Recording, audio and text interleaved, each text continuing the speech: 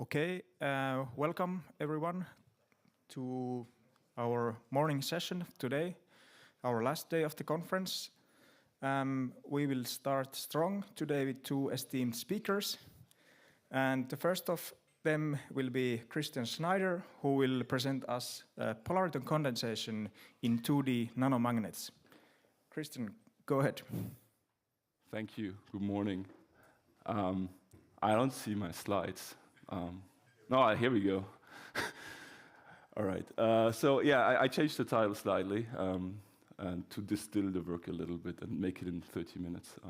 So I'll only talk about polarity condensation in chromium sulfur bromide, and also discuss a little bit our microcavity setup, which I think could be interesting for a few other people in the community working on CQED, because it's kind of versatile and a lot of fun to work with. So before I get started, I'd like to highlight the people that were involved in the work. So most of the experiments I will discuss have been done by Bohan in the last year in my group, and by Hangyong Shan, who did most of the quantum correlation measurements.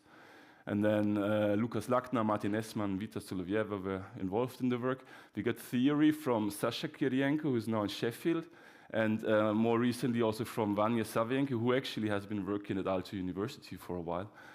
He set up there actually the code which we are using now to model our data, so there is actually a connection to Aalto. And then Falk Eilenberger gives us technical support in fixing up the microcavities, and also we get the material from Jakub Regner and Stenek Sofa, like many other people in the community.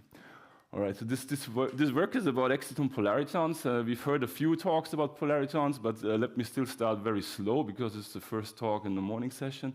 So the system contains of an active material, hosting excitons in our case, and a microcavity composed of two mirrors. And then if the dipolar coupling is strong enough, you get basically this exchange of energy between the photon and the exciton field, which you can write down in second quantization, diagonalize the Hamiltonian via the Hopfield transformation. And you will actually see that the system acquires two new eigenstates, which are the lower, I don't really see the pointer. All right, they're the lower and the upper polaritonic mode, which display this canonical anti-crossing, which is a measure for the dipolar coupling in the system. So that's what we're looking for in our experiments. And this is a fantastic system to work with, since it's composed of light and of matter. So you have the light mass of the photon, and you have the interacting part of the material component, which allows you to study all kinds of nonlinear phenomena, correlations, thermodynamic phenomena, such as Bose-Einstein condensation has been shown in these papers, at relatively high temperatures, even though all the data that I'm going to show here were recorded at 3.5 Kelvin, so not exactly high temperatures, but I think you can actually push this up. And more recently, there is actually also a big run towards modifying the quantum materials properties via the strong coupling regime in the cavity by rescaling the energy landscapes and so forth. So this is also something which could become interesting in this work with CRSPR, but not in this presentation.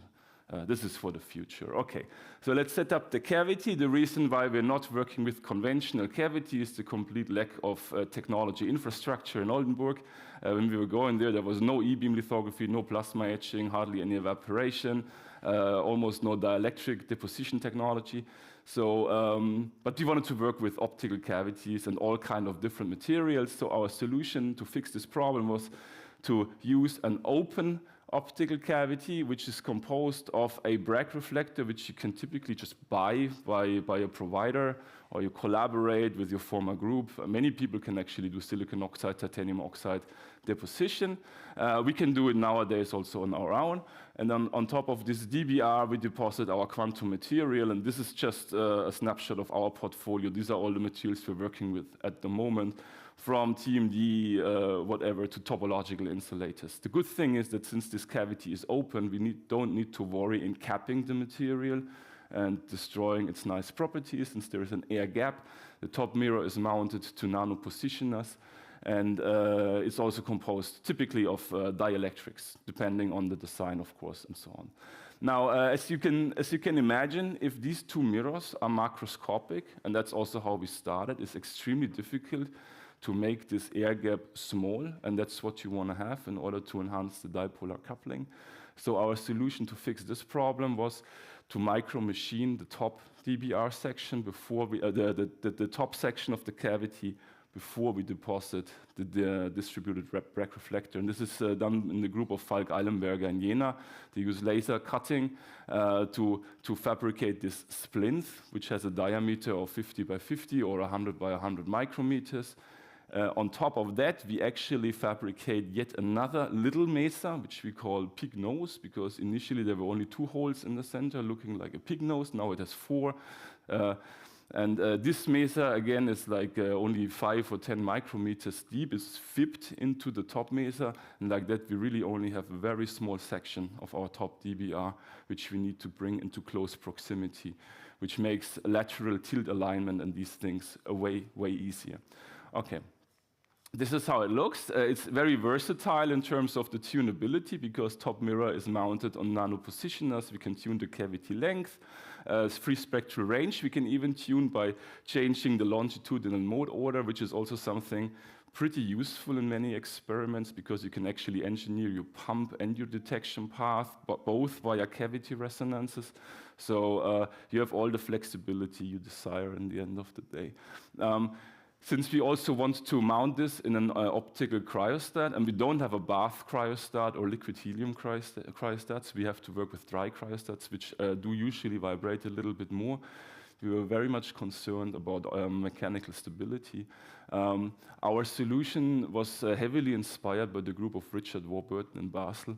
But we adapted the system, rescaled it, and I think we made it a little bit more robust by employing such a titanium cage, which hosts the X, Y, and Z nanopositioners for the bottom DBR.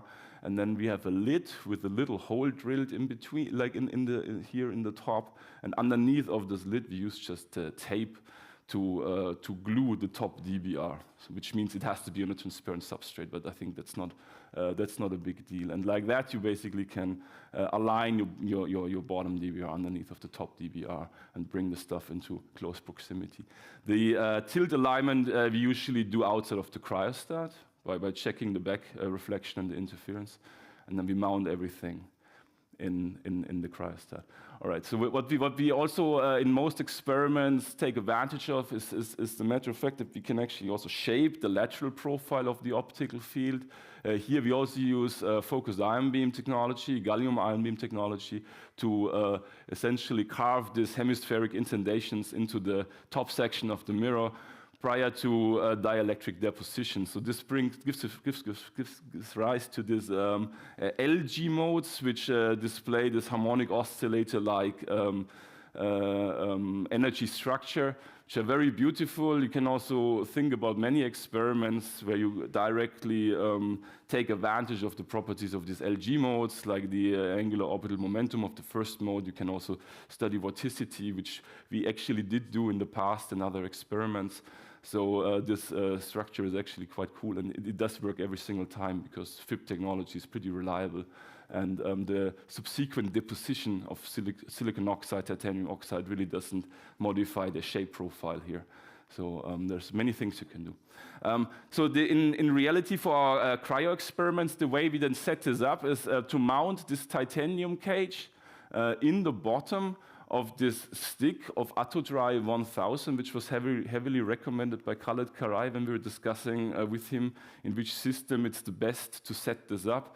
This cryo is extremely poor on vibrations, so very little vibrations, I would like to say, not poor. And it has a magnetic field, which gains extra versatility for many of the experiments. The challenge is, of course, that the stick which you have to go through in the optical transmission is rather long. It's almost 1 meter long, so you really have to align your system extremely accurately. And you see that we really don't have a tilt compensation in our structure. So the entire tilt alignment we have to do ex situ via fastening these 2 screws here in the top lid, which is pure mechanical task. And then you load everything, and if the tilt is too big, you have to unload everything again, realign, put it back into the cryo. So this can actually take a little while, but at least the trained guys from our group, they can now do it basically in one run. Okay. All right, so the material which I would like to address in this talk, they have been introduced yesterday already quite vastly, is chromium sulfur bromide.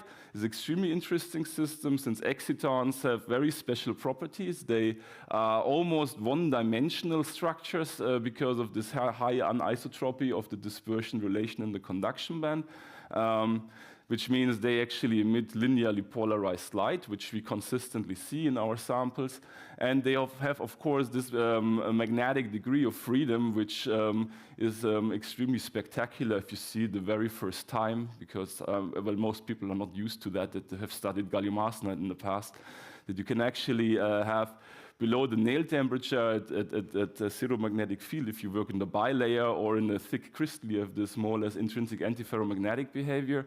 Now, if you count the spins, the chromium spins, you go into the spin-aligned phase, and as a consequence, the exciton actually shifts a lot. So it really directly reflects the magnetic order just by tracing the energy, which is really a fun thing. And the other spectacular finding by our dear Horst is that if you scotch tape these materials, usually you get patches of a few hundred nanometers. In our case, we found one which has 300 nanometers, which is, I think, almost the same as Florian studied in his famous paper, but this is like the typical thickness, and the thickness actually gives rise to an intrinsically built-in Fabry-Perot cavity, since the refractive index is so high. So you can actually, if you study the white light reflection spectra or the photoluminescence spectra, you usually don't see the exciton resonance, but you see a zoo of resonances at slightly lower energies, which you can essentially model as polaritonic resonances, at least as the lower polaritonic resonances. The upper ones are kind of hard to see, I believe, at least we haven't seen them yet. But everything else is consistent. So I think one can claim that this is a self-hybridized polariton system, which is already nice. The other thing is that even these self-hybridized polaritons, and that's not Florian's data, that's our data, I think. No, this is our data, yeah. They look almost identical. So if you switch the magnetic field, you actually count the chromium spins, and as a result, your exciton starts to slightly delocalize over the layers, which induces this redshift, which goes up to round about 15 millielectron volts. And this occurs for all the polaritonic resonance. It actually reflects the Hopfield coefficient. So the more photonic resonances, they shift less. The more excitonic, like the resonances which are closer to the exciton, they display a more aggressive redshift once you switch on the magnetic field. So this is basically the direct coupling between the exciton and the magnetic order in the system. Now, this is all fair and has already been done. So in our case, we thought that it could be useful to still put these CRSPR patches into our open cavity system, because, as I was pointing out earlier, the Q factor of these polaritons typically ranges around 100, which means the polaritonic lifetime is actually very, very short. So if you want to study thermalization or scattering into the ground state, macroscopic occupation, you have a bit of a problem there usually.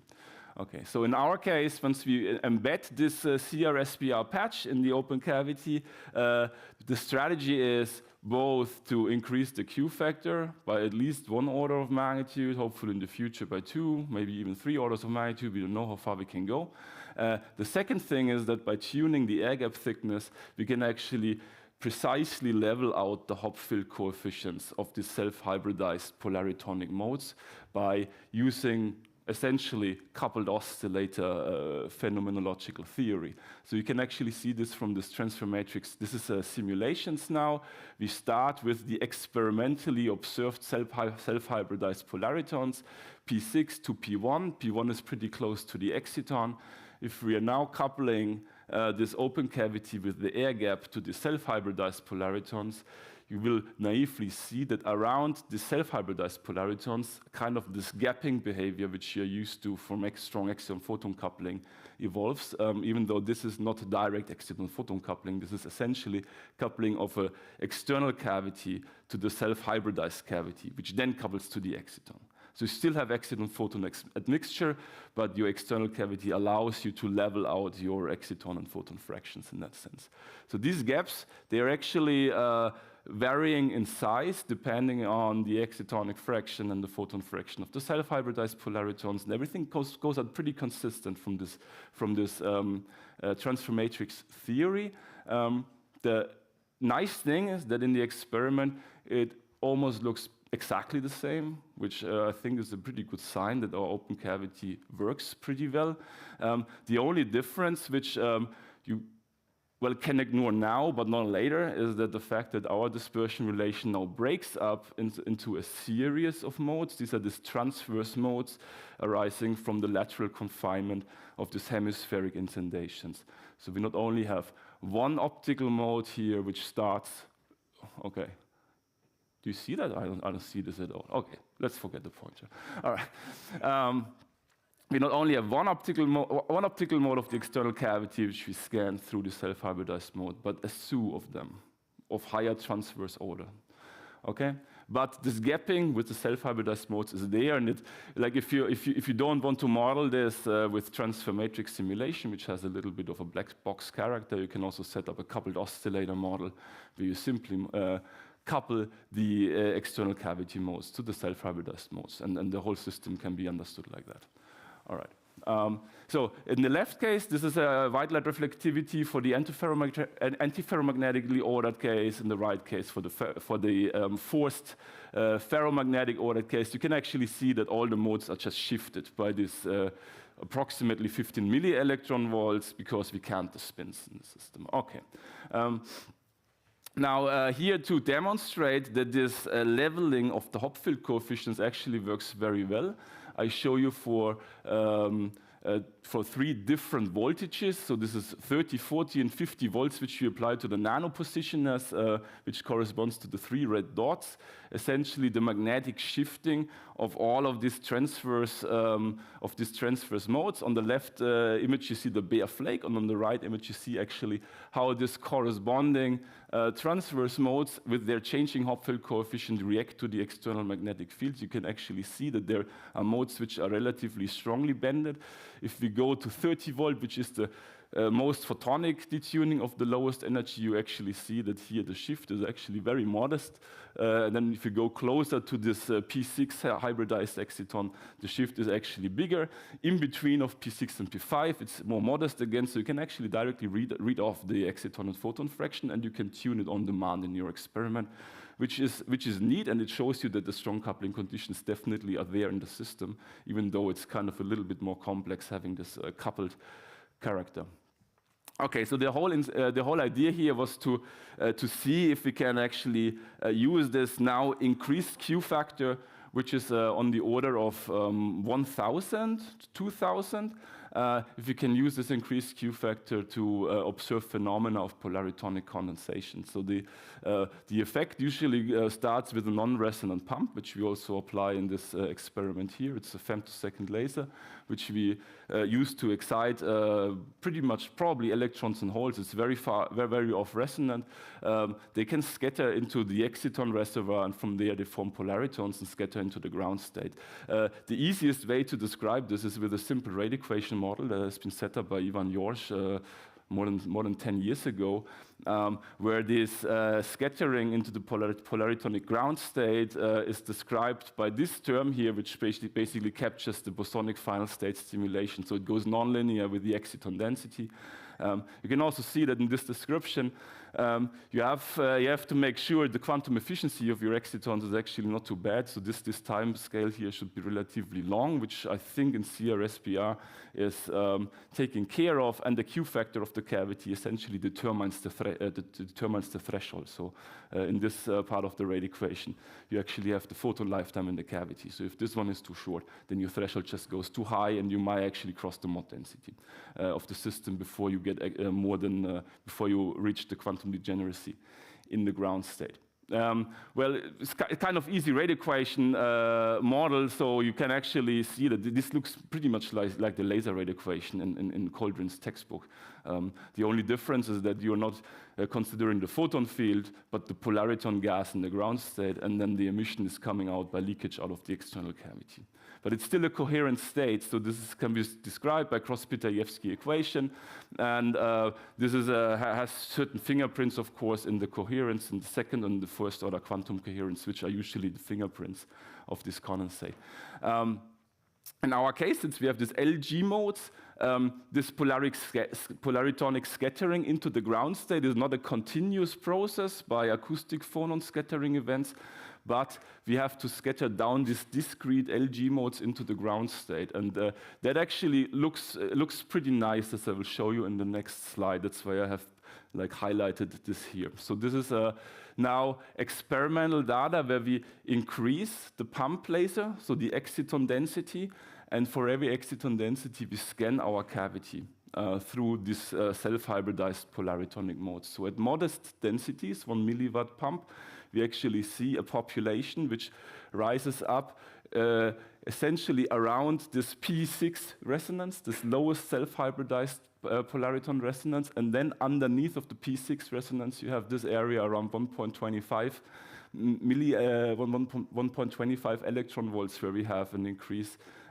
in light emission, and this becomes more and more prominent as we ramp up the power, especially once we cross a threshold. You can actually see that from these modes higher in energy than the P6, you can actually get consistent scattering into this lower energy lying states. And if we increase the power again, you can already see two things. First of all, there is actually a scattering cascade which occurs right here in the center. So the higher modes, they're actually getting depleted at a specific detuning until most of the population actually lands in the lowest mode. And there is this awkward mode which is building up underneath, which I'm not going to discuss in too much detail because we're still trying to understand where this actually comes from. It's a bit faint, but it's there also consistently, and it builds up. Actually, there's two modes, as you can see. Now, if you pump even harder, 40 milliwatt, you can actually see that you deplete even the population from the lowest ground state. So there is apparently an effect which annihilates the polaritons and scatters them up into higher states, which is also very drastically pronounced here in this experiment. Okay. Now, I think this is kind of a nice signature of a stimulated scattering cascade through the transverse modes into the ground state. At 40 milliwatt, we are reaching approximately the mode transition of the system too. So I think here you have actually a crossover into weak coupling, even though the mode transition is not completely clear in CRSPR as far as I understand. But from a rough estimate, we're reaching densities approximately around 10 to the 12, which is pretty high. So the light intensity output as a function of the power input, and this is a linear scale here, is actually pretty non-linear over a large range. If you'd force me to pinpoint to a threshold by making two linear fits, it's approximately around 20 milliwatt, I would say. This is also more or less where we capture the drop of the line width of the Lorentz part of these modes. We actually had to do a Voigt fit because due to the open cavity, these modes, they have a Gaussian component due to the slight instability of the cavity, which shakes sub-nanometer, but here actually this already matters. But the Voigt fitting procedure allows us to distill the Lorentz part, and that one is actually featuring the slight decrease in line width around this 20 milliwatt, where I would estimate the polariton condensation threshold to occur. We were not completely convinced, so we looked also into the first-order temporal coherence, which should directly give us the Voigt contribution and leave alone the Gaussian contribution. And as well here, if we go from relatively low pump powers, around 1 milliwatt to 30 milliwatt, we actually do see an increase of the temporal coherence in the system, which is more or less consistent with this relatively modest drop in the line width. So these numbers, they do match relatively well. So now we have a feature which is distinct and unique for CRSPR, which we are extremely happy to see.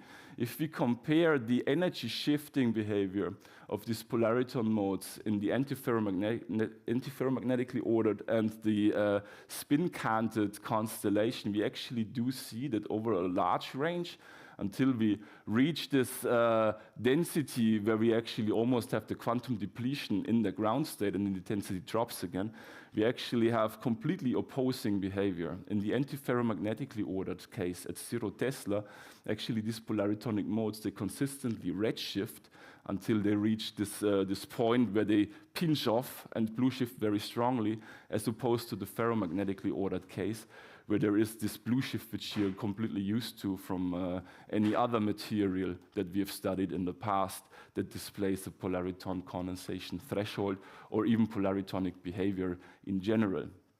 So there seems to be a dependence of this nonlinear interaction on the magnetic orientation of the chromium spins. And it's actually kind of tricky to describe this like in full beauty microscopically, which we had really we still have a rough time with the referees that really wants us to force to describe everything ab initio and in full beauty. We set up a theory which is not too dissimilar to this paper which came out earlier this year from Vinod Menon, where we describe many things in, like, say, this standard polaritonic picture, and we describe also the contribution of the magnons that can scatter with the excitons. The theory is relatively bulky, so let me break this down to the final result.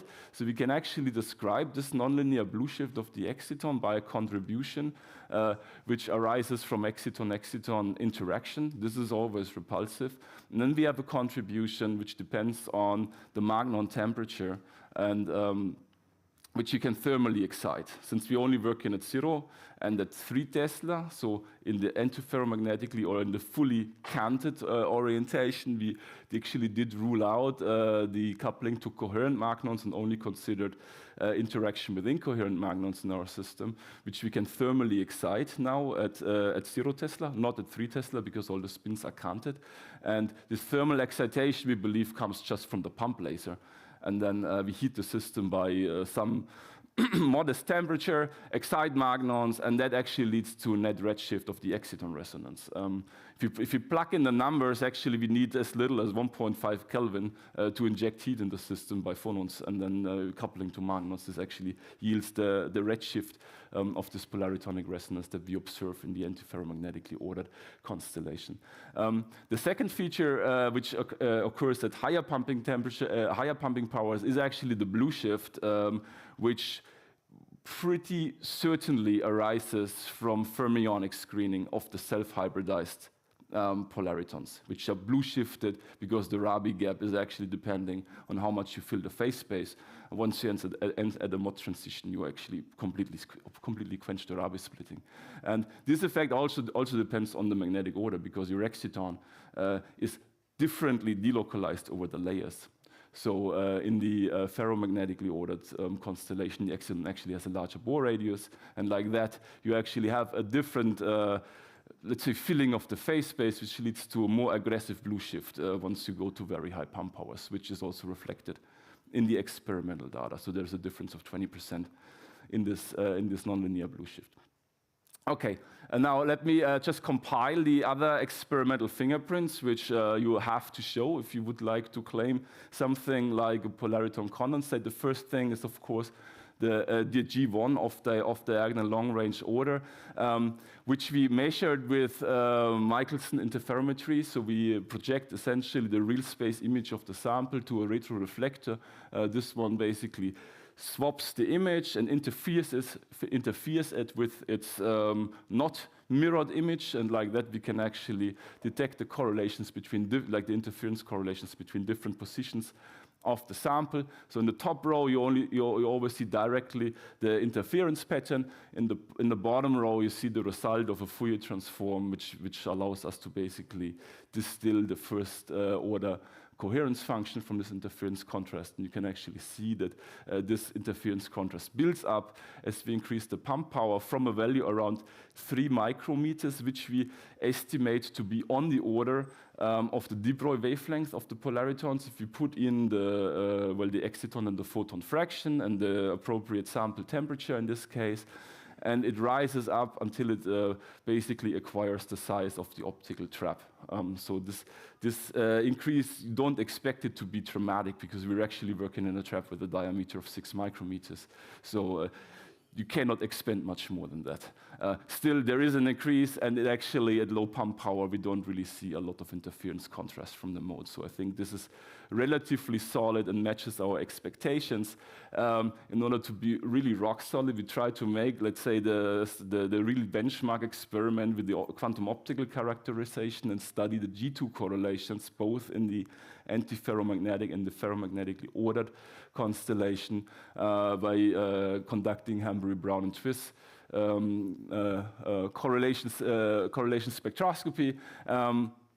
Here is always a bit tricky if your polariton lifetime is actually much shorter than your temporal jitter of the APDs, which is the case in our constellation. So we cannot really expect a G2 rising all the way up to 2 below threshold, because we actually average over the G2 quite a bit.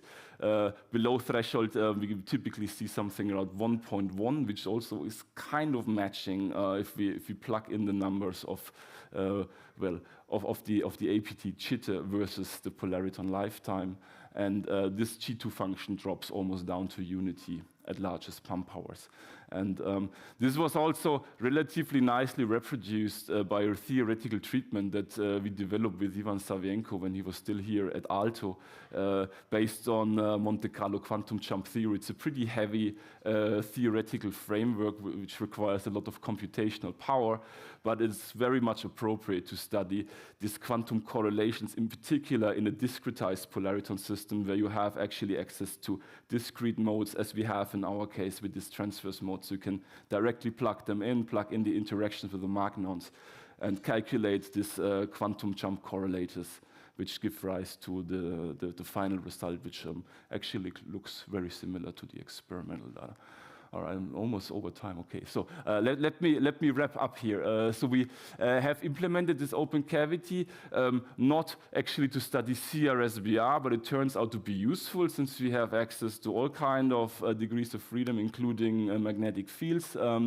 And in this CRSBR experiment in particular, I think we see very beautiful fingerprints of stimulated scattering through this bosonic cascade by these transverse modes. And I think also the other fingerprints of polaritonic condensation are pretty solid.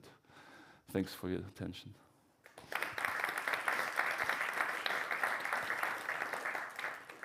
Thank you, Christian. We have time for questions. Oh. No, it doesn't. Oh, it works. Okay, good. Thanks, Christian. Amazing talk. Nice results. I wonder, did you try to measure the cross correlations in this, between the levels, whether they are anti-correlated, correlated? What do you expect from this? I would so we have not done this yet. We would actually like to do this also because we are still puzzled what is these two modes which occur underneath. Which we're still trying to understand. I think cross correlations between these discrete modes in the stimulated scatterings have been recorded by Hui Deng in the gallium arsenide paper. Okay. And I would not expect a much different result if we correlate the upper modes. So I think they were anti-correlated, as far as I understand. Because it's just the relaxation from one goes to another. Yes. By the way, what's the thermalization mechanism? How do you understand that? That's a good one. I don't know. Okay. Probably phonons. I think that's the standard explanation. I don't see any vibronic contributions at the moment, but probably phonons and maybe some scattering with magnons. But okay, let's talk over coffee break. Yeah. Okay, here. Thanks, Christian. Always nice to see the data again. You guys have the dents in the top mesa, and you study the condensates by imaging through the mesa or exciting through the mesa. Have you tried in the flat regions, so to study the condensate just in the Yeah, we have not tried this yet. So this is actually, I mean, hopefully an experiment we can still carry out this year. This would be the next experiment to do. So with CRSBR, we haven't tried this. With other materials, we have done it. And it turns out that this discretization of the modes really helps. I think, okay, probably you can't say this so generically. It really depends on the detuning and in which conditions you work. But if you work at this, like say, slightly photonic detuning, then it turns out that discretization of the modes really helps to enforce the stimulated scattering. This is what we've seen also in gallium arsenide in etched pillars. And we've seen that in the perovskites when we were working with hemispheres versus flat areas. We could actually only see condensation with the hemispheres. Well, I think you relax quite some momentum conservation if you discretize the modes, which are then becoming dispersionless in K-space. So it's easier. Yeah, that's kind of like the say the very vague picture. By the way, I also noted a huge difference between your data and my data, since you weren't sure in the beginning. Yeah. So I think the main difference is that you guys use black color scale, and I use blue. The rest is very similar. Okay, thank you. Oh, I see. The one plot I mentioned, yeah. Because the arrows are actually exactly painted like in your paper. That's why I got confused. Okay, this is probably going to be embarrassing now. No, mine's blue. Yeah. Okay, thanks a lot. Let's move the rest of the questions for the break, and let's thank Christian again. Thanks. And our next speaker is Javier Aizpurua, who will be presenting the light emission statistics and vibrational pumping of organic molecules in nanocavities. Okay, yeah. Excellent, thank you.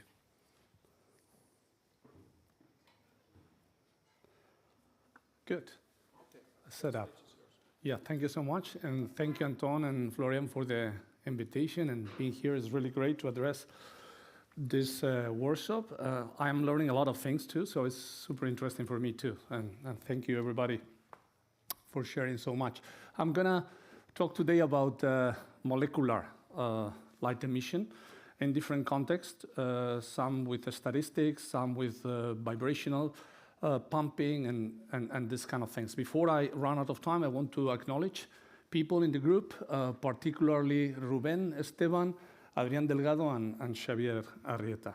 And then collaborations, so that I don't forget, theoretical ones on the top with Nikolai, Thomas, and Getha. They were former members of the group who are now in positions. And then a lot of experimental people, because I will show a lot of theoretical approaches, but also a strong tie with experiments, right? And we have experiments from Gilad, and Weissman, Guillaume, Strasbourg, Saint-Chardon in Hefei. I won't have so much time to talk about all the experiments, but then very importantly, Ibrahim Lunis in Bordeaux with the correlations of pairs of molecules, and Jeremy Bomber for the optomechanics, okay? So what we do in the group is a theory of nanophotonics group, and one of our characteristics, I would say, is to mix a little bit of theory in a versatile way, right? So depending on the problem we want to address, we adopt different methodologies, and of course, this is very reductionist in this chart, but it expresses pretty much what we do, right? So if we are more focused on actually what happens to the matter or to the molecules or to the 2D system we want to address, we solve Maxwell equations with a convenient quantum chemistry description of the polarization or the current. We embed it in Maxwell equations classically, and then we solve surface-enhanced spectroscopies, couplings, and so on. When we are more interested in nonlinear effects derived from the cavities and the metallic gaps and charge transfers, then we go to time-dependent Schrödinger equation solution, and that we can address, as I say, charge transfer effects with molecular and levels in between the pool of electrons, right? So it's very powerful. But these are mean field theories when we really want to address statistics of light emission, non-classical light. Then we have to quantize these electromagnetic fields in gaps. and go to master equations, solutions master equations with dissipation, Lindblad operators, and so on. And that's what I'm going to focus today on, okay? But we do all the rest of things. I will show a little bit of the top, too. And I'm going to try to devote like 9 minutes to each of these 3 topics, right? Single emitters in nanocavities, interacting emitters and their statistics, and a little bit of molecular optomechanics. So for the first thing, I think Johannes Feist gave a really good introduction about how molecules are very interesting. They can behave as single quantum emitters, tunable, on-demand, and distinguishable. And on top of that, you can embed them in transport properties with cavities to modify the properties, etc. But paradoxically, there is relatively little work on single molecules, qubits, and their interactions, right? This has been introduced by you, but again, a hand-waving picture. We have an exciton in a molecule, in a typical quantum emitter, 2-level system, and an optical mode that when they are in the weak coupling regime, because the interaction between them is slow enough so that the decay of both is faster, then you just have a parcel effect, an acceleration of the decay, but no real change of the energetics. In a strong coupling, of course, we all know that the coupling goes faster than the losses, and that establishes new polaritonic branches, the lower and upper, and this has the consequences we know in the emission spectrum. Weak coupling is a broadening parcel effect or a split with Rabi oscillations in time, right? So this is canonical, we all know, and people have been exploring these excitons in molecules in nano cavities, either closed or open for the last years, right? We have seminal works by Litze and Beleza. We have even going statistically to the single molecule strong coupling by Jeremy Baumberg there relatively late recently. And in the last years, there has been like an explosion of works putting molecules and quantum dots in metallic nanoparticles and nanoantennas and trying to reach a strong coupling, right? Both in absorption or scattering and in fluorescence, right? I'm sorry if your name is not here, but it's complicated. There was no more room, right? You tell me later and I add it. So what I wanted to show you some of the work that we did with single molecules, right? Really single molecules. And for that, a wonderful capability, experimental capability, is the tunneling microscope. Because the tunneling microscope is a natural metallic insulator, metallic cavity, a very good nano trapper of light with very low effective mode volume. The top tip, metallic tip, would be one of the particles, the substrate would be the other particle, and the gap in between traps light. You can put one of these organic molecules with a well-defined exciton and try to move the tip, and this is work done by Sen Chaudong in Hefei experimentally. So you see there, this doesn't mark, so I have to do it a little hand waving, right? 3, 2, 1. When it's 3 is far from the molecule, so you just have the emission from the cavity itself. This is a typical fluorescence emission, photoluminescence of a metallic nanocavity. You see how broad it is because it's a lossy cavity, it's metal, right? Very bad quality factor. And when you're on top in position 1, the molecule is just right there, and then you have the excitonic emission of the molecule broadened by the Purcell factor of the cavity, right? But something very interesting happens when you put them a little bit in between in position 2, because then you have this interference between the cavity and the exciton, and you see this funnel-like profile, which is very beautiful. It's interference of the two, right? This is a fingerprint of weak coupling, by the way, okay? Because if you have the broad continuum and the more defined fine structure, you are coupling, you are not splitting. And there is some kind of terrain in between where sometimes you don't know if you're in strong coupling or weak coupling when these branches start opening, but here is clearly weak coupling, right? So we are here interacting, but not strong enough. And the reason why is because the exciton is aligned parallel to the surface and the local field is perpendicular, and the coupling strength is the scalar product of the field acting on the dipole mode. And then the scalar product is quite orthogonal, and the coupling is weak. So for some reason, for some time, we were trying to align this better, right? This is actually, by the way, a scanning of the metallic cavity on the on the molecule. You see how the funnel-like emerges. You can do couples harmonic oscillator theory, and you reproduce quite nice. Not only the contrast in luminescence, but also in the position of the lamp shift. The lamp shift is the real part of the Green's function there, of this dipole, and we can reproduce quite nicely. As I say, we are all the time in weak coupling, and because, Gerrit, you asked yesterday about what happens when these picocavities and when the field is super localized, right? In a standard cavity QED, cavities trap light, but they trap it in a very homogeneous extended area, right? So you put your dipole, your exciton, your two-level system, and this two-level system typically suffers an homogeneous field. And when you want to address the emission of this two-level system, you will have the broadening Purcell factor and the energy shift, the lamp shift, and you address them typically by the imaginary part of the Green's function and the real part of the Green's function. But, as you asked yesterday, when we have this type of extreme cavities, like for instance an STM, what you produce here at the tip of the STM is an extreme confinement of light to the almost single atom level. It's what we call a picocavity because it's sub-nanometric effective mode volume, right? And then the field is extremely inhomogeneous, and the trapping of the effective mode volume is smaller than the size, the actual physical size of the two-level system. So there you need to start taking care of the structure of the dipole. It's not a two-level point dipole. You cannot do the Green's function of a point dipole anymore.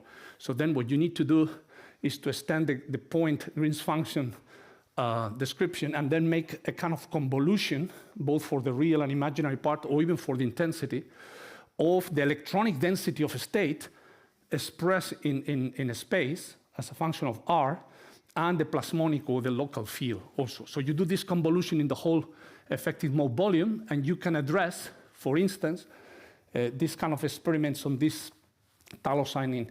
You have this the experimental peak width, so this is mapping with sub-nanometric resolution. A nanometer is something like this. So this is really sub-nanometric resolution, experimental peak width, so this is mapping the Purcell factor. And then when we do this convolution of the local field at the single atom by the electronic transition density, we can reproduce very nicely. Also the lamp shift with a little bit of a Stark shift, but then you can reproduce. So this is actually what you need to do beyond the point dipole if you want to address the quantum chemistry of a very localized field. This goes beyond point dipole level. As I said, we are in weak coupling, and we try to lift the molecule so that we could align the field here at the cavity with the dipole orientation, right? And Guillaume Schul in Strasbourg, with this PTCDA molecule, is what to try. They are very powerful manipulating with STM. They pick up this PTCDA, they lift it, and then they try to measure that, right? And that's the result compared to the molecule lying down here, which is very thin. You see how good quality factor is, 2.6 milliV. You go to the lifted, and yeah, you see the Purcell factor enhanced with separation layer or without separation layer, but you don't really go to a splitting and a strong coupling, right? And the reason why we did the calculation with Xavier in my group, and he did the coupling rate calculation of this kind of situation that with the molecule, this is a trion, this PTCDA is the trion, what couples. You do the calculation with the local fields around the picocavity, lying down or standing up, and you see how standing up, yes, it gives like one order of magnitude, which is compatible with the experiment, but it's still in weak coupling regime. And the reason is that even if you align better the dipole, you retract the tip, so you lower the actual magnitude of the local field. So you gain in alignment, but you lose in local field trapping there compared to the right. Anyway. Yeah, I'm going to, but there are situations where you can get strong coupling at the single quantum emitter in plasmonics. If you go with quantum dots, I will go very flashy on this. With Gilad in Weizmann, we did this, right? They put this quantum dot on the bow tie. They have the plasmonic bow tie on the one hand, emission is the scattering, the emission of the cadmium selenide zinc sulfide quantum dot. When you put them together, they could measure both scattering and photoluminescence. And they could see the splitting of typical of strong coupling, but both were kind of different. If you put them both together, and you actually also do coincidence measurements, Humphrey, Brown, and Trees experiments, you put them together, you see that they don't quite match scattering and photoluminescence. It's double peak, but they are different widths, different positions. In the correlation, yeah, you have anti-bunching, so it's single photon emission, but it's not, the lifetime is about 11 nanoseconds, which is not compatible with this strong, ultra-fast lifetime that one would expect, right? So there's something fishy. So what you have to do is sophisticate, in this case, this point description two-level system. And the typical situation would be like a James Cumming Hamiltonian here in red, right? You see a dagger, G, A, B, and then A, G. So you see, this is ground state. You see the bright coupling to a two-level system. What we had to figure out after many, many trials is that you need to introduce another state, a dark state, that is not completely dark when it's in the bow tie. It has a GD, which is much more smaller than GB, but it still plays a role in the dynamics. And when you solve the whole master equation with the Lindblad operators and so on, you actually recover that the photoluminescence and the scattering show very different widths, very different positions, but actually that peak on the left in red is the dark state emission. It's not a strong coupling splitting. And in the correlations, you see that in the theory, we can split two regimes of time, right? One nano scale and another more femto, which is not resolvable experimentally. So everything is right. So this I show you to see that sometimes the two-level system is not enough, either because your field is even more localized at the point dipole, or because you have more states that mess up the two-level simplification, right? More things, going back to molecules. What happens when molecules interact? I have shown you, and Johannes Feist also showed the interest of working with molecules in the sense of quantum emission, photostability, indistinguishable photons, etc. We have very high collection efficiency. Brahim Lunis in Bordeaux works with this type of organic molecules, in particular for the experiments I'm going to show you. They are working with this DBAT, which is a derivative of this naphthalene. And this is on top the kind of a structure of emission that you have. You have a very clear zero phonon loss, a zero phonon peak, which is very clear, and that's why people describe this system's emission as a two-level system.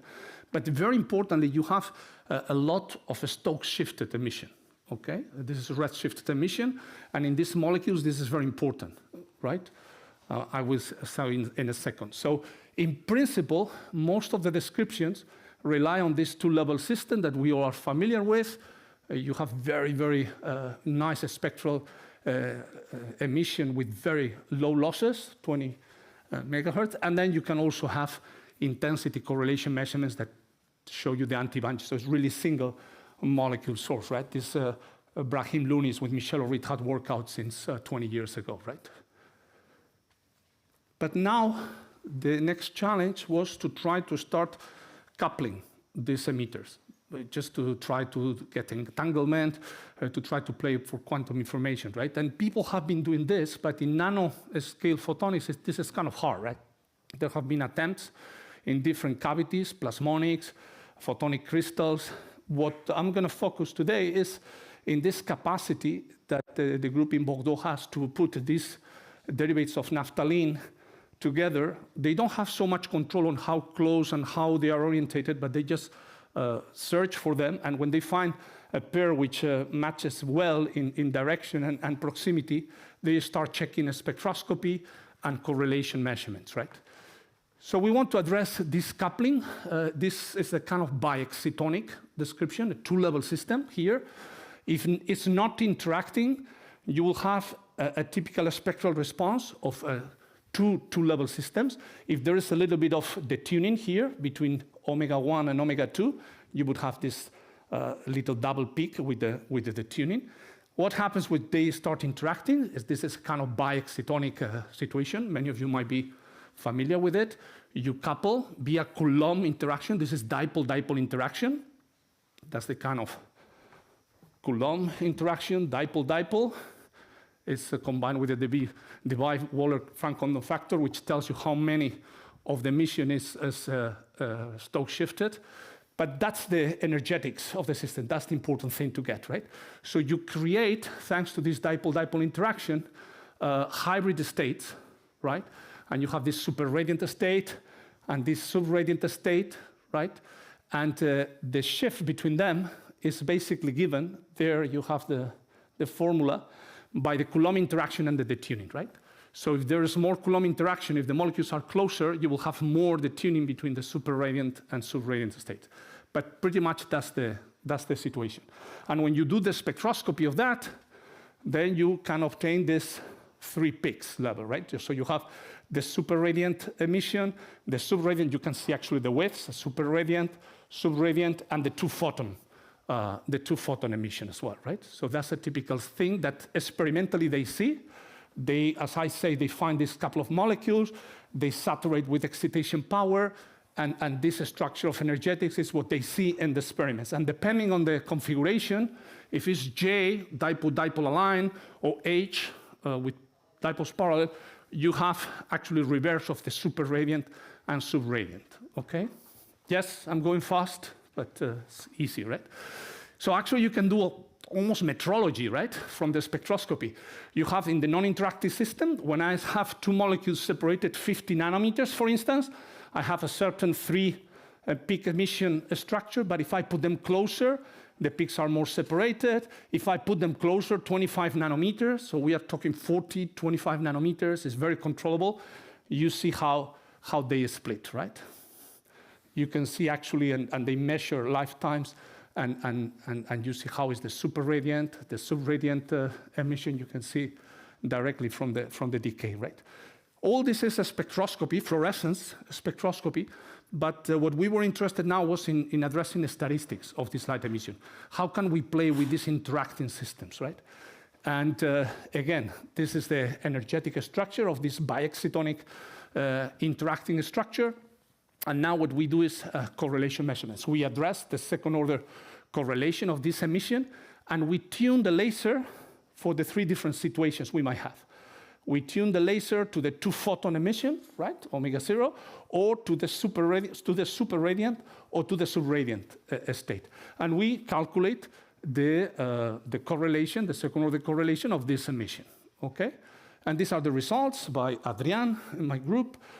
Recently, we have that if you tune for the 2-photon emission as a function of the intensity of the laser and the detuning is quite homogeneous, but you see that you have a strong bunching, so the emission is in cascade, right, until you get to a saturation intensity where you have the Poissonian emission, right? But if you tune to the super-radiant state, then you see a strong anti-bunch emission, right? The same as a function of intensity, laser, or the tuning, and you can see how you can have this anti-bunch emission. Actually, the super-radiant state and the ground state behave as a 2-level system, almost isolated, okay? But very interesting, and this has not been explored, is the complex behavior of the sub-radiant state. This sub-radiant state shows a background of anti-bunched, but then, depending if you start mixing and interfering with the super-radiant state, then start appearing bunch situations. What we have done is also check frequency resolve intensity correlations. Johannes Feist showed this, the work of Elena del Valle, who introduced this method to calculate detection for certain omega-1 and omega-2, a 2-level system mimicking the detectors. We introduced that to calculate this, and this allows us to calculate the second-order correlation as a function of frequencies of the photons in each of the detectors, right? So you can see how, compared to a standard spectroscopy, we have the horizontal and vertical lines, that's fine, where you have these spheres of Poissonian versus the anti-bunching. But very importantly, in the statistics, you identify these diagonal or anti-diagonal features, which are connected with virtual transitions, which are completely missing in the standard spectroscopy, right? So this kind of frequency resolve correlations is very interesting to do, and I think we would encourage experimentalists to try to go for it. If you increase the intensity, then you open the Molo triplet, and you can see more complex structure of statistics. So actually, you can have, with the intensity of the laser and the detuning, with the Stark effect, the possibility to tailor the statistics of this pair of emitters, right? I think I'm going to skip this, but it's very interesting. They can measure, of course, for each of the emission lines, the statistics. And one of the problems was that most of the times, this statistics has been addressed as a two-level system. And as I say, in the experiments, they filter the emission for the correlations for the Stokes-shifted photon.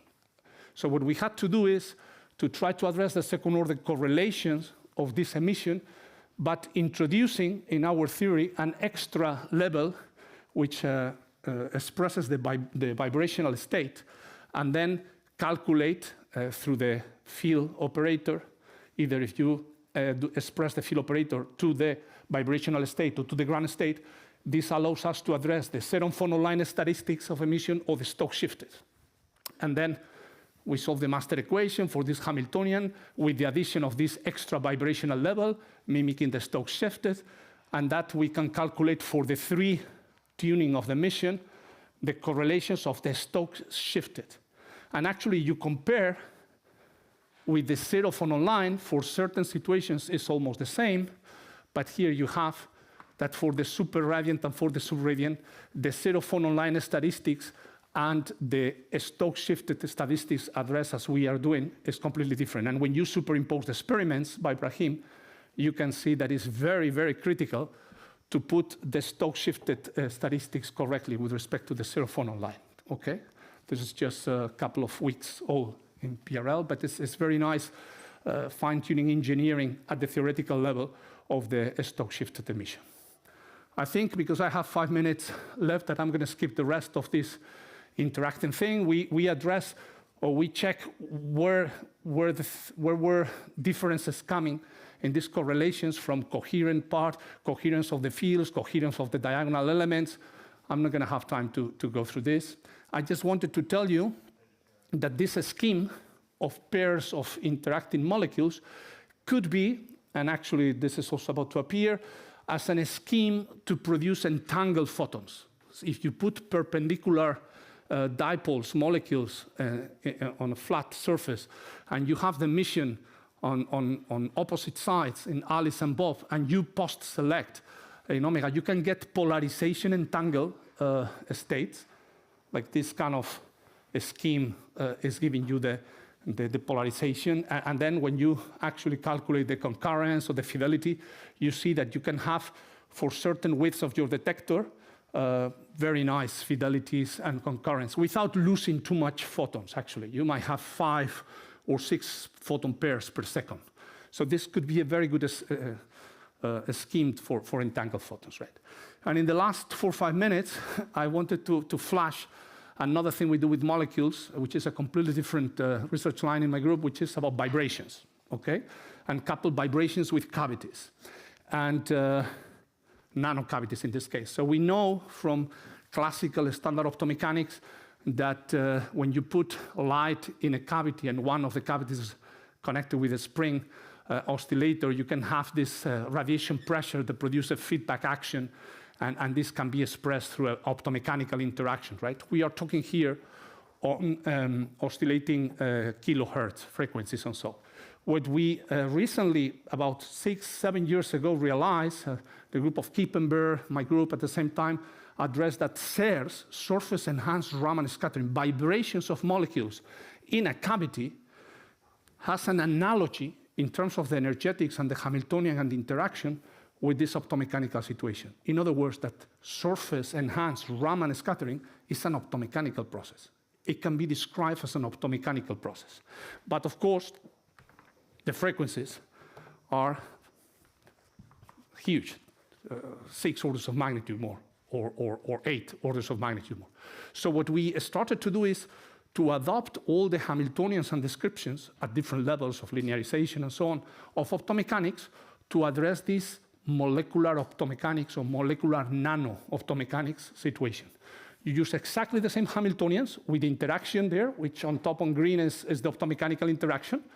The single photon optomechanical coupling is basically the derivative, how the energy of the cavity changes with the displacement. That's derivative is the coupling pretty much. And this scales with inverse of the effective mode volume, right, of the cavity.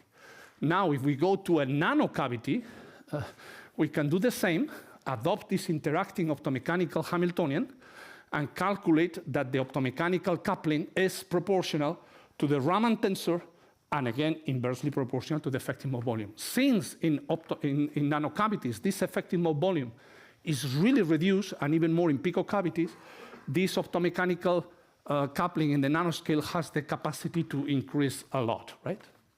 So we are facing a situation in optomechanics, if we plot the losses of the cavity and the optomechanical single photon optomechanical coupling, we are compared to a standard optomechanical situations of microresonators, cold atoms. In SERS, we would be in a completely different regime of optomechanics. We are much, much higher optomechanical coupling because of the effective reduction of volume, but we are also here because metals are very lossy. So you gain and you lose in this trade, right?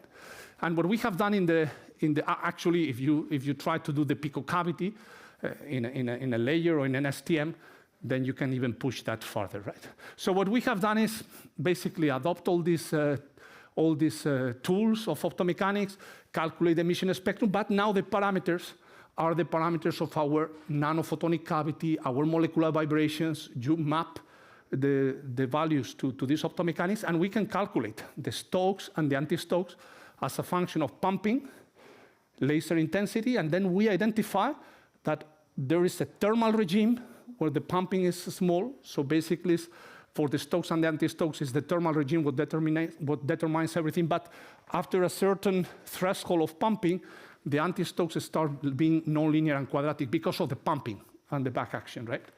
And this is actually something that was identified in this experiment by Jeremy Bamber. It's a metal particle on a metal surface. The molecular layers are in between. And what happens in this is the molecule, biphenyl 4-thiol. And what happens in these molecules when you illuminate is that you produce naturally a pico cavity, because you put the energy there, and actually the metal is not something rigid. The metal is quite a soup that comes up. And this is a pico cavity. Around that atom, you're going to create a single trapping of light that is going to produce in the Raman spectrum of that molecule certain pico features there, which we actually have characterized as connected experiment and theory, that this is connected with atomic scale hotspots localization, and we have mapped them one-to-one, so we are pretty sure that this is the emergence of these pico cavities, and then, as I say, this brings you up there. What does it mean? That if you locate yourself in the Raman spectrum on those pico features, and you can start modifying the intensity, like there, in those particular features, you can map the Stokes and anti-Stokes with the phonon population experimentally, and this maps exactly the kind of prediction that we had there. So you actually identify with the pico cavity trapping the effective mode volume, the optomechanical action on a single biphenyl molecule there. I'm done. I just wanted to tell you that since then, 7, 8 years ago, what we have started doing is exploring a variety of effects of these molecular optomechanics. Among them, all of this. Resonance SERS. So we are coupling actually not only the photons to the cavity, but now we can have also excitons. This is what is called hybrid optomechanics, similar to the Hamiltonians of the polar and Hamiltonians that we saw the first day. We are addressing collective effects, so now we are summing on all emission and vibrations coupled through the cavity. Very nice collective effects that we have identified experimentally as well. It's very hard to do, but we are also identifying optical spring effect, the smoothening, the softening of the energy of the vibrations due to this pumping and to the optomechanical effect. We have identified statistically, and now with the group of China and Hefei in a single molecule, unambiguously. It's amazing. We are just about to submit, and it's really beautiful. And the same way we did the biexcitonic correlations and and frequency resolved correlations, we can do the same with optomechanics. Stokes, anti-Stokes correlations, frequency resolved, and that's also very nice. And with this, I think I'm done. Let me just jump to the last, because I knew I didn't have time to work on all this, but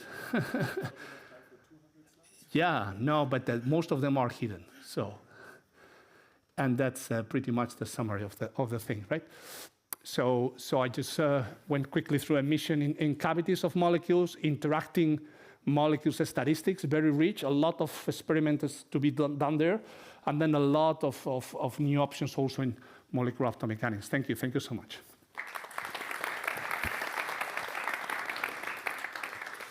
Yeah, thank you very much, Javier. We have questions here first. I think if you can hear me, in the case of the coupled molecules, when you have, for example, the subradiant and the superradiant case, and you add the vibrations on top of that, is it, for example, addressing, so that when you have the vibration, it dresses this sub and superradiant state, or you have actually sub and superradiants that are created from the vibrational state, if you see what I mean? No, yeah, no, the description, how we do it, and methodologically, and it works, is that you explicitly add one more term, right, in the Hamiltonian, but the decay of this vibrational state into the ground state is so fast compared to the rest that in the end it doesn't affect the dynamics. So it's there to address the transition and the fields that act in the correlations, but it doesn't affect the dynamics so much. So yeah, it's exactly done like that, explicitly. And we have checked that. Yeah. Okay, one more question. Please go ahead. He has. Yeah. Okay, regarding the molecule optomechanics part, so are you operating in a regime where you're sidewind resolved, and are you entering, and is this a way forward to have mechanical quantum state generation? Oof, that's, I wish, but I wish, and obviously it puts you there, but the problem is that you're dealing with metals. It's just a bad cavity limit, right? So then, I mean, my feeling is that if we manage to get a hybrid cavity with plasmonics localized in the field to get enough coupling, and maybe some kind of dielectric thing that also takes to the good cavity limit, then we might get closer to what you are saying. But yeah, I mean, we are exploring that. That's certainly something to go for. Thank you. We will also take this because you're simultaneous. Thank you. Yes. Shall I ask or not? Yes. Okay, thank you. Yes. This is a really great talk. A bit of echo.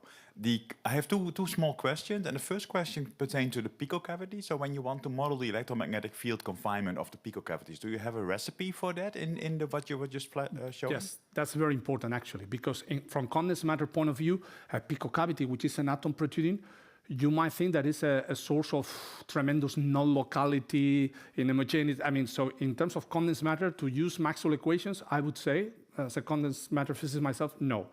But we have an ACS photonics where we compare the Maxwell equation that follows a sharp boundary with the picocavity and the full quantum mechanical time-dependent DFT calculation, and it really reproduces so well the strength, the distribution, everything, paradoxically.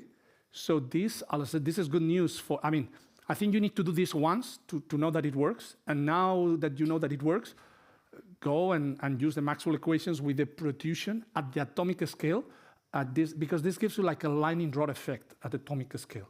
So it's like it's a non-resonant feature, and it just produces an extra. It's not that suddenly you gain 2 orders of magnitude of affecting more volume. It's a factor of 3 or 4. But in Raman to the 4th power, this is 2 orders of magnitude, so it's good. Okay. Yes. And if I still may, the other small question, you showed it on your slide, so there is also a triplet state, there's also intersystem crossing. Is that also incorporated when you model the total for the statistics, you mean? Yeah? For the statistics, we did the 2-level system plus the Stokes shifted. We got rid of triplets, any other dark complicated state. But I mean, you might claim that in certain molecules that might be super crucial in certain dynamics. For this correlation, it seems to be, I mean, the agreement with the experiment is just putting those two ingredients is really good. Yeah, it's a nasty reviewer question always, right? What about No, it? no. Okay, thank you. Okay, thank you. Let's thank Javier and Thank both you. speakers again. Thank you. And next we will have a coffee break and we will return 10:50. Thanks.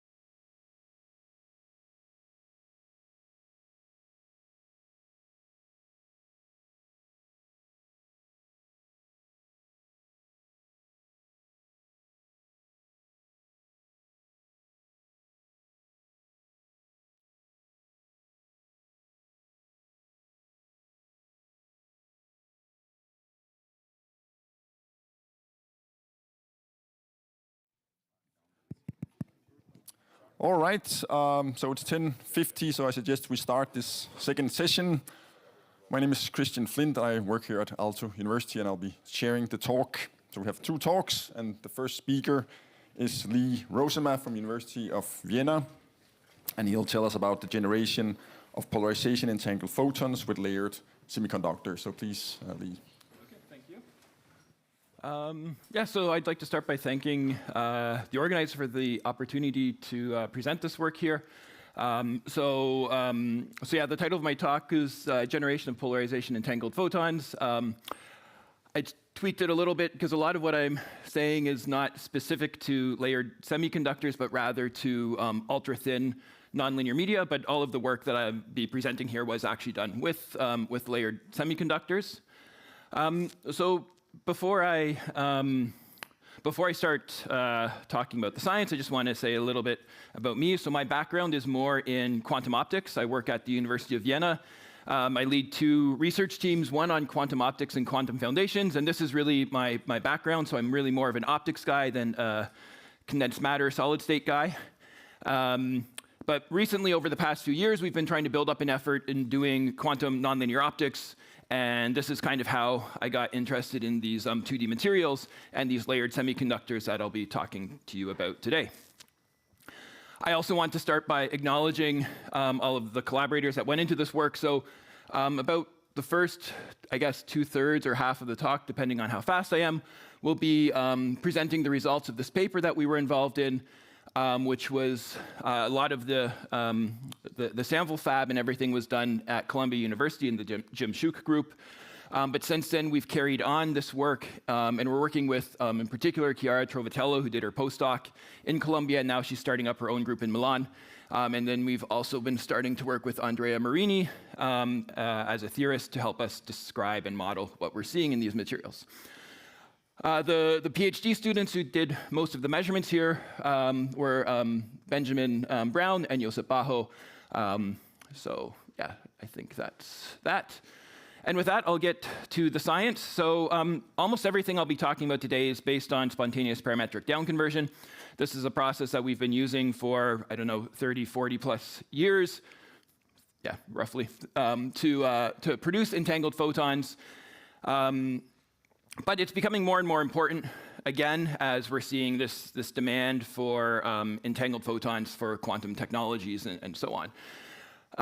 So I'm going to start by just recapping down conversion, and then I'll try to highlight what's different when we start doing down conversion in these ultra-thin materials.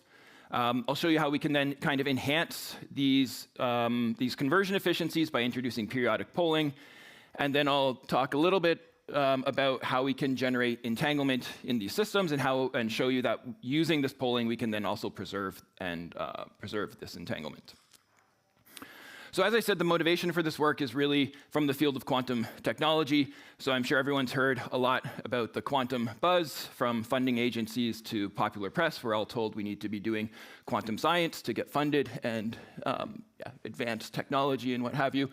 And quantum technology has a lot of different applications, from computation, imaging, and quantum communications, and it comes in many forms, from superconducting technologies to trapped ions. But for almost all of these technologies, photons are going to play an integral role, rather it be interconnects between solid-state systems or for quantum communications. And moreover, I would argue that all of these different applications require photon sources with different properties. So although we know how to make entangled photons using a bulk BBO crystal, this is not the end of the story, and we know that for a different application, we might need to tailor our entangled source to realize a source with different properties or in different contexts. For example, if your goal is to make a photonic quantum computer like PsiQuantum or Xanadu, then you really care about making small sources compact, integrated on a chip.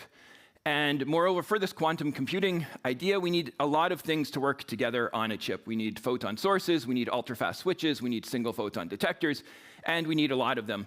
So finding a single material platform that kind of simultaneously satisfies all of these properties is challenging. So it's going to require, at least at some level, some integration of different types of technologies onto a chip. Moreover, we might even need to cool everything down, because if we're stuck with nanowire detectors, superconducting detectors, we're going to need everything to work at low temperatures.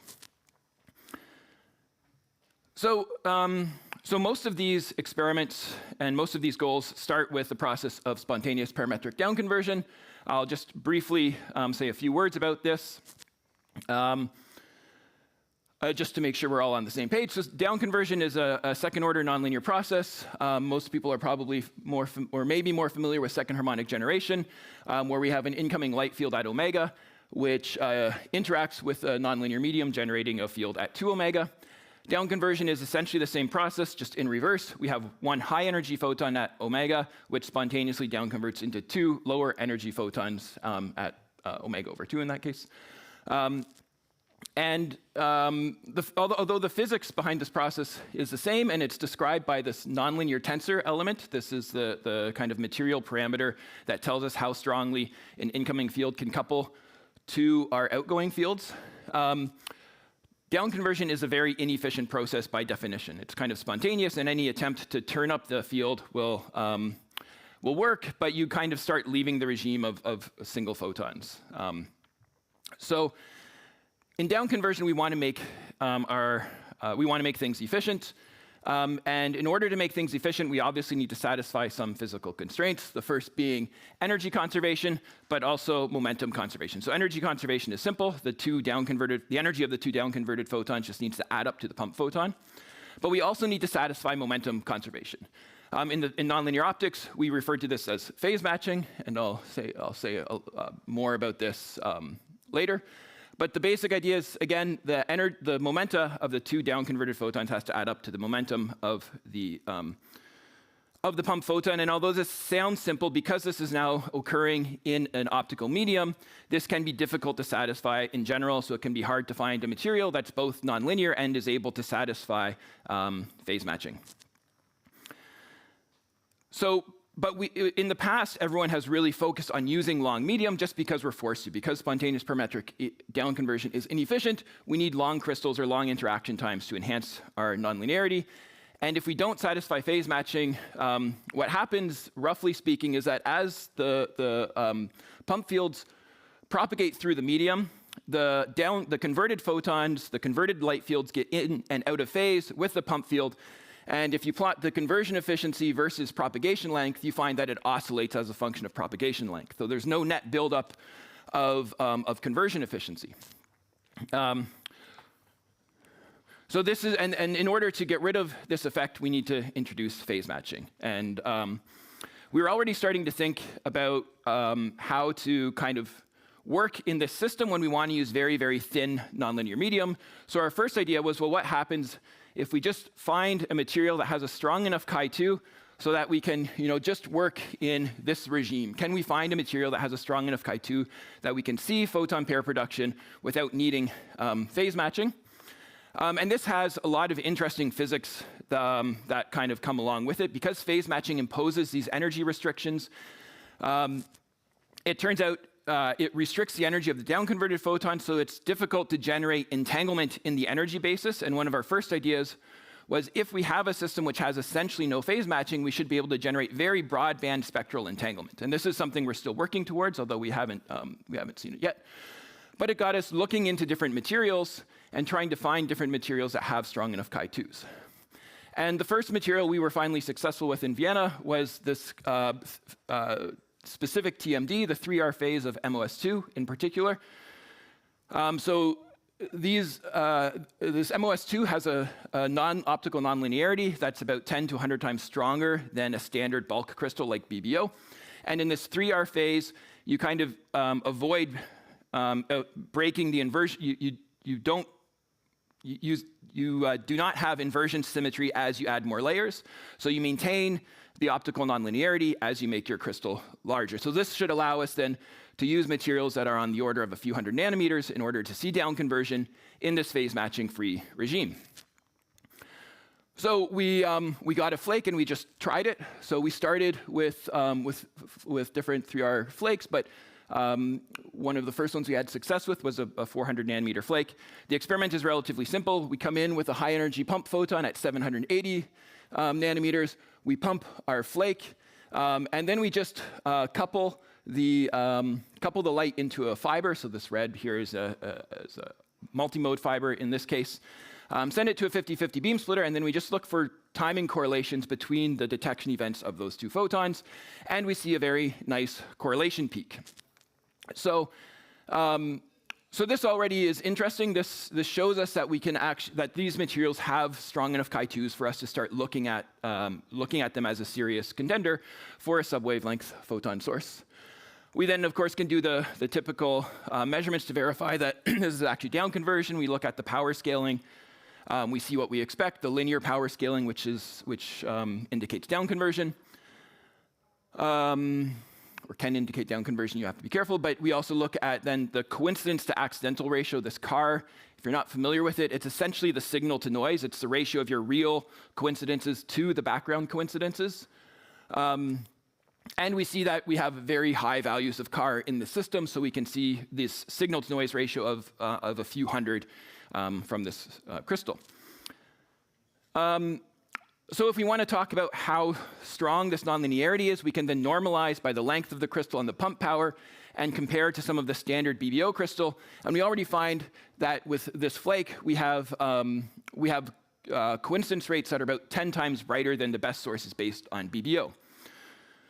Of course, although this is nice, it's not necessarily practical.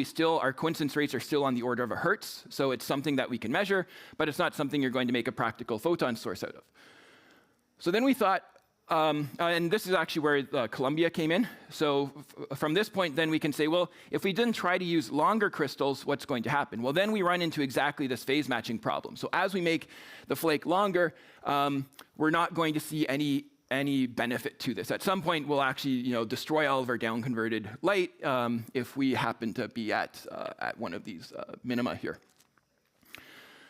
So the standard way to deal with this in nonlinear optics is to use phase matching, which forces these propagating fields to stay in phase. So essentially, the idea is you flip the sign of the chi2 on each of these oscillation points so that you see a net buildup of efficiency. In standard crystals like BBO or lithium niobate, we can do this using domain inversion by applying strong periodic electric fields. But how do you actually accomplish this in our platform where we have these very thin materials? And this is, again, this was where the Columbia collaborators came in, and they were already working on this for second harmonic generation.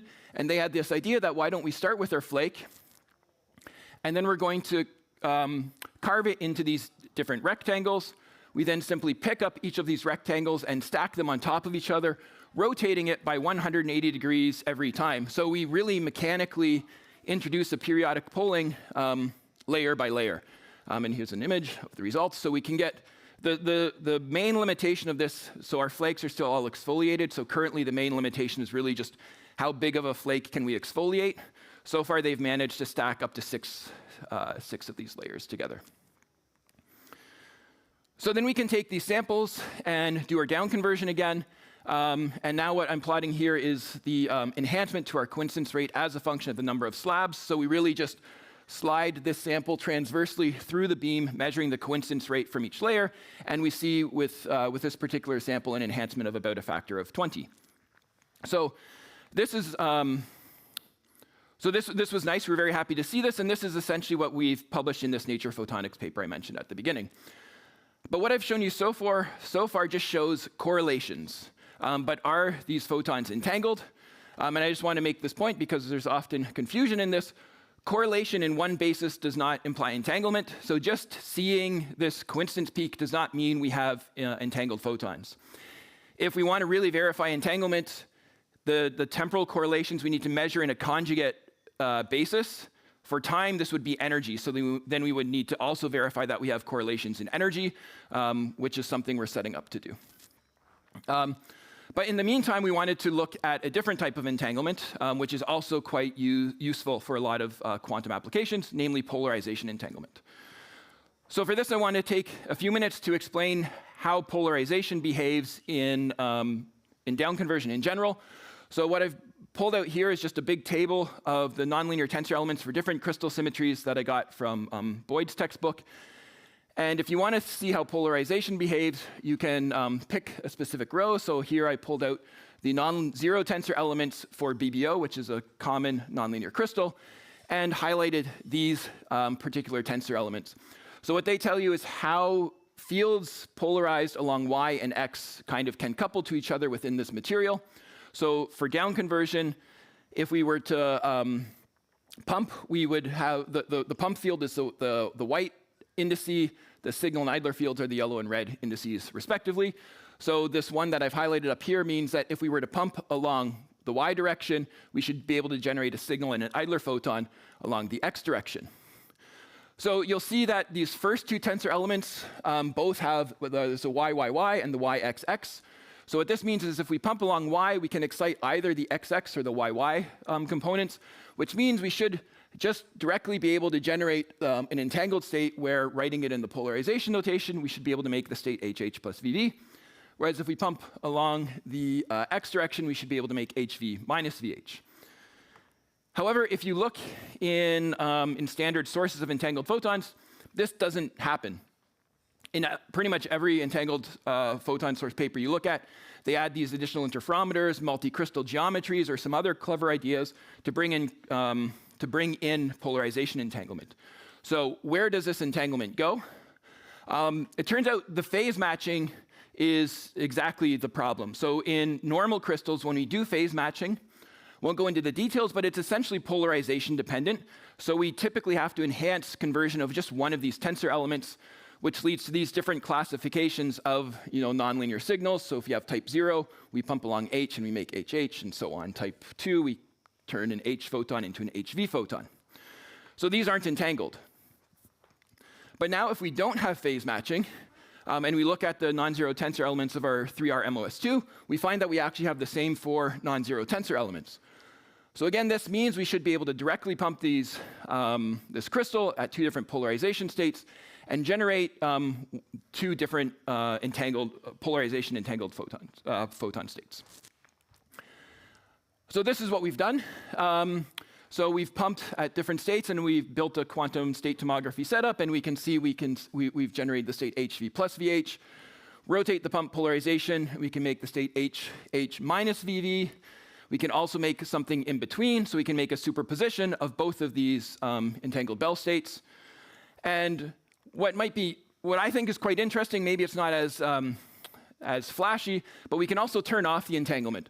It turns out if you go through the math, if you pump with a circularly polarized pump beam, you can generate a separable state in the polarization degree of freedom, which is actually kind of interesting because it really means that the photons generated from all of these tensor elements have to coherently interfere in a very specific way to generate this state. So it shows again how pristine this system is. Right. So how does it behave with poling? So we've taken again these two different samples. So now we have a 4-stack and a 6-stack sample. We can measure that we see an enhancement in our rates through the poling. We actually see a larger enhancement from this particular 4-stack sample, and that's really just due to the fact that the thickness is a little different, and we have some Fabry-Perot resonances that hurt how the light couples out of the materials in our 6-stack. But in any case, we then do tomography for each of these different layers. This is kind of very noisy initial results, but I just got an email on Friday from my PhD student who just kind of retook this, taking care of some systematic data, but he hasn't replotted it yet. But we have 99% purity or higher from all of these polling periods. So even though we've introduced some phase matching, we still managed to keep everything coherent, so we have a very high quality entangled states.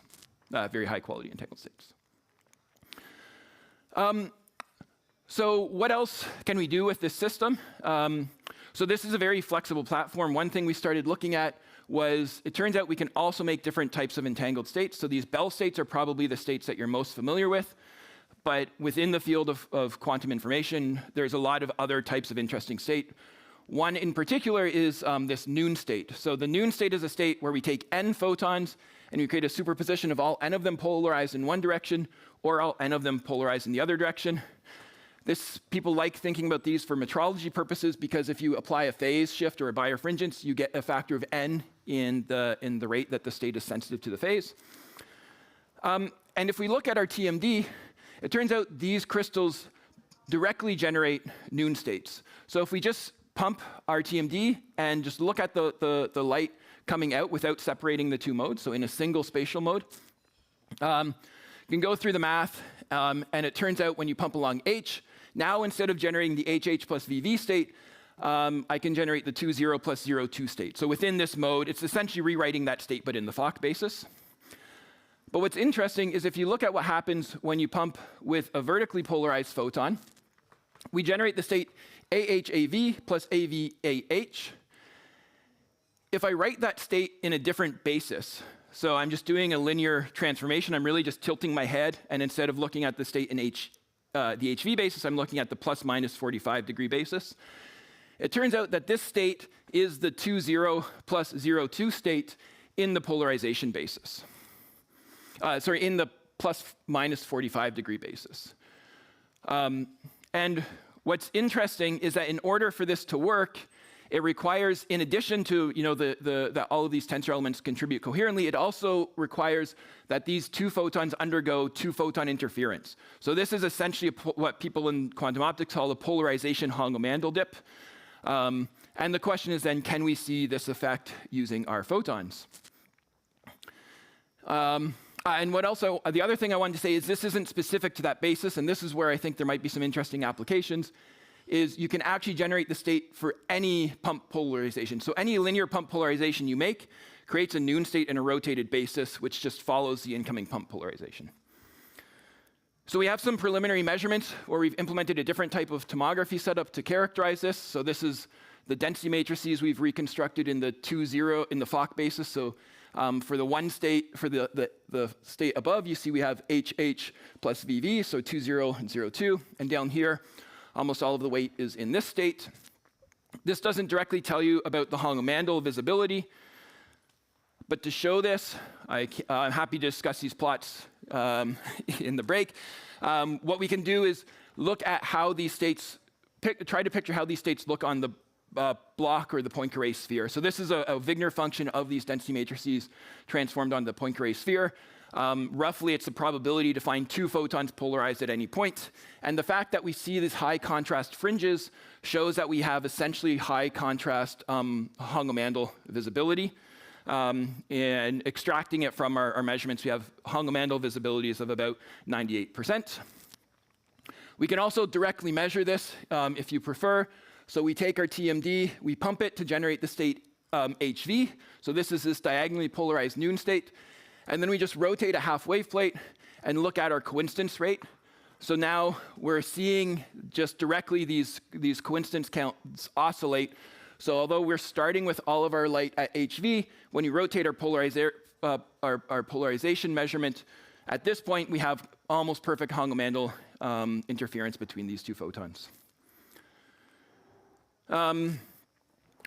So this is interesting, and we're definitely we're planning to continue studying these states in this context. I just wanted to briefly say we're also interested in kind of making these sources a little bit more practical, so doing things like integrating them into waveguides and so on. And one place we think we might have a particular advantage is when we look at temperature performance. So because we don't have to satisfy phase matching, so normally when you have a phase matched crystal, it depends very much on the length of the crystal. So as you cool or change the temperature of the crystal, you see your photon production rate varies quite sensitively with the photons. So you change it by a degree and your photon rate can drop. But in our source, we see almost constant behavior, almost identical behavior between operation at room temperature and 6 Kelvin. So here I'm just plotting the coincidence rate versus pump power, and there's almost no difference between the two situations. In fact, we actually see a slight enhancement when we look at this. This is, again, the measure of signal to noise, so the measure of real coincidences to accidental statistical flukes. And we see that we actually have an enhanced signal to noise in our coincidences at 6 Kelvin compared to room temperature. So finally, we're interested in scaling these things up, but we'd also like to go down to a monolayer. We think the nonlinearities in this system is big enough that we might be able to get there. And actually, one of the reasons we started looking at this temperature tuning was to reach that direction, because we can kind of shift the PL in and out of our detection window. And there's a paper that actually just came out it was on the archive this summer, but it was just published in Science Advances last week, where they showed really photon pair production from a different 2D material. So it's something that's within reach. And once you get to the monolayer region, I think there's a lot of interesting physics that we can do. There's proposals for exciton enhancement, potentially things like generating entanglement between photons and excitons and so on. But that's all future goals. So with that, I'll conclude my talk. I hope I've shown you that this 3R-MOS2, and in particular these, in general, these thin materials have a lot of potential advantages for generating photon sources. I've shown you different ways we can make entangled states and some initial work on temperature dependence, and we have a lot of ideas on where we can go from here. So with that, I'll stop talking and happy to take any questions.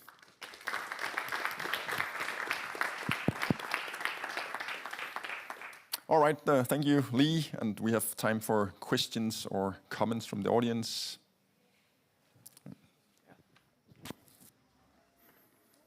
Thank you very much. Very impressive. I just wanted to ask more like a technical question. In your last slides, you were showing the the power that you're putting, which is like up to 8 watts. Oh no, no. This is up to. This is 8 milliwatts. So there's. It's a micro. Micro. Yeah, exactly. Okay. So I was just wondering because I thought. No, that would destroy everything. But actually, then this is the question: is that okay? Then, how much can you like? What do you expect for the rate, the maximum rate that you can produce? Yeah. So this is where we have to. So I think with the polling, if we extend it out by another 10 layers or something like that, we should be able to see rates on the order of 100 to 1,000 hertz or so. We're already seeing absolute rates of 10 to 100 hertz. So with another 10-ish layers of polling, we can enhance the rates. But we don't know how the polarization will be preserved in these as we go there. So this is something we're still interested in studying. Okay, thank you. All right, I think we had here. Thanks for the talk. My question was mainly like on this idea of like integrating, because how would you be able to poll the material in a way that you have it along a waveguide rather than like normal to a substrate? Yeah, so we have different ideas, but one idea is to kind of directly deposit the material on the facet of a waveguide, and then pump it with a free. So for now, pump with a free space pump laser, and then generate directly into the waveguide mode. These are all things we're exploring. We're also thinking about doing this on a fiber tip to put it directly in fiber, where then we can filter at the pump. But yeah, it's all work in progress. All right, Anton, please. Thanks, Lee. Nice talk. I was wondering if you pump harder your system, eventually you start getting higher photon contributions. Yeah. And so those purities that you showed us, how does it, compromise the brightness and? Yeah. So the purity will reduce. So I mean, it's kind of in. Where do I have a plot of it? In one of these signal to noise ratio plots. So. Somewhere way back here, or not. Oh yeah. So we haven't done this directly with the entanglement yet. This is again data we're taking, but we see so our purities are currently measured with these signal to noise rates of about 10 to 50. So we're in this regime. So if we pump harder, we do start to reduce things, but it's not a huge reduction. But the other thing I should say is these measurements are all done with a lot. Well, so a lot of this degradation comes from the fact that we have some tails from the photoluminescence in our detection bandwidth.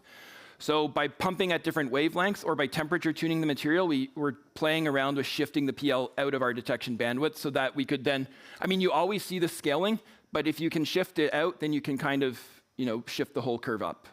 So, but this is kind of standard for any down conversion experiment. Even with a BBO crystal, you see the same behavior. Yeah, absolutely. And eventually, at some point, it will become a stimulated process, right? And where is the threshold for the stimulation roughly on that I don't scale? know Is it here. It's 100 milliwatts or maybe more or less? Do you have an no, idea? it would be much higher. So normally, even with down conversion, you need to put it in a cavity in order to reach the stimulated threshold. So in our setup where it's just a bulk crystal, I don't know. The material will be destroyed we need to, before we reach that. That's a quick question. So in the noon states, as far as I understand, it's only possible for the 2 photons, right? You cannot create n equal 4 or 5 unless you multiplex or something like that. So you don't make an n equals 4 or 5 state, but what you can do is the inverse of this, actually. So here at the top, I say when I pump with V, I make an HV state. This HV state is already interesting for quantum metrology. It's not the noon state, but it has the same sensitivity features. So if I, instead of making 1,1 in the HV basis, I make the state 2,2, I still have my super sensitivity scaling. So I could make that state, and then the argument applies in reverse. So you still make this interesting metrological state, but it's not a noon state. If you think about these Wigner spheres, these Wigner plots, you still have a single band around the sphere, and it just gets narrower. And if you measure birefringence, you're essentially sensitive to the slope of this Wigner function. So you can still get this sensitivity enhancement. Thanks, very cool. All right, I think I saw one last question. Yeah, please there. Thank you for your talk. So instead of stacking the new layers, what about just putting in a resonator? Are there arguments against it? Just the power. There's no reason not to. We've also thought about putting these things in cavities, but it's just different physics going to it, let's say. So you can then essentially you enhance the emission into that mode. You would narrow the spectral emission. So in our case, we have very broad emission because our phase matching is so light. So if you start to put it in a cavity, you can get narrow spectral emission.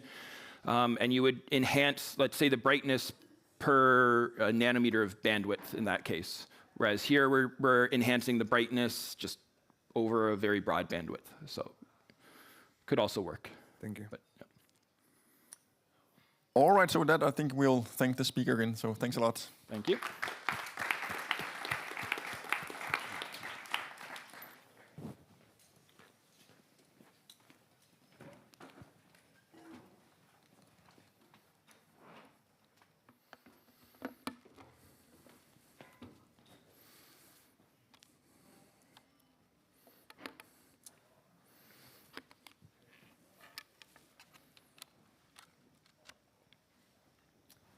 All right, so I'll slowly start to introduce our next speaker. That's Jose Lado here from Aalto University.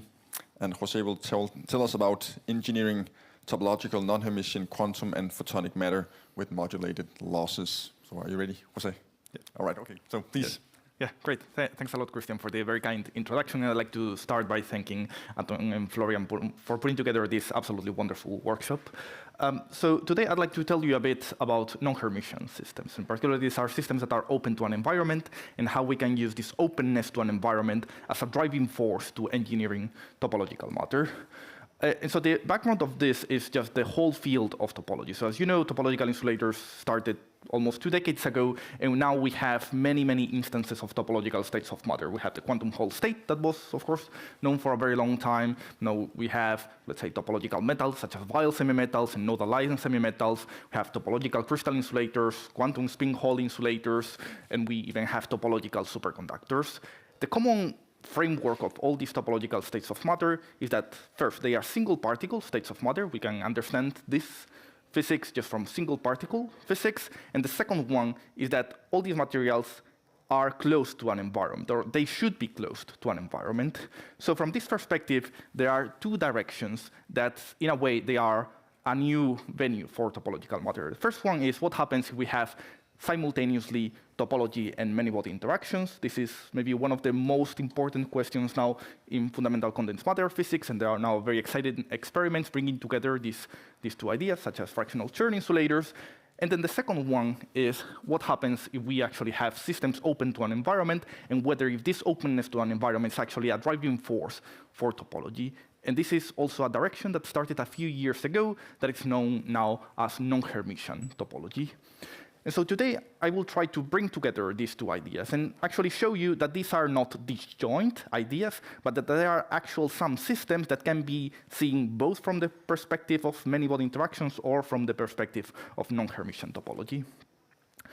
And so the whole idea is that in many-body systems, we can have entangled states that do not have any counterpart in single particle systems. And there are many well-known examples, such as quantum spin liquids that appear in quantum magnets that show long-range entanglement, fractional quantum matter, such as fractional quantum Hall states and fractional Chern insulators, and even some states that we have not seen in experiments so far, but we may see in experiments in the next few years, such as parafermions or Fibonacci anyons. In the case of non-Hermitian systems, we can actually see some phenomena that is, in a way, forbidden in closed systems.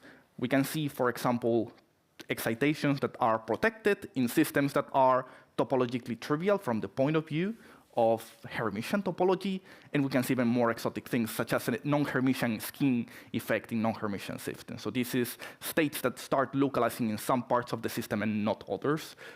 And so the idea for today is that I will show you several examples that bring together these two ideas, and they actually have one thing in common, which is that all these phenomena arises just from modulating the coupling to an environment. You don't need any exotic non-reciprocity or many other things that are needed for non-Hermitian physics, but it's just modulating the coupling. And I'll show you several examples. I'll show you how we can actually get criticality in topological states just by modulating coupling to an environment. We can actually realize this experimentally using integrated silicon photonics. That's the second thing that I will tell you. And then I will show you how we can actually compute many-body excitations and many-body dynamical correlators in generic non-Hermitian interacting models. And finally, I'll show you an example of a topological state of matter that it's a many-body topological state, but at the same time, it is also a non-Hermitian topological state. And before going to the physics part, let me emphasize that everything that I'm going to tell you today would not have been possible without the help and with the wonderful work of many people here. In particular, Elizabeth Honway and Andrea, and I mean that led all the work on the theory of non-Hermitian criticality and the experimental realization. Then Honway, Wanse, and Sina, and Elizabeth also that did all the work on many-body interactions and non-hermiticity arising from many-body interactions.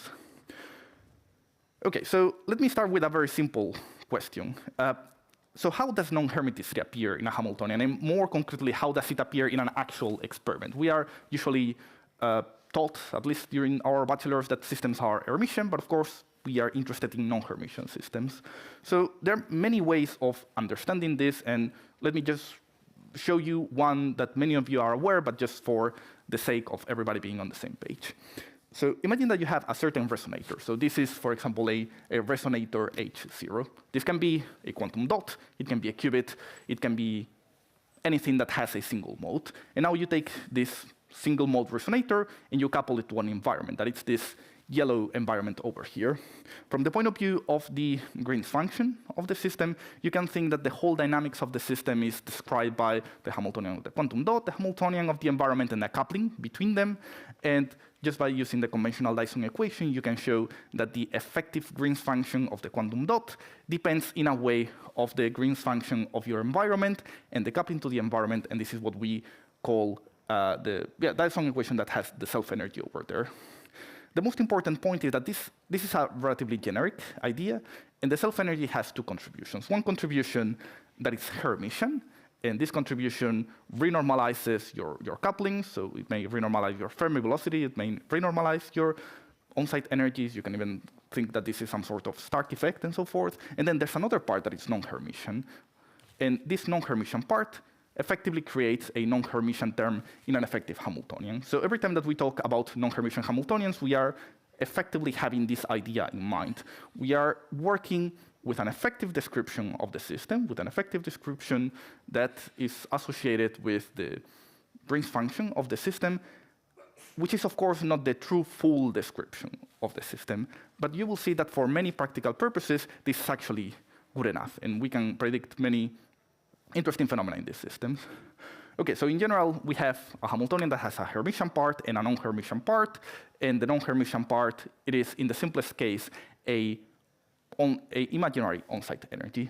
And now you can think that if you play this game not with one resonator or one quantum dot, but with many of them, you can actually couple different environments to each one of your dots or each one of your resonators. And you can actually have an imaginary part of your self-energy that is bigger for one parts of the system and smaller for other parts of the system. So you can have big losses in one part, small losses in the other part, and so forth.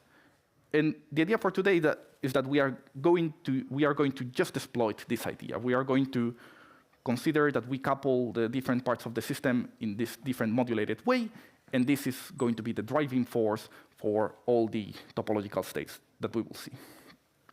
OK, so let's start with the first one. And this is a very minimal model that shows you that just by modulating these losses in a system, you can actually get all sorts of topological states and criticality. And this is, of course, the work by Elizabeth together with Hongwei and Andrea. OK, so the idea is relatively simple. So imagine that you have a one-dimensional chain of these resonators. This can be a one-dimensional chain of quantum dots, one-dimensional chain of optical resonators, and they will be optical resonators later on. Now, what we are going to do is we are going to consider that the resonators are coupled, so there's an effective hopping, and then there's a on-site energy that it's imaginary, that it's our loss. It's our site-dependent coupling to an environment. And we can modulate this loss in many ways. The way in which we choose to modulate it is in this sine form. So we are going to have a frequency of this modulation. This is a spatial frequency of the modulation. There will be an amplitude of the modulation that it's VI, and then there's a phase shift of the modulation. For many of you, this Hamiltonian will look relatively familiar, and this is the Hamiltonian of the Aubry-André-Harper model, but in imaginary form. This is a Hamiltonian that is very well known for having topological physics, at least in its Hermitian form, but this is the non-Hermitian one. So now the whole trick is the following. So if you choose a very specific case, so you take some modulation frequency of 1/4, so unit cell of 4 sites, and now you look at the spectra as a function of the strength of the non-hermiticity, the strength of your losses, what you actually observe is that a gap opens up and a single state appears inside the gap. This state is a state that is localized on the edges of your system, and this is a topological state of matter. So this is a system that has a gap in the bulk, gapless edge excitations, and they simply arise because you decided to modulate the losses on your system. There's nothing else in this Hamiltonian. And then you can see that, of course, as you make your loss modulation stronger and stronger, then the edge state localizes more and more at the edge of the system. This is not just a special case of the Hamiltonian. If you start looking at this Hamiltonian as a function of the frequency of the modulation, you will see that actually these edge states exist all over the spectrum. So you have a continuous family of topological states that show gapless excitations and some spectral gap, that they are actually not even periodic. They don't even have a unit cell. So this is, in general, a quasi-periodic non-Hermitian topological insulator. All these red states over there are edge states, and you see that they exist for all frequencies, and the blue states are the bulk states.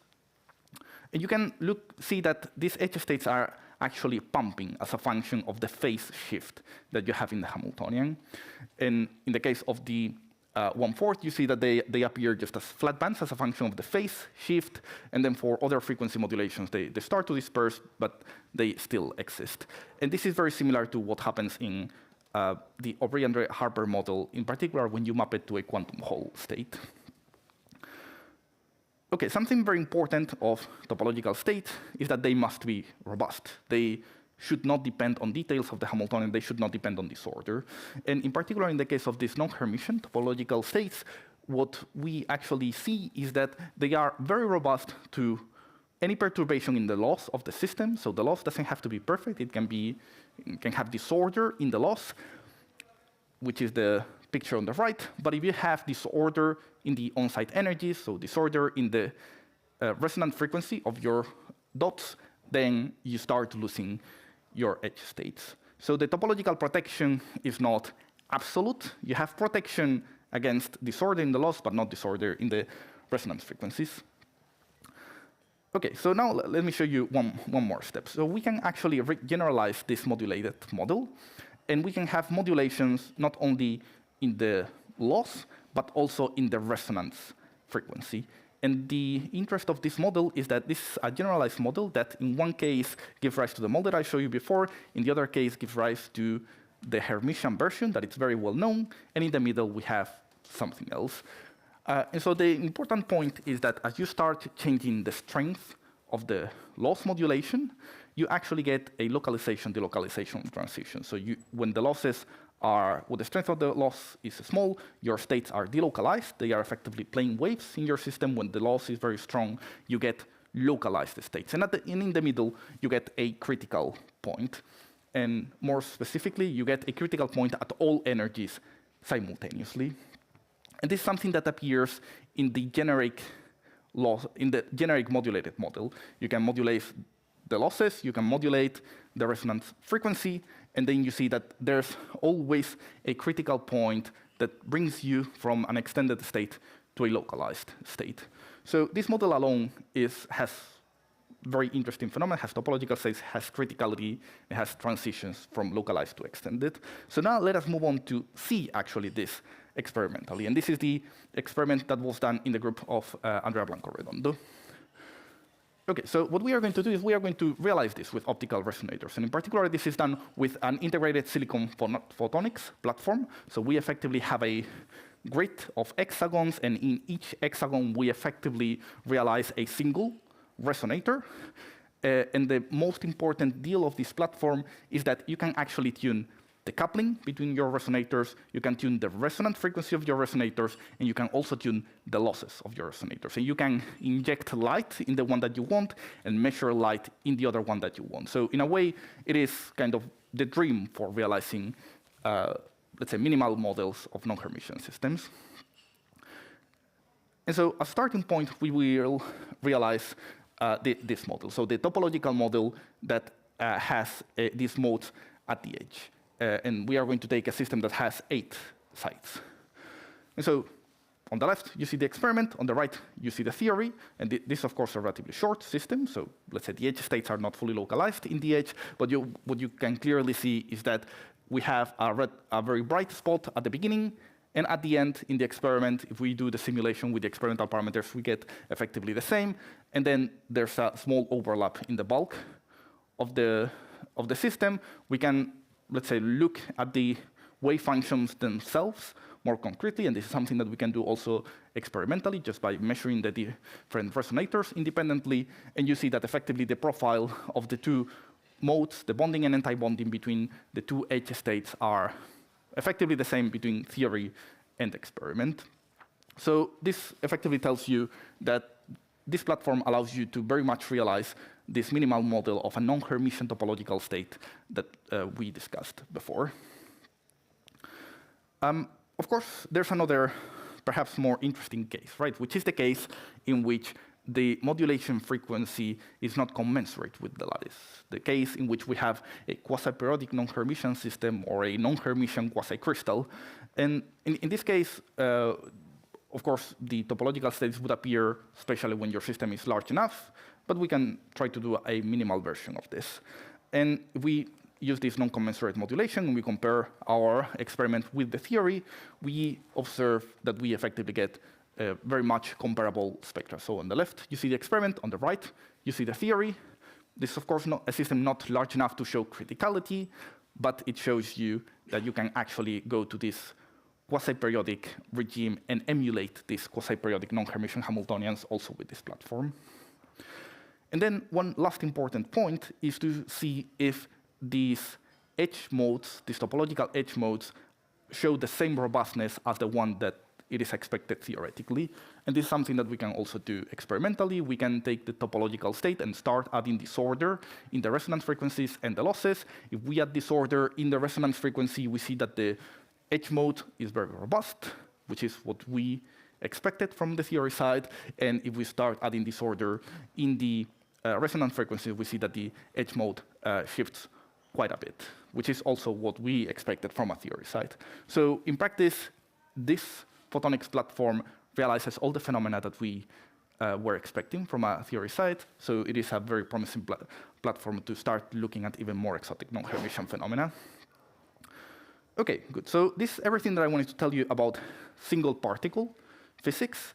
Now, it is a good time to start moving towards many-body physics. So the question that I want to answer now is, how can we understand systems that have simultaneously non-Hermitian losses and many-body interaction? So far, our photonics platform was effectively a single particle system. And this is the work of Wanse and Fei. OK, so once you are in a many-body setting, you can no longer just look at the eigenstates of your system, because the eigenstates grow exponentially with the system size. So you need to start looking at some other object that is physically meaningful, and in particular that is more related with the observable that you are interested in. And this object is the so-called dynamical spectral function. And the way of understanding it is that, for example, if you have a fermionic or bosonic system, what you actually want to see is, I take my initial state, that is the ground state, I create an excitation, and when I create an excitation, do I have an excited state that has a certain energy? If yes, then I see something. If no, I don't see anything. And that's the meaning of the formula on top, and you can define it analogously for spin models. So this looks simple enough, but of course there are two challenges when you deal with non-Hermitian many-body systems. The first challenge is that the spectra of your non-Hermitian model is no longer real. So you no longer have just a single frequency axis, but you actually need to think that your dynamical correlators are defined in the whole complex plane. So frequency can be real, frequency can be imaginary, and you need to find a proper definition of this. And then the second challenge is actually perhaps even the most important one, which is that many-body systems are by themselves very hard to solve, and they are very hard because the system sizes that you need to solve in terms of algebra increase exponentially with the number of sites. So even if you have 30 sites, then you effectively go to system sizes that you cannot solve exactly. And so to deal with this challenge, what one can use is something called tensor networks or matrix product states. And the whole idea of this is that when you are solving a quantum many-body system, maybe you don't need to store the whole wave function by itself, so you don't need to store every single coefficient of the wave function. Maybe the only thing that you actually need is to store a compressed version of that many-body wave function. And this technique that it's called tensor networks effectively allows you to do this in a systematic way. So you replace a conventional wave function that is a set of numbers with many, many indexes with a matrix product state representation. And from a pictorial point of view, you can just think that this is like an image compression algorithm. Your original wave function is a very high-quality image. The new wave function is a lower-quality image, but that still retains all the important information that you needed to know about the wave function. And maybe the most important thing about these tensor networks is that, in general, they allow you to do algebra in exponentially large spaces. You not only can deal with vectors, you can also deal with matrices, and you can apply these matrices, called matrix product operators, to states. You can sum them, you can multiply MPOs, and so forth. And effectively, this is the whole machinery that we need in order to compute these non-Hermitian dynamical correlators. OK, so let me show you a few examples of how we do this. So let's imagine that you have a generic interacting non-Hermitian model. You can think that it's a spin chain with some imaginary magnetic fields, or an electronic model that has imaginary on-site energies. They are effectively equivalent by a Jordan-Wigner transformation. And what you're interested in is in computing the local density of states, or the particle dynamical spectral function. And so what you effectively do is you define a non-Hermitian version of the dynamical correlator. This is maybe a bit intimidating formula, but the important thing of this is that, first, it depends on the real part of the frequency and the imaginary part of the frequency. It depends on right eigenvectors and left eigenvectors. And in practice, it reduces to the conventional density of states or dynamical spectral function once your Hamiltonian is Hermitian and you integrate over one axis. Let me show you the results. And even though I didn't tell you exactly how the method works, what is important is what the method allows you to actually compute. And so this is the case of a topological system. And the idea is that we have a finite size system in which we start increasing the topological gap. And as we increase the topological gap, we expect that edge states are going to appear, and edge states are going to give rise to a topological degeneracy in the dynamical correlator. And this is effectively what you see. As you make the system bigger and bigger, you see that when the system, as you make the gap bigger and bigger, you see that once the gap is big enough to confine the edge modes, you effectively get a degeneracy in the real part of the frequency. And of course, what's most important is that as you make the gap bigger and bigger, edge states start to appear in your Hamiltonian. So when the topological gap is small, the edge states are hybridized very much, but then you make the system bigger, they hybridize less, and then once the system is big enough, you effectively get zero modes. And of course, this method can be used for very big systems. You can do systems with, for example, 24 qubits. You can do systems with 40, 50 qubits, and all this can be done in a conventional laptop. And in all cases, you can see your topological edge modes. OK, so far I was talking all the time about systems that have non-Hermiticity by construction in the Hamiltonian, right? And we argue that this non-Hermiticity by construction comes from a coupling to an environment.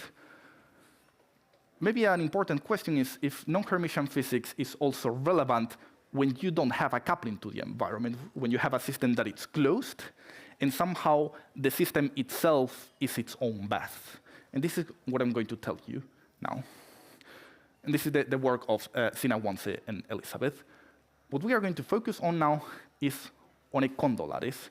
This is a relatively simple quantum many-body model. You have a system where you have electrons that they do not interact. They are absolutely free. This is the chain that you have in the bottom. And then you have spins on top. And these spins are coupled to your bath. From the point of view of the ground state, then the type of ground state that you expect is a state in which each spin is screened by an electron in your bath and forms a singlet, and all these singlets become coherent due to the coupling within the metal. And this is a very well-known Hamiltonian. This is the Hamiltonian of a Kondo lattice, and you can think that this is almost a minimal one-dimensional Kondo lattice with the caveat that we don't have spins on every single side of the chain. We decide to put spins just on some sides, but not on the others. OK, so the Hamiltonian of this system is relatively simple. We have the kinetic energy of our electrons that are non-interacting, and then there's a Kondo coupling to our sides, and that's all. There's no coupling to an environment whatsoever. This is a completely closed system.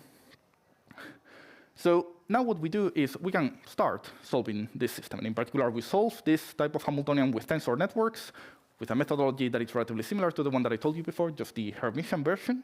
And what you actually observe is that if you compute the density of states of this system, you suddenly see that edge states appear in this system.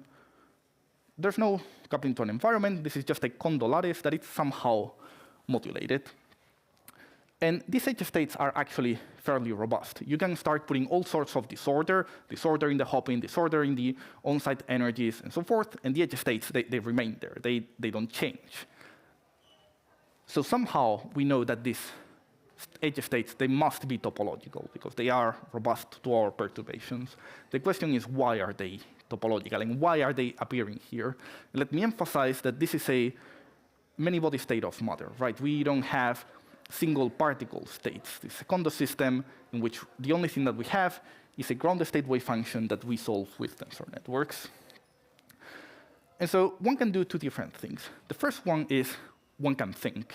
And after a little bit of thinking, you can actually realize that from the point of view of an effective Hamiltonian, you can actually transform a Kondo lattice Hamiltonian onto a non-Hermitian Hamiltonian.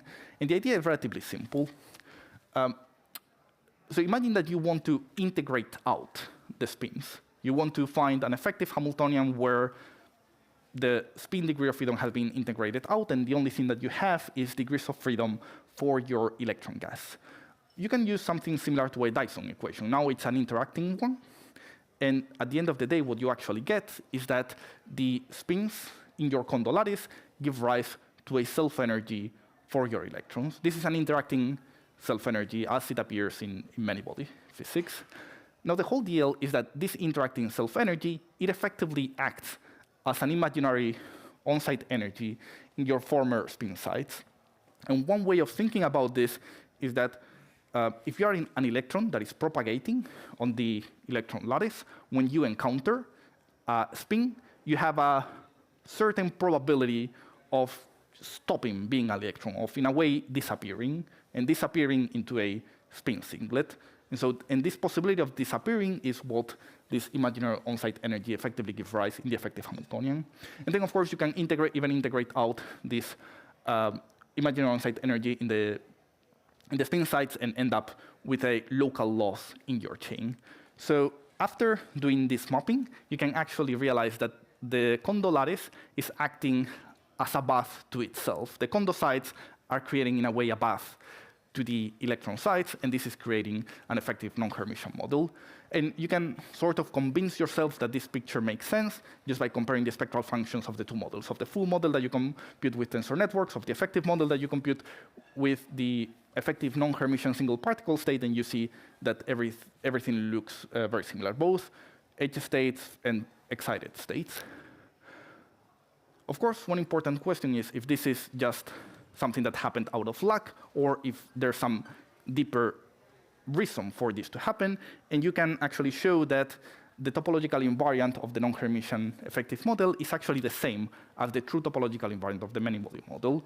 And in particular, for the condo lattice model, one can compute the topological invariant using something called a correlation pumping matrix. So the idea is that you start with your many-body Hamiltonian, you compute a correlation matrix that depends on the winding of your initial Hamiltonian, and the winding of this correlation matrix allows you to compute a topological invariant.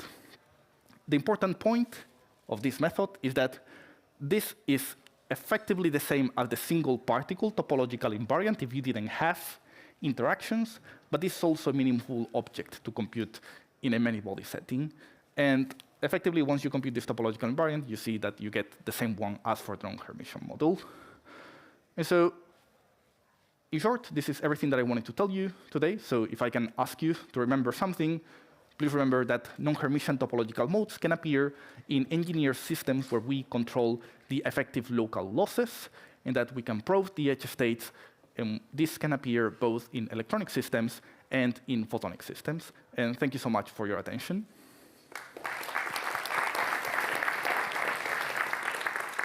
All right, thank you very much, Jose. And we have time for questions or comments from the audience.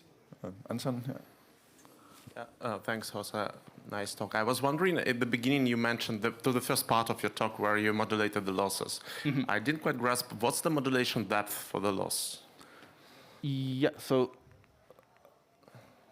here, right? So the modulation strength, so how much the losses change from one to the other, is the VI. Yeah, but relatively to see the effect in the experiment.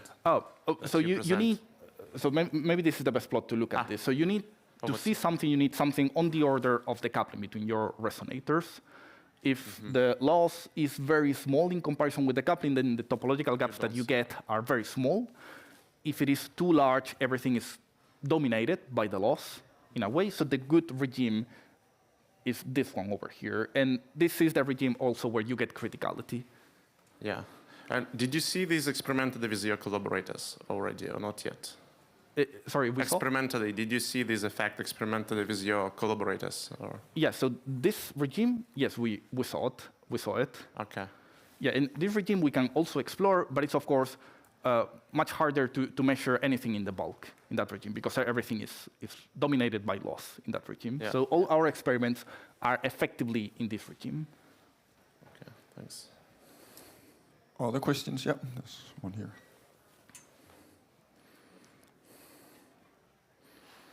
Thank you for your talk. Maybe my question will sound naive or strange. I'm not really familiar with the concepts. Is it important that your spin only captures the electron but doesn't give it back? Yeah, that's a very good question. So the local spin is, in a way, it's entangling the electron of the electron path. So you can actually think that the electron is truly never jumping to the spin site, but it's forming a singlet with the spin site. And you can think that a creation of singlets and breaking of singlets is dynamically happening all the time. So what is important is that this Kondo coupling, it effectively takes an electron that is propagating without caring about anybody else and entangles it with a spin. And of course, after some time, this entanglement may be broken. Okay, so it's kind of also that probably the closest to that spin electrons will get entangled.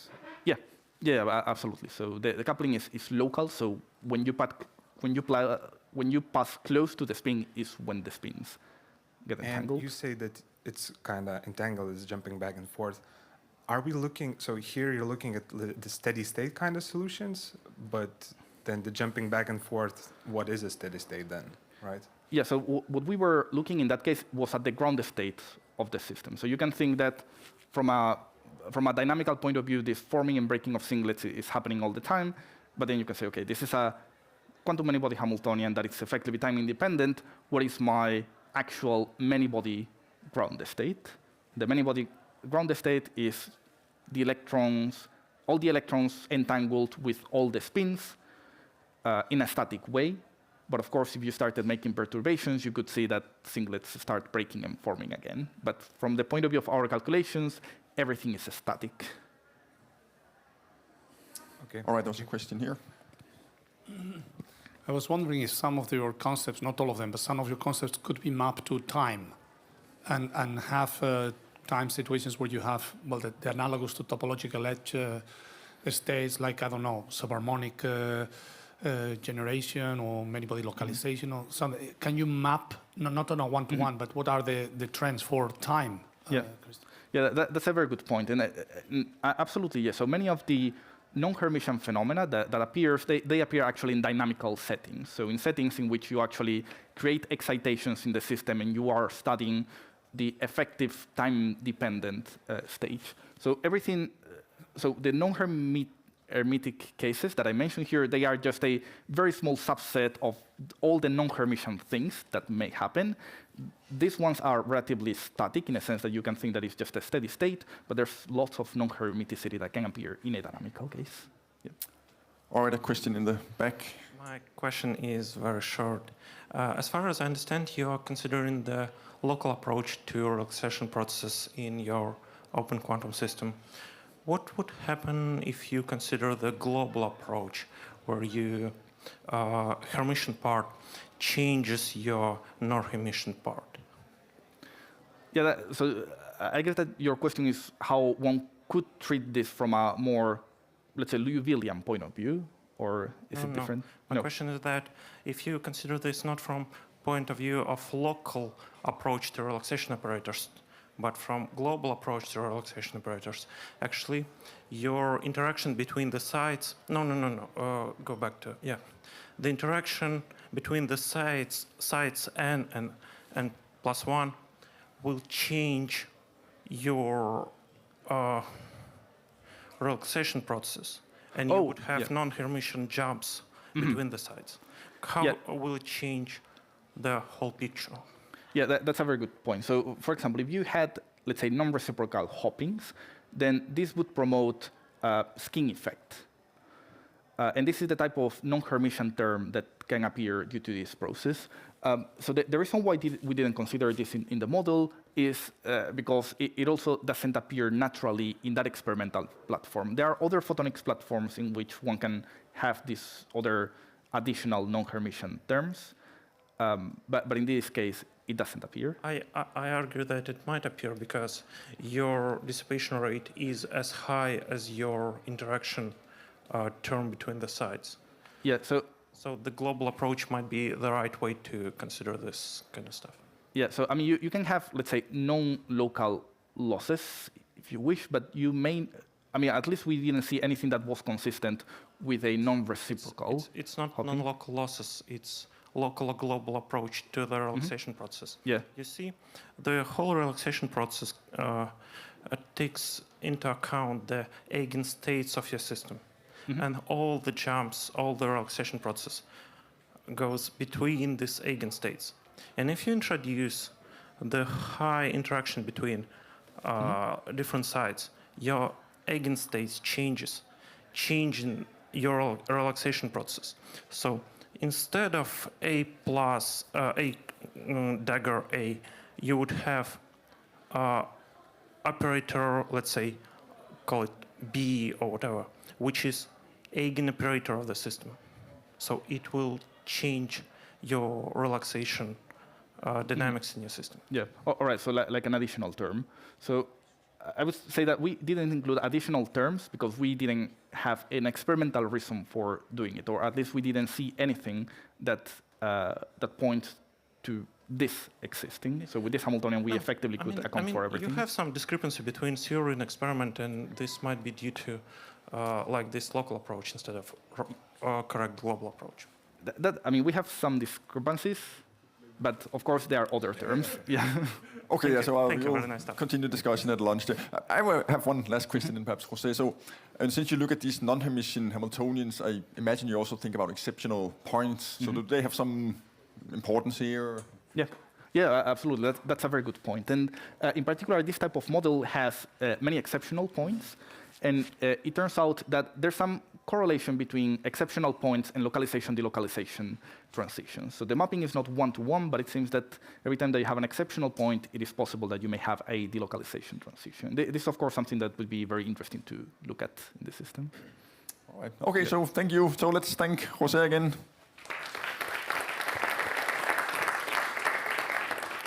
Good, and then I'll end my job here and pass the mic to the organizers. Thank you so much. Quick announcement before we head out to lunch. I would invite everybody to join on stage for a group photo, and then we can go together for lunch in the building over there. So, everybody on stage.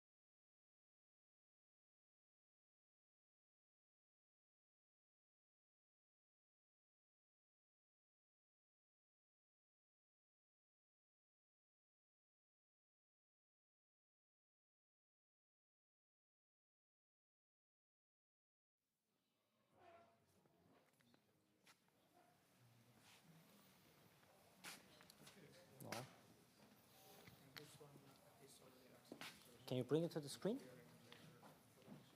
Oh, great. Welcome back after lunch to the afternoon session. So we have two speakers. The first one is Nicolas Stenger, and he will tell us something about strong light matter coupling between the dielectric nanocavity and the monolayer transition metal dichalconite. So enjoy the talk. Stage. Yeah, thank you very much, Chairman, and I would like to thank naturally Anton and Florian for inviting me and showing these results here. So I'm Nicolas Stenger here, but the results that I will present were mostly done by Frédéric Schröder and Laura Cass. And I'm going to talk about this new kind of, well, it's not completely new, but these cavities that try to bridge a bit the gap between plasmonic system and fully dielectric system that we call dielectric nanocavities here. So just to present a bit who I am, so I'm working with the quantum photonic in low dimensional system group.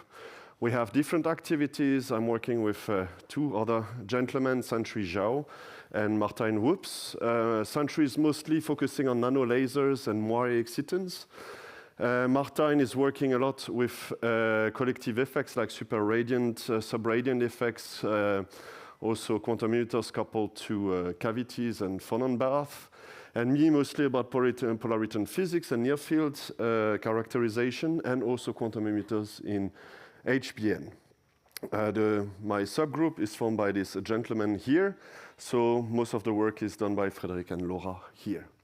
So one of the things is that in Denmark we have this Danish National Research Foundation that gives money for 10 years for a group of different groups with one specific task. Well, the first one I've been part of was headed by Antti-Pekka Jauho, that some of you might know here in Aalto.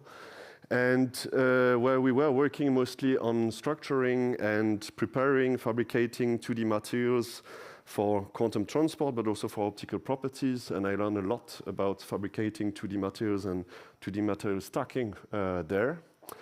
And now we have this new center headed by Jesper Mørk, where we are looking at these peculiar structures that you can see here. And I will talk a bit about this here. So the mission of this center is, as I said, to bridge a bit the world between plasmonics and also conventional nanophotonics. So that means, like, for example, photonic crystals or cavity nanobeams and things like this that are usually can reach extremely high quality factors, but they are inherently limited by diffraction limit. So you cannot focus light smaller than, let's say, half the wavelengths divided by the refractive index in this material. Plasmonics, as we have seen before, also has seen you can get pico cavities as done by Jeremy Baumberg and that Javier showed, where you can have extremely small mode volumes there, but usually they suffer with losses, so ohmic losses, but also absorption also in metals, interband transitions there. And the best quality factor, depending on who you ask, it can go up to, let's say, maybe 50 or 100 or something like this. So the question of this center is a bit what happens if you could actually get really high Q factors, very narrow line width, and also extremely tight confinement of the electromagnetic energy density. And what would be interesting there is to study if we can reach extremely high large Purcell factor to have, for example, dynamical decoupling with phonons, low threshold lasers. And what I will talk about today is about strong light matter coupling. So that means that if you confine, for example, an electromagnetic field, you can enhance strongly light matter interaction. But you can also, if you have, for example, very narrow line width, we hope also that you can that can also lead to single photon nonlinearities in this case here. So my talk is divided in two parts. I will talk a little bit first about this extreme dielectric confinement principle, EDC cavities, and then I will show that what happens when we put 2D materials on top of it. That is, for example, here in this case, molybdenum ditelluride. So let's start with the EDC cavities. So these cavities, they are normally designed to try to beat the so-called diffraction limit. And we are not the first. Naturally, there is the group of Michael Lipson, who has been working on this already almost 20 years ago. The group of Dirk Englund also has proposed different structures to do this. And in our case, we have the group of Ole Sigmund at the TU, who is specialized into doing inverse design by topology optimization. And what do you do there is that you have a numerical domain that you discretize, and you start with a given structure, like for example here, a photonic crystal. In the middle, you have an active region that you want, where you want to optimize the mode volume, so the effective mode volume, but also the Q factor. And what you do is that you have discretized this space, and you change the refractive index for each pixels, and you calculate Maxwell's equation until you reach, and you calculate what is the response of the system, and you iterate this procedure until you reach the optimized mode volume and Q factor that you desire here. And what you get is these weird-looking structures. We call that the hairy EDC cavities that you can see upstairs here. You can also give to this optimization, to this topology optimization, what is the minimum resolution of your electron beam lithography. So for example, and then you get structures that are a bit less hairy here, a bit easier to fabricate that you can see here, but then naturally the confinement is less important than before. Naturally, there are other groups working on that. There is also Ricardo Sapienza, there are also Ortwin Hess and other people. This is actually something that I think is starting to boom a bit now in the field, is to use topology optimization to design these structures here. So once you have this, the problem is also to fabricate them. So there is the group of Søren Stobbe, who is specialized actually in fabricating this structure in our clean room. And here, for example, this is in silicon. So you can see the structure here. This is suspended. It's a silicon on insulator structure. And below that, it's under etched. So you have also the silicon substrate that is 1.5 micron below, something like this. But you can see this weird shape. But you can recognize, maybe if you know a little bit of photonics, you can recognize some known structures. Like here, for example, you have these rings. And in the middle, you have this bridge there where the field will be confined there by, because of high contrast in the refractive index there. We've done that also with indium phosphide. This is the group of Christian Nuwind where they do this. And again, you can recognize here these circular structures that are exactly a bit like a circular Bragg reflector or bullseye structure, they call that. That is actually effectively confining the light under the diffraction limit, if you want, but this field is then scattered by this little element, this element bridge here, and you can create a evanescent wave there, and therefore you can beat the diffraction limit exactly at this center there. What is interesting is that if you aim for higher Q factor, the number of rings that you will get around this will increase, because actually these rings, they avoid leakage of this mode towards the far field. So you can actually also control the Q factor there. The calculation showed approximately that we can reach approximately less than 10% of the effective mode volume can be 10% less than the effective diffraction limit in these materials. We have cases where people have been in the group of Søren Stobbe, where they can reach 10 to the 4 in Q factors in these systems there with the same mode volume here. So now the thing is that we have this structure. My colleagues, like Søren Stobbe, they measure that in the far field. But they are never sure exactly that they will have mode confinement in the middle there. Here you see far field spectra. You recognize this Fano resonances there. This is due to the fact that you have also a Fabry-Perot mode below the cavity that is broadband and interferes with this narrow mode of the cavities there and gives this Fano resonance there. Marcus, who did the structure, came to us and said, you have a near-field optical microscope. Can you measure if we have effectively actually focalization of the field inside in the middle of the structure there? So we used our near-field optical microscope that is from this company Neaspec that many people know probably about. And what it does is basically you have an atomic force microscope here. You focus light on it. And the tip of the AFM is acting as a nano antenna that can focus the light or couple out the light from an evanescent scatterer that is below it. We have different detection scheme, pseudo-heterodyne, and so on. So we can remove a lot of the background and look exactly at very small evanescent fields in our structures there. So Laura, who did the measurement on this structure, well, she spent a lot of time trying to, you have to imagine you have this AFM tip that is going in this structure that is suspended, and the tip naturally can go in the holes. So it's a bit tricky, but we managed to do it. This is the AFM topography that you see, and on the same time that you measure the topography, you can measure also the optical field, and this is how it looks. And so this is the center of the cavity. You can recognize the two eyes. It's a bit looking like Halloween jack-o'-lantern here, if you want. But the thing is that what you see, these eyes, there is an artifact by the tip going inside the hole. I will show you that later. What is interesting is in the center, you have really concentration of the electromagnetic field in the center of it there. And we have measured also the spectrum that also shows this almost Lorentzian-like resonance behavior. The Q factor was slightly reduced from the far field measurement, which is normal. You come with the tip of the AFM and you increase leakage to the far field, but not that much. The effect of the tip is not so important as we feared in the beginning. This is the experiment. So we have hidden the artifacts here just to show that we have field measurement here in the middle, and this is the theory. So we get very good adequation between the two of them. And the guys from the group of Søren Stauber were extremely happy about this because this was a proof that we have focalization of the electromagnetic fields inside this structure below the diffraction limit here. So here, the structure, they were measured at telecom wavelengths here.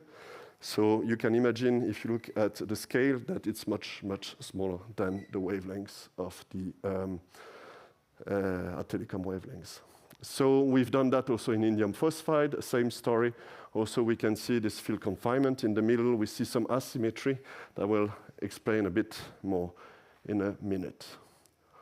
Here, we still don't understand why we have this asymmetry in the resonance peak that we measured with our system here.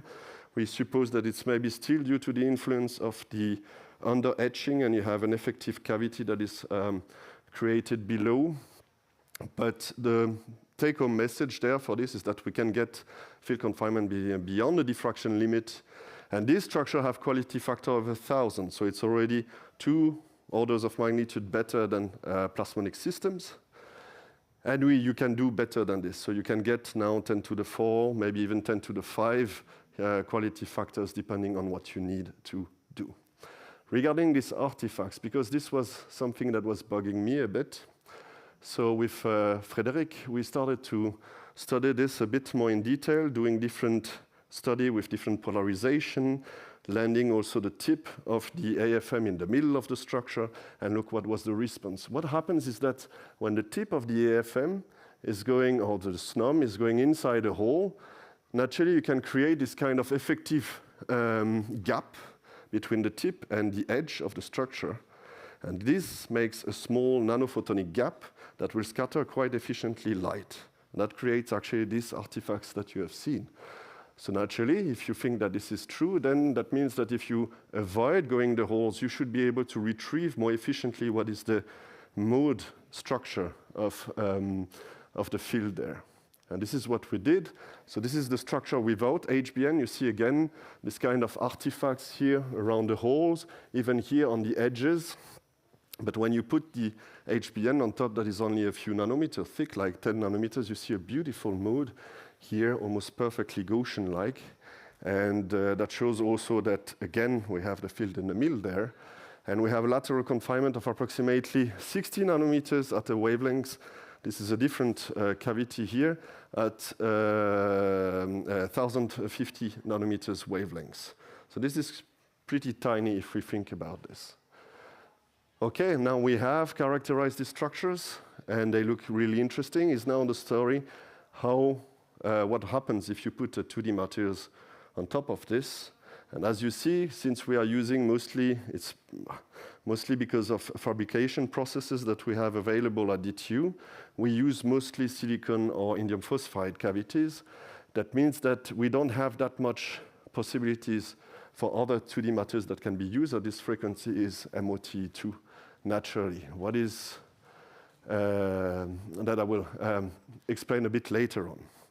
Another challenge down that appeared actually during this these different experiments is what we have also other colleagues who grow quantum dots. How do you put a quantum dot here in a gap that is 10 nanometers and your quantum dot is also 10 nanometers? So this is a bit tricky, how you put a quantum emitter there to get, for example, enhance single photon sources or to make photon blockade effects and things like this. So one of the things is that there were already ideas, for example, even before that, is that Christian Schneider was involved in this by Dale Tay also, where they showed that if you have, for example, lateral confinement in polaritons, so with Wanyemot excitons under an open cavity, you can have a bit of enhanced nonlinearities and interactions between the polaritons that can lead to certain level of nonlinearities there. So that was the question, can we do that in our system? And if we can do that, that means we don't need to have effectively to put a quantum emitters like a quantum dot in this structure. It will appear simply because of the overlap of the mode of the cavity with the excitons in this system. It's easily said. The problem is how do you treat that problem? So we had Emil Denning who worked on the theory for this system here, just to give you a bit of an idea. So the problem is the following, is that you have one cavity mode, but you have plenty of different excitons that are just propagating, that have different k-vector, that can be completely delocalized in your 2D material there. So there is a thing is that you use a transformation that is known, for example, in chemistry, but also in phononics and so on, where they use this exciton reaction coordinate. So that means that you recast all this exciton in one collective mode that couples to this cavity here. And this new mode is basically just an average sum over the excitons that are coupling to this mode. In exchange, you have all these excitons that do not couple to that are the residual excitons that are here, that are a loss reservoir, that can also lead to dissipation there. But what is interesting is that when you have naturally small interactions between these excitons, in this new collective mode, you get an effective exciton-exciton interaction that depends actually on the square of the confinement here. What is interesting here is what you see is that the coupling strength between the cavity and the exciton mode, the collective mode, does not depend on the lateral confinement. And that's why actually in many experiments in dielectric cavities coupled to 2D matters, we find coupling strengths that are quite similar there. And this one actually H0, so J0, so the coupling strength depends only on the projection of the electromagnetic field of the cavity on the 2D material.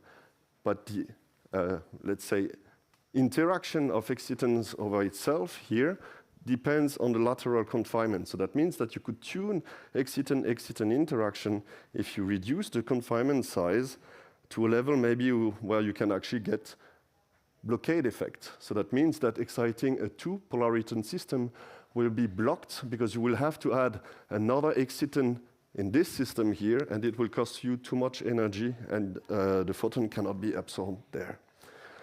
We have also studied polariton condensation effects, where Maria showed actually that lateral confinement is quite detrimental for polariton condensation, which is normal because in this case, when you have polariton blockade, you play a bit more with the fermionic degrees of freedom of the excitons. The excitons see each other a bit more, and this is detrimental for polariton condensation there. Okay, so for the experiment, just a small disclaimer. This is the goal, right? So we would like to go there. What I will show you now is only the linear response of the system. We haven't had the possibility now to get to the nonlinear response. We used molybdenum detelluride here, and it's an interesting material with a band gap of 1.2, not a band gap, sorry, but the exciton energy is 1.2 electron volts. And this is a single layer of MOT2 that you can see isolated like this. Unfortunately, this material is quite sensitive to air, so we have to encapsulate it with HBN. The cavity we used is a simplified design with a Q factor around 200 or 300 that was designed by George here and fabricated by Mong. Again, you see this circular structure and in the middle this bridge where the field will be localized. This is the simulation of the mode that is polarized in one direction here. This is the SNOM measurement that shows that we have the field, again, localized in the middle here. So for the fabrication, here we have the MOT2 layer that is encapsulated by HBN below. We have 1.5 nanometer HBN. MOT2 and top we have approximately 10 nanometers HBN.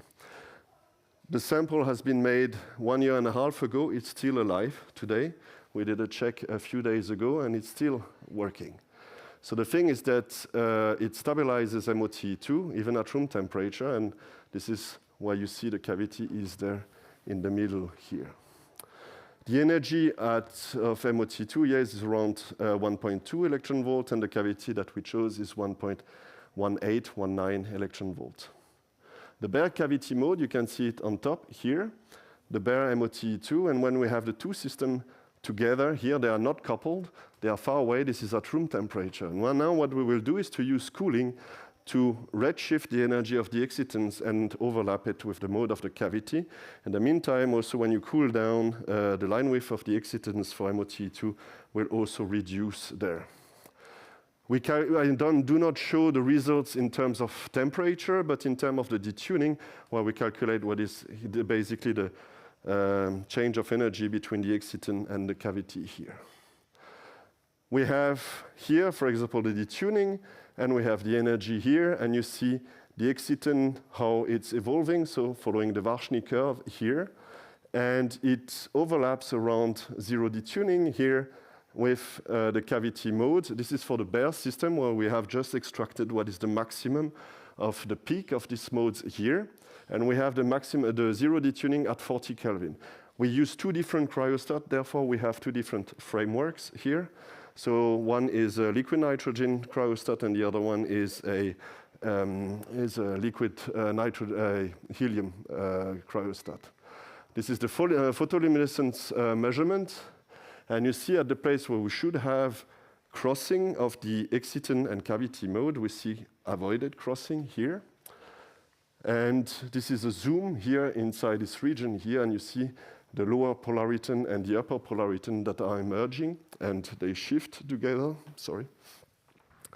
We have extracted also what is the Rabi energy, Rabi splitting between these two, which is around 10.6 millielectron volt, which is 2 times larger than the polariton line width there. So we have 2 Rabi oscillation in the system before it dies. But at least we are in the strong coupling regime here.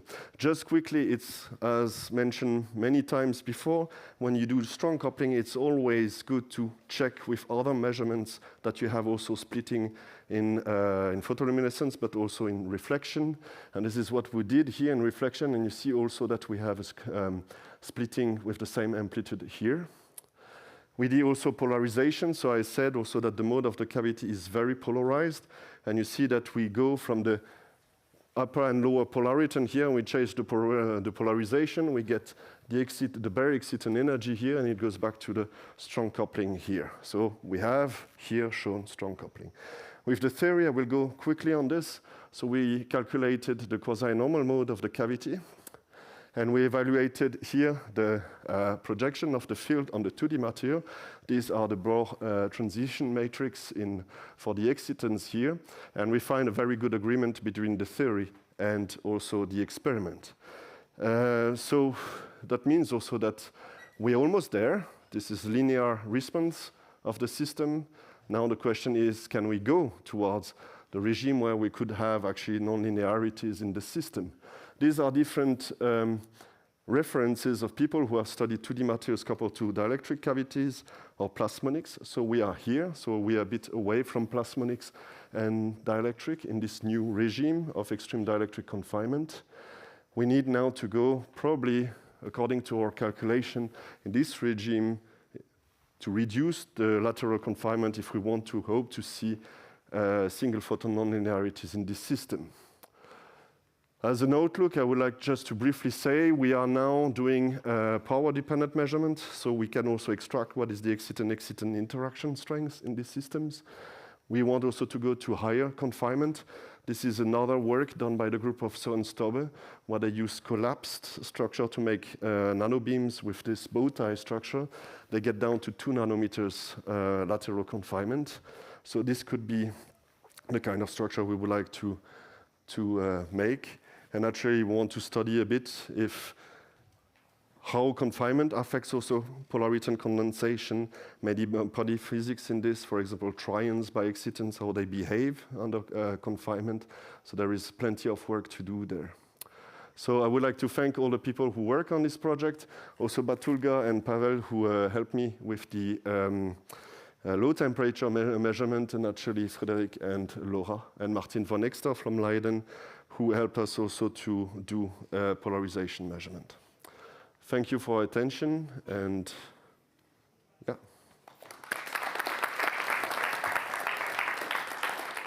Thank you very much for this talk. So it's open for questions or comments. Anton? Thanks. I was wondering, so you mentioned that the quality factor can be up to 10 to the 4, right? Yeah. So when you drop the flake, how much does it drop the quality factor? We haven't tested this on these particular structures. It's very simple. The reason is that if you want to have strong coupling, you don't want the line width of your cavity to be too narrow. Yeah. Otherwise, you don't overlap with all the photons that are emitted by the 2D material. So we wanted to have a Q factor that was similar to the Q factor of the excitons at low temperature. So that's why 200, 300 is the right ballpark. So I do not know how much it will be changed for this high Q factors cavity if you put the 2D materials on top. We haven't tested that yet. And you want to have the Q factor matching the line widths of your exciton because of the broadening, or because of the inhomogeneous broadening, or? So because either otherwise you are in a regime where it's the decay or the dephasing of the excitons that is dominating the response of the system, and you want to that the dynamic of or the lifetime of the photon of the cavities is matching also the lifetime of your exciton to have strong coupling in this system. All right. Yeah. And then the second question regarding this size dependence for the condensation. I don't understand then once you shrink your system, then nonlinearities play a bigger role. Therefore, you have this fermionic nature that prevents BC and so on.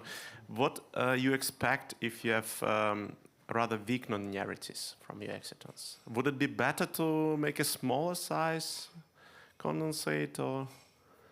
So these nonlinearities, I think they are detrimental to the formation of this excitons. Yeah, but if you have a weak nonlinearities, imagine that you have weak or known or completely absent of any nonlinearity. Yeah, but then you will. Then the thing is that is it really the question we ask also in this paper is it really an advantage to use confinement if you want to study polarity and condensation? So we are not convinced that it's giving any advantage there. In our case. Okay, simple advantage would be that you need less energy to produce a condensate. Maybe, but maybe you have a trade-off between confinement and so you don't go to too high confinement so that the nonlinearity is still manageable, but still helps you to get faster condensation. You can read the paper there. I think Maria tried to extract a bit some trade-off there, but yeah, we need to test it also experimentally. Yeah. Cool. Thank you. All right, I guess we have to move on. Let's thank the speaker again.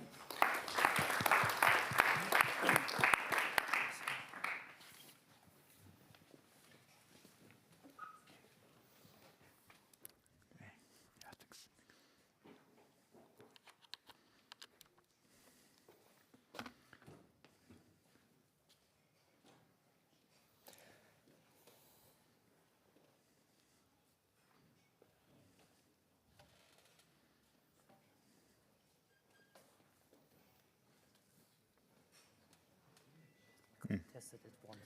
Yeah, it's a bit. What's your chance? Okay, it's behind. It's fine. Yeah. Okay. All right. So let me introduce our next speaker. It's Gerrit Grönhoff from Nanoscience Center of Chemistry in the University of. Yeah. And I will not try, sorry. And he will talk today about modified photodynamics under strong light matter coupling, polaritons, or an optical illusion. We're very curious to hear what he has to tell us. Okay, that's nice to know. I would like to thank first, of course, the organizers for setting up this meeting. I have seen things that I have never thought about, and that is something, food for thought. And yeah, so now what I'm going to talk about today is a bit different. It's chemistry. You're going to see some bonds break and form. You're going to really see it. But first, the question I like to make at the start of my talks is to point out where I'm working, which is Jyväskylä.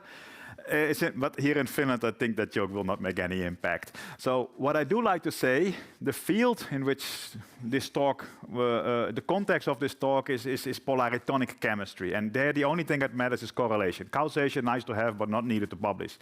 The correlation here that is very important for me is that since I got appointed in Jyväskylä, Finland has been non-stop the happiest country in the world. So my work is definitely making impact, even if this might not be true. So the work I'm going to present today is by the individuals shown below. You have already seen Jussi and Johannes, who were here until yesterday. But when they knew I was going to talk, I guess they just thought, okay, let's get out of here.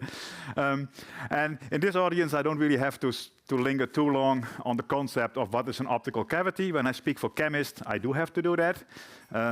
But here, it's sufficient to say that we can make cavities, and not by going to the local IKEA and putting the mirrors very close together, but of course we nanofabricate this type of structures. Then when we put molecules, let's first look at a molecule separately. So we have been talking about molecules very often in the context of quantum emitters. I think they're pretty lousy quantum emitters, most of them. And the reason is that while you can draw on a screen something like this, like a two-level system with a specific, in this case, excitation energy between the electronic ground and the electronic excited state, these are actually just points on the potential energy surface. If I now I can just reach it, fortunately. If I start now fiddling around with one of these atoms, that energy can go down or up. Likewise, when I electronically excite the molecule, that energy can also change. So these are just points on the potential energy surface. And photoreactivity simply means that in the excited state, in the electronic excited state, turning around some of these atoms will lower the energy. And in fact, the reason that you can see me is because that's happening all of the time in your eyes. Now, this is where I come from, photochemistry. And what kind of got me into the rabbit hole were some early papers, or actually still, this is the kind of graphs that you see in polaritonic chemistry papers, where then, you get the formation of the upper and the lower polariton because of the strong light matter coupling. And then again, I can do the same trick. I can again now turn around this nitrogen group, and I will also change the energy in the ground in the excited state because this is a light matter state. I mean, the matter still plays a role. Now, that's the key of catalysis. If I can change the potential energy surface, I can kind of force the wave packet that represents the atomic motions. I can kind of steer it, can control it. So when I saw this, I got super enthusiastic because now I could use all the stuff that we had been developing for looking at photochemistry under, super weak coupling conditions. We could now do it in a cavity and this way find ways to control chemistry. Looks fantastic in proposal. You can claim, sustainable this, sustainable that. Very nice. Importantly, you have control parameters. You can control that splitting through its Rabi splitting. That's the difference, we know that. It's proportional to the dipole moment and the square root of the mode volume. Now, it's not that easy to control the mode volume. We saw a very nice example, but that's the kind of stuff that I am unable to do. Of course, what you get is this hybrid states, and you have the dipole moment. Now, that's also something you cannot really control that easily because it's given by the molecule. So this whole concept of controlling, if you cannot control the mode volume, it's limited still. And what's more, if you want to do this, we have to go to plasmonic cavities. We have heard talks about that also this morning and just a minute ago. You need to fabricate something, and that's messy. People have succeeded in doing so. These are not our examples, but people have, for example, managed to put two gold spheres together by DNA origami type ideas, and this way get molecules into this mode volume. But it is all very difficult to scale up to something industrial. So if you want to save the planet, you have to think of something better. Also, the experiments that inspired me to work onto this, they always reach a strong coupling regime by coupling more than one molecule. So you couple a very large number of molecules, then you get collective coupling, and suddenly your Rabi splitting scales also with the number of molecules, or in this case, concentration. And that is a very easy control knob, a concentration. Yeah, you can vary that quite easily. So now you have the control knob, but now there is one speciality is that now your excited state becomes delocalized over all the molecules in a way. That sounds cool, but that is problematic for chemistry. And the other thing is that you get these dark states. That means that if you have n molecules, in principle coupling to a single cavity mode, as in this example for simplicity, you're going to have n-1 dark states, because that's the remainder of the states. And to quote that person over there, do not underestimate the power of these dark states, because they mess up the beautiful picture that I was trying to sell you before. Now, when I started working on this, I read the papers, I saw the spectra, I didn't understand it. And of course, when everything else fails, you can also read the manual, in this case the papers, but you can also just try something because students are cheap. So Mikkel Kauto, he joined me and Jussi's group. And then the first thing that I wanted to see if it's really true. I'm quite skeptical. So he went out to He went out to create optical cavities. You can see the picture there. Now, to this audience, not a surprise. The cavity was done such that the transmission matches nicely the absorption spectrum of rhodamine 6G, commercial dye. And lo and behold, when you put a certain concentration of rhodamine in, you can reach strong coupling, and you put more molecules in, you get more strong coupling. So at this point I thought, okay, must be true, these polaritons are there, we can optically see them. Now let's think about what happens to the chemistry. And this is where things got messy and also exciting, because I started working on this because of papers started appearing in the literature where people were making claims that you can use this optical cavity to control photochemistry, that you can use optical cavities to control even ground state chemistry. In that case, you're not coupling anymore to an electronic transition, but you're going to couple to a vibrational transition. And, lots of papers appeared where transport was shown to be enhanced of both charge and of excitation energy. So this was all pretty exciting, that suddenly there is a new way of doing catalysis, of controlling chemistry. So I wanted to have part of the cake and try to understand it. But as I'm a computational chemist or theoretical chemist by training, the question is not only does it work in experiment, but does it also work in theory? And the answer is, okay, people can disagree with me, and we can fight about it if you want. My opinion, it doesn't work in the theory. There is not a consistent theoretical framework that allows us to predict what kind of optical cavity structure do you need to make to control the chemistry. There is a lot of papers that post-dict stuff, but that's easy. But to predict stuff, I haven't seen one. And the ones who have tried to predict something, they fail when you try to increase a little bit the realism. So both for ground and excited state chemistry changes, I maintain, there is no explanation. Transport, to end this on a positive note, I think there several computational and theoretical groups, including us, do agree now on the mechanism by which you can enhance transport on the strong matter coupling, but that's photophysics. That's not photochemistry. So my doubt is with the photochemistry, and I think at this point, I think it's also fair to ask, did it actually work in experiment? Because there's a huge reproducibility crisis. Some of these papers, when you try to do it yourself, I bet for a crate of beer, you're probably not going to find it. I mean, that is a little bit the tendency in this field, that it is very difficult to reproduce. And of course, if something doesn't work, it's difficult to publish. So we kind of left over with a publication bias view of the reality. But I don't know. I hope it works. But at the moment, I think it's fair to ask, did it work? And the challenge is, of course, that chemistry is something local. These polaritons are delocalized. You have the excitation shared in the ideal picture between all the molecules in the cavity modes. But chemistry is something that one molecule decides to do. Not all of them at the same time. So this is a typical example where you have the nice delocalized polaritonic state, and then one of these molecules decides to do a chemical reaction. So how does this even work? Because in this delocalized picture, each molecule is like 1/n square root of it excited. That's very little excited. That is kind of going to the bar too early on Monday evening. Nobody's really excited. So that is the challenge, right? I mean, how does this how do we resolve this paradox? And for that, we need models. We know the interactions, we have seen many examples of Hamiltonians, and they're all more or less the same. They give you the same physics. But the question is now, how do we really model this? So we need something that can treat a large number of molecules, but chemically accurate. And the way we try to do this is that the chemical accuracy, we get from quantum chemistry, or in this case, we're using a model which combines quantum chemistry. That is, you treat the electronic degrees of freedom, you treat by quantum mechanics, and your nuclei, you still treat by classical mechanics. In this case, I'll come to that later. And then the rest of the system, which is not really involved directly in the photoexcitation, you treat with so-called molecular mechanics. And molecular mechanics is basically a bunch of simple functions that correspond to chemical intuitive concepts. You have a bond, which is described by harmonic potential. Then you have van der Waals interactions, which are described by some other model potential. And then you parameterize that very heavily. And now force fields for, let's say, proteins, for example, are much better than any DFT method can ever get, because they have been overfitted most likely. But this allows us to treat millions of atoms quite straightforwardly. When I started this field of combining these two models, it was always received with a lot of criticism and skepsis. But since it got the Nobel Prize in 2013, I don't have to worry about that anymore. The next thing is we want to treat many molecules. And for computationalists, Finland is a great country because we have really extremely excellent resources for doing computation. This is a picture of the type of computer we have standing in Kajaani.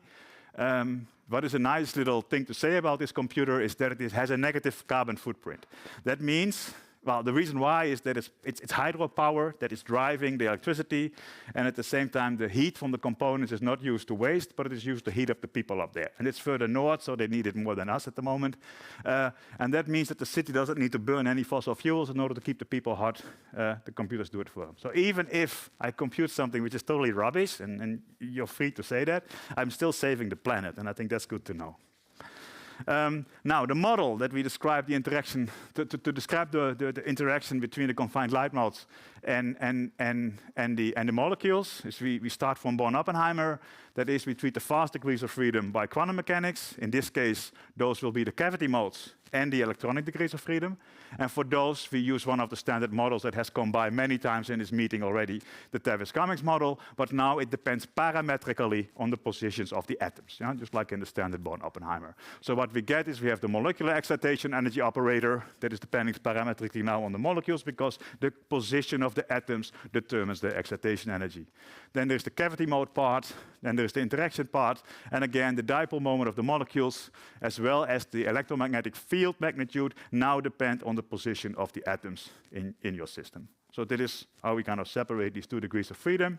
And then on the end, we add the ground state energy of all the molecules, because this looks at the excitation energy. So the excited state energy is the ground state energy plus the excitation energy, of course.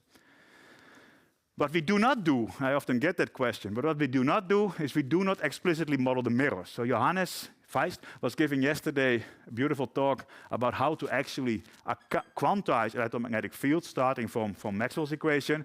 That is also how we do it. So we're not modeling the explicit atoms of the mirrors and so on, but the only thing we model is the field that is the quantized fields that are at the positions of the molecules. All right?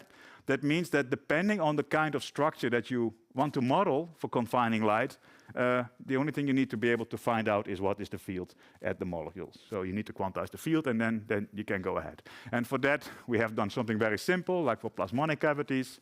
We can also do it for, what is that? A plasmonic cavity, plasmonic lattice, Bloch surface waves, and we can also do it for nanocavities. This is a picture from the famous Baumberg paper. This is what it looked like in the picture. This is what it looked like if you really want to model this atomistically. It's a bit more ugly and a bit more difficult to work on. But this is how we do these things. So we're not combining Maxwell with MD, but we use these quantization methods. All right. Then the cavity modes have a finite lifetime, so we add losses. That makes our Hamiltonian non-Hermitian, we will talk about that this morning as well. That makes the computation far more expensive, unfortunately, but it's what we have to do. And then we treat the molecular degrees of freedom basically by classical mechanics, Newton's equations of motion.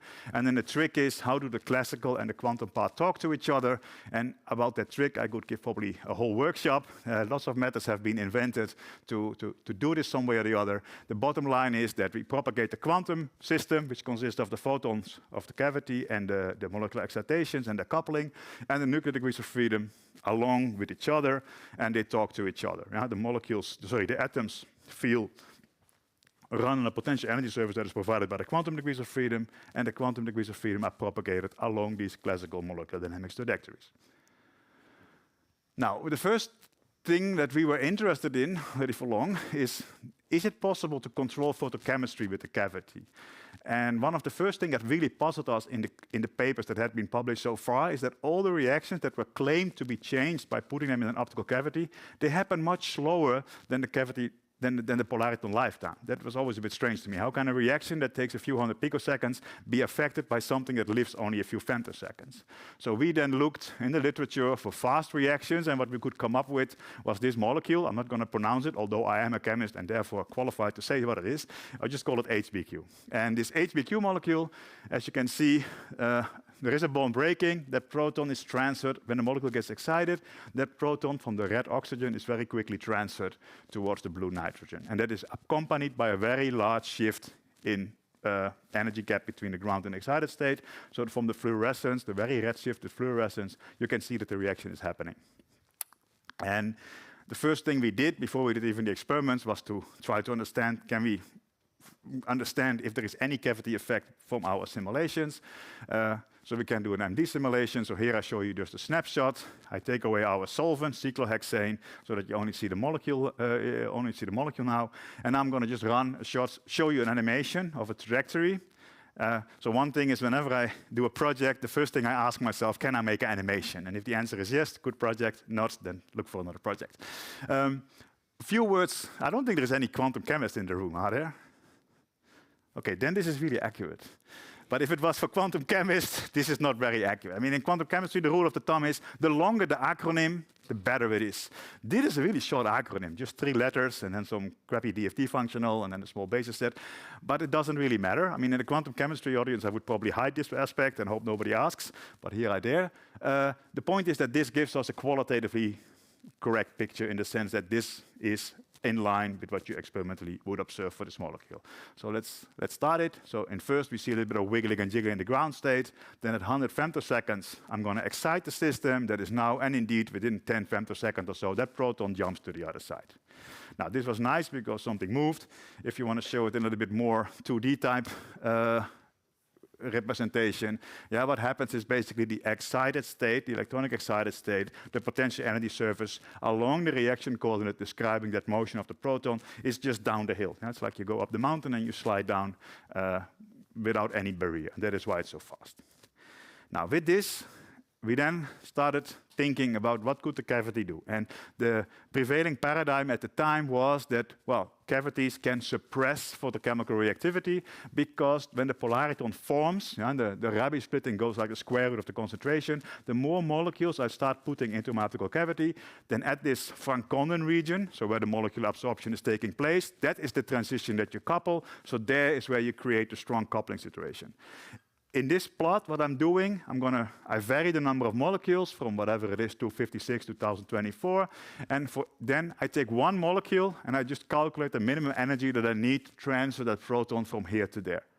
So basically one molecule, they're all coupled, and then one molecule has to undergo the reaction. And in order to do so, if the coupling gets stronger and stronger, the Rabi splitting at the Franconen region gets larger and larger, the barrier gets higher and higher, and it was then the hypothesis that strong coupling will suppress a photochemical reaction. Now, this is definitely true at 0 Kelvin, but even in US, that is very rare in the winter also. So most of the time it's a bit hotter. So the question is now, what happens with this model, this idea, when you do this at room temperature? So what we do, well, here are some details of the simulation. We basically can choose our cavity field strength such that with ranging between 100 molecules and 2,000 molecules, we can reach strong coupling. And then we can start systematically asking ourselves the question, at what coupling strengths do we see such suppression? Is such suppression happening at all? Yes or no? And what I'm going to show you here is a result from a classical MD trajectory. So we run these trajectories in the ground state. So we have like a room temperature, Boltzmann-weighted ensemble of structures. And then we can, in each of these structures that we extract from our trajectory, we can calculate what's the excitation energy. And what you get is in blue is a spectrum. This spectrum does not have the vibronic progression that you would expect from a real molecule. And that is because we use classical dynamics of the nucleus. So you don't have it. The fact that you have something Gaussian-like is therefore a good sign, because it means you kind of reach ergodicity. You're kind of sampling things quite well. And then if we take this ensemble of bare HBQ molecules, and I think this pink line is for 500 something molecules. I take these 500 something molecules from the trajectory, I copy them and put them in my optical cavity system. Then I get indeed strong coupling. I see the mode splits and have an upper and a lower polariton. And then the question is, if you now photoexcite this upper or lower polariton, do you see any differences with respect to the situation if the molecule is not in the cavity? So that is what I'm trying to plot here. So what I'm plotting here is for a 500 or so molecule ensemble. They're all coupled, they're all between the mirrors. And then I see the plot basically as a function of time, the distance of the proton to the oxygen. And what you can see is that immediately one of these 500 something molecules undergoes the reaction. So I'm not suppressing it. And this happens, doesn't really matter. We assume we have continuous wave excitation. We can excite here, we can excite there. All these little arrows indicate an eigenstate in which we start our simulation. So there is no suppression of this photochemical reaction, even though we have reached strong coupling. And the question is then, why is that? Well, I'm coming to that in a moment, but basically what the polariton seems to do, it just seems to act like a very expensive filter through which you're exciting your molecules. And this is due to the disorder that you have for this kind of molecules. I mean, the line width of the absorption spectrum for a molecule is not the inhomogeneous line. It's the inhomogeneous line width. It's the fact that each molecule is slightly different, is in a slightly different environment, and therefore absorbs slightly different energies. As I said, it's unavoidable. That leads to the line width. And what I'm showing you here is you can then start increasing the number of molecules, but this gray stuff, the absorption spectrum of the molecule without mirrors, that basically determines your density of states. So we have always, even in the largest Rabi splitting, we always have overlap between our polariton bands and our dark states. And as a consequence of that, none of these polaritonic states is actually the beautiful picture of fully delocalized excitation between the cavity and the molecules. Instead, here I'm plotting the photon contribution to each of the states for 128 molecules up the way to 2000 molecules. And you can see that always these states are, that the photon is smeared out over all the states. So all the states, there is no dark states, there is no bright states. All the states are like the weather at the moment. They're all gray. And because they're all gray, even though they have absorption strength, they have oscillator strength, but very little because the photon contribution is small. So yes, you do get this nice double peak absorption, but none of the states that actually absorbs is that delocalized polaritonic state that we were talking about in the beginning.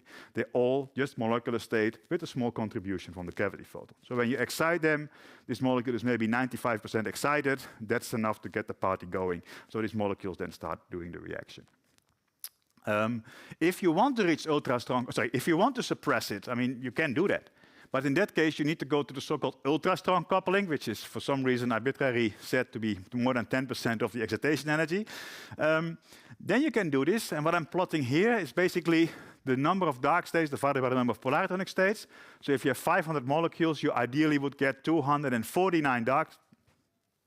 No, you get 500 minus 1 divided by 2. Yes, wait a minute. So we have 2 polaritonic states, and we have 500 minus 1 dark state. So if I divide them, then you get 250. So what you can see in this plot, sorry for that little loss here, is that when you start increasing the Rabi splitting, then this ratio starts approaching and then in the end settling to that number. So that only when the coupling becomes large enough, sure, then you get your polaritonic state, and then you suppress the photochemistry. But in that situation, this is trivial. And the reason why I believe it's trivial is that what happens then is that your combined molecule cavity absorption is actually exceeding the molecular absorption. So let's say that your molecule absorbs around 400, and then you can reach this ultra-strong coupling regime, and maybe you get it all the way down to 500 nanometer. I'm just making up a number now. And then you say, oh, now I suppress the chemistry. But the molecule wasn't absorbing at 500 nanometer to begin with. So if you want to protect the molecule against 500 nanometer light, you don't need to do anything. I mean, building a cavity around it is a very expensive way of keeping yourself busy, I would say. But anyway, if you do go there, if you do go to this ultra-strong coupling regime, then all the protons stay where they're supposed to be, and there is a suppression of the reaction. But again, it just means that you now have created an absorption where the molecule wasn't absorbing in the first place. So that is not so interesting, in my opinion. Okay, then to test this idea of this polaritonic optical filtering experimentally, we built these cavities, so together with Jussi. So what we have here, we have an aluminium bottom mirror. We're going to make a cavity in the UV. We have an aluminium bottom mirror. We put the molecule in a PMMA film. This is the absorption of the molecule. This is our emission of the molecule. We couple these UV transitions, and we use a very thin top mirror. That means that our fluorescence of the photo product is simply leaking out of the cavity, just like that. So that means we can now probe the fluorescence as a way to know that the reaction is happening. And then we put our cavity sample on a rotating stage so that we can actually scan as a function of incident angle the reflection, and from that infer the absorption, and we can measure the emission with a spectrometer at the same time. And what you then measure is this kind of messy 2D plots. We have seen many of them coming by. The theory always looks beautiful. Experiment always looks like, we have to, that's it. But what you can see, hopefully, is that, there is some signature of the strong coupling there. We have a avoided crossing. In dotted black, the black dotted lines is the cavity mode, which we obtained from this coupled harmonic oscillator model.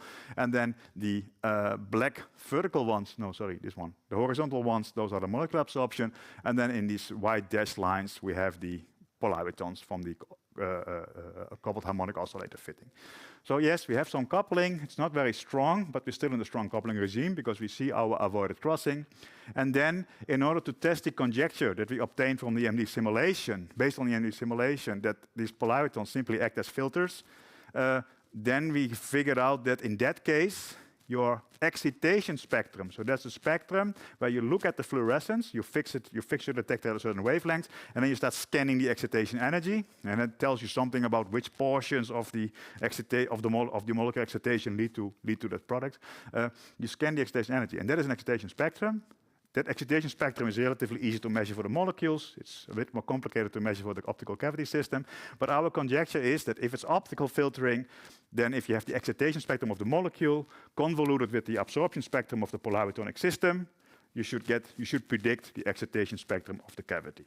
So basically, we have here the absorption spectrum, and it's all a little bit messy, unfortunately, but that's the experimental reality in these systems.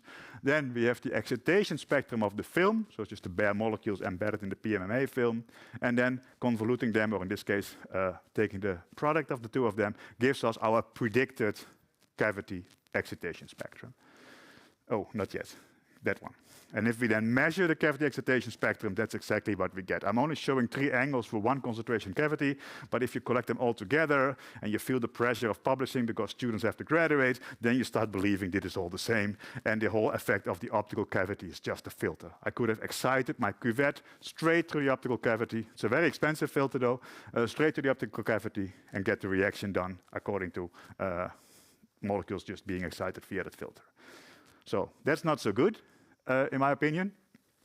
But at the moment, there is a little bit of hope at the end of the tunnel. I hope the light is not that light, but we believe now that we can, or not believe yet, but we hypothesize now that we can actually use polaritonic modes to actually channel energy somewhere. But that's again photophysics. We're not changing chemistry, we're just changing kind of the selection rules a bit.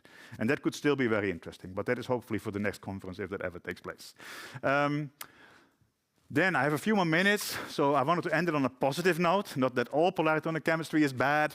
I think exciton transport is a chemical, photophysical process that's very important for photovoltaics. You want to catch the light and then you want to transfer it to some interface. So if you can enhance that, that will be good.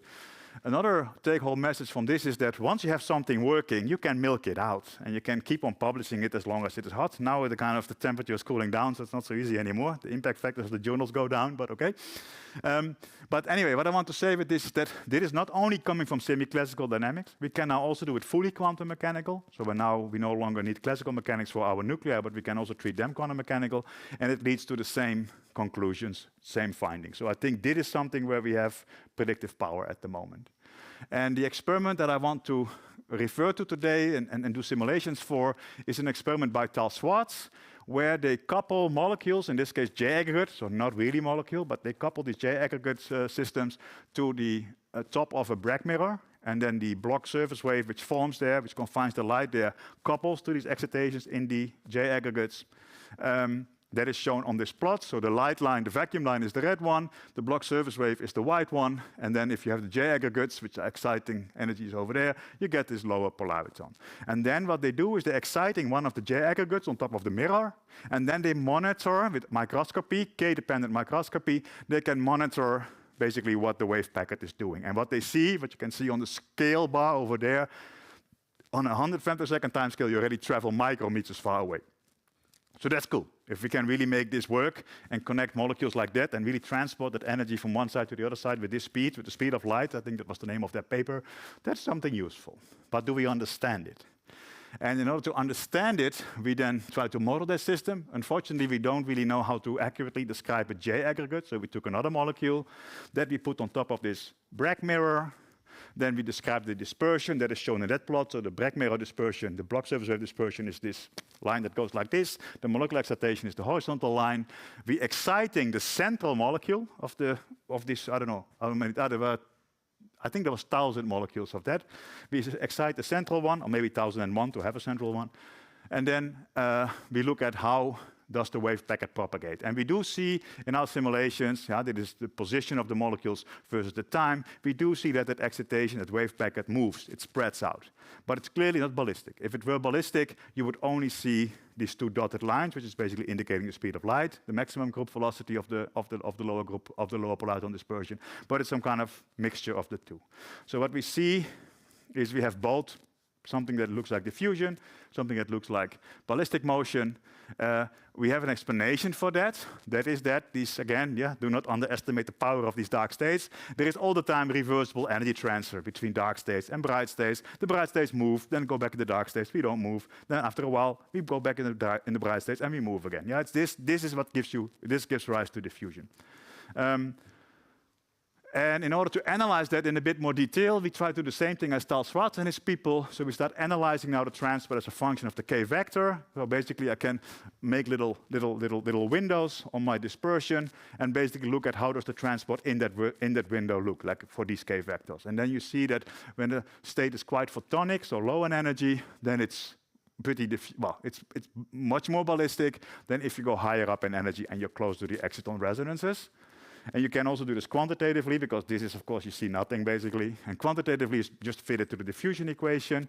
If the coefficient here of the mean square displacement, which is now shown for these two windows over there, if the fit of the coefficient of the t of the time is the beta is quadratic, then it's ballistic.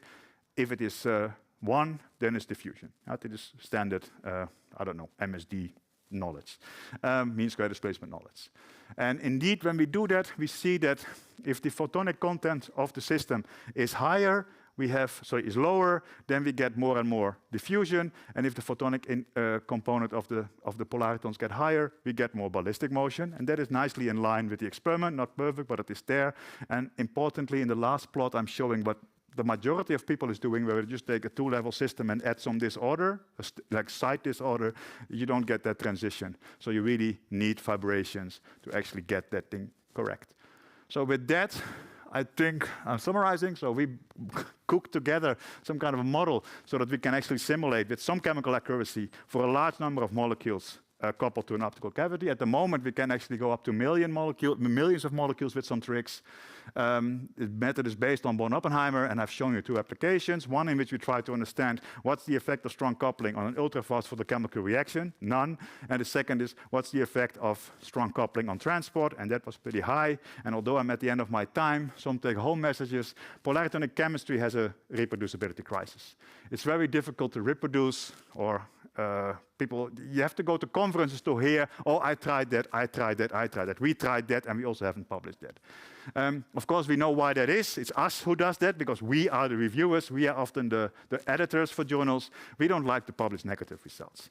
Now, to solve that problem, we should just have a new journal, the Journal of Polaritonics, negative results. If you have negative results, no IPC. If you have positive results, the jackpot APC, because then you're one step closer to the Nobel Prize. That's my thinking. for us, doing theory and computation, I mean, we should maybe go away from post-diction and say that you can explain something after the experimentalist has shown you the data. We should go to prediction and tell them what they should measure, and then be right or wrong. And we should have an estimate of the. We still don't even know how big this effect will be. I mean, even if it's true, if the effect is a few KT, then this is maybe not worth doing. And then finally, polar electronic chemistry is exciting. I hope it's true, but I'm not so sure. Polar electronic physics, I think, is pretty well true. I mean, we have seen the whole conference. We have seen, well, I should have, didn't fit more examples, but we have seen all beautiful examples where things do work. But that's physics, in my opinion, not chemistry. Chemistry means bond breaks, and that is not affected, it seems. And with that, I'd like to thank my collaborators, co-workers, victims, and so on, heroes. The red ones are involved in the project, and the funding agencies that made it possible. And of course, I would like to thank you for attention, and if there's questions, I'm happy to answer them in the last 35 seconds. Thank you for this. Thank you for this exciting talk. Is there a short question or comment? Go ahead. Thank you, Gerrit, for your talk. Just also a question regarding, since this reaction, they should appear only on a few molecule size, and your people are making these cavities with many molecules that are completely delocalized. To maybe corner a bit more this problem, wouldn't it be actually interesting also to work in the few molecule range with smaller mode volumes and less molecules, and maybe see if there is something going on there? Yes. Yeah, that is so I think most of our current funding is all, we all promised that. So we are looking into that, also try to model it. So with Johannes Feist, this is where we're interested in his few mode quantization method to really model explicitly what a gap between two nanoparticles, what kind of effect it would have on the chemistry. And then let's see if someone, or maybe us, can fabricate it. So that is indeed the goal. I mean, we need to meet in the middle. We need to meet somewhere where theoretically we can be confident that we can describe that number of molecules with sufficient accuracy, while from the experimental side, we must be confident that we can indeed model that number of molecules strongly coupled, and then see whether there are changes to the chemistry. That is indeed my dream, to go into that direction. But of course, as you also mentioned, even though your system doesn't seem to have it, and that is interesting, the Q factor is the problem there. With ordinary plasmonics, and yeah, you have mentioned it, many people have mentioned that lifetimes are too short for any meaningful chemical reaction, although this proton transfer, that is fast. So it would be great if we could somehow get that into Jeremy Baumbach's cucurbitryl, and then couple that to the nanoparticle mirror system, for example, or get it inside of your system. Okay, that's what. Thank you. Okay, I think we can close the session with this. Let's thank the speakers again. And I guess there will be some coffee there. Yes.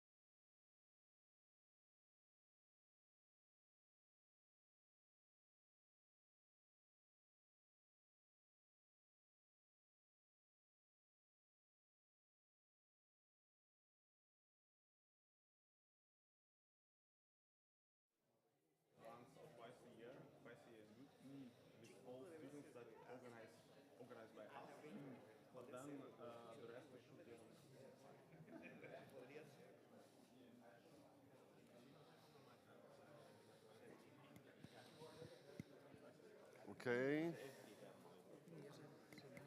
We will start soon. We will start soon the last session. I invite you to... So you're going to catch your train then? Are you flying? No, I'm staying here. No, I'm joking. Yeah, let's go for the last session then. No, it's fine. It's at 9 o'clock, so I have some time.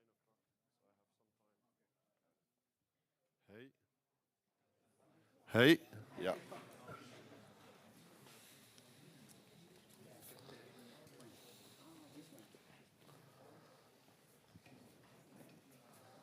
Please go ahead.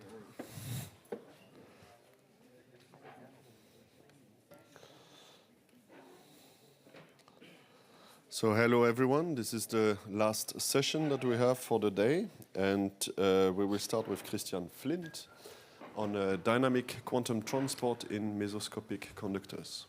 All right, so thanks, Mr. Chairman, and let me first thank the organizers, Anton and Florian, for putting together this workshop. I think it's a great idea, so thanks for doing it. And also, thanks for the invitation to come here and tell you about some of the work that we've been doing over the last few years. So the title of my talk is Dynamic Quantum Transport in Mesoscopic Conductors. That's quite a broad title, but I chose that because I also wanted to start by first introducing you to this field of research before discussing in more detail some of the things we've been doing. So several people have been involved in the work, and I don't mention all of them here on the first slide, but I do want to point out Menmori Saha, who is a PhD student in her second year in the group, and also Pedro Portugal, who is a postdoc in the group, and both of them have been heavily involved in the projects that I'll talk about. Okay, so the outline of the next 30 minutes or so, as I mentioned, I'll start by giving you an introduction to dynamic quantum transport, what this field about, and talk a bit about what has happened in the past. And then once we've done that, then I'll move on to talk about two projects that we've been working on the last 1 or 2 years. First, I'll tell you about what we call negative interference currents, and I'll come back to explain to you what that is.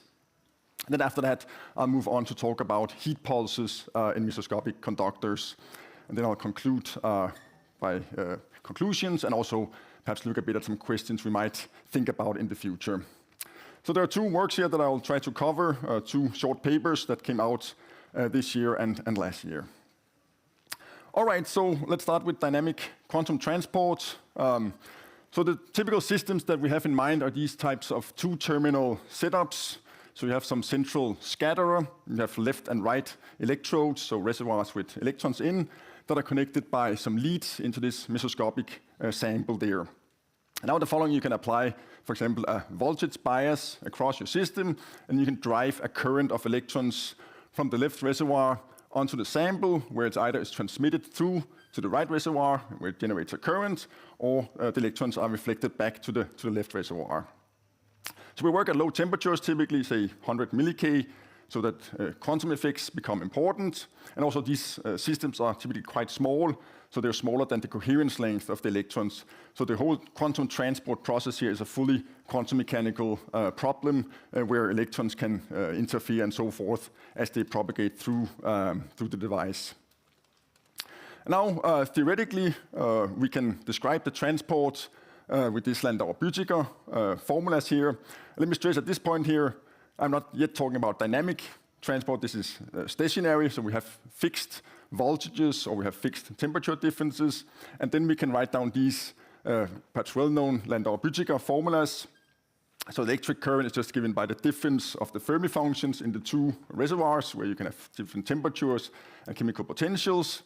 Then we have a transmission probability for an electron to come in with a certain energy E and being transmitted through the device. And then finally, we have to sum over the conduction channels that we have in the problem and integrate over the energy. Then we get the electric current. And you can write similar expression for the heat current. That's what I show you down here. All right, so we can look at a very simple example first. If we assume that we just have a single conduction channel that is fully transmitting, so the transmission probability is just 1, then you can easily carry out these integrals. and then you find that the electric current is just E squared over H, so the conductance quantum times the voltage. Similarly, you can calculate the heat current. It's a bit more complicated, but not too bad.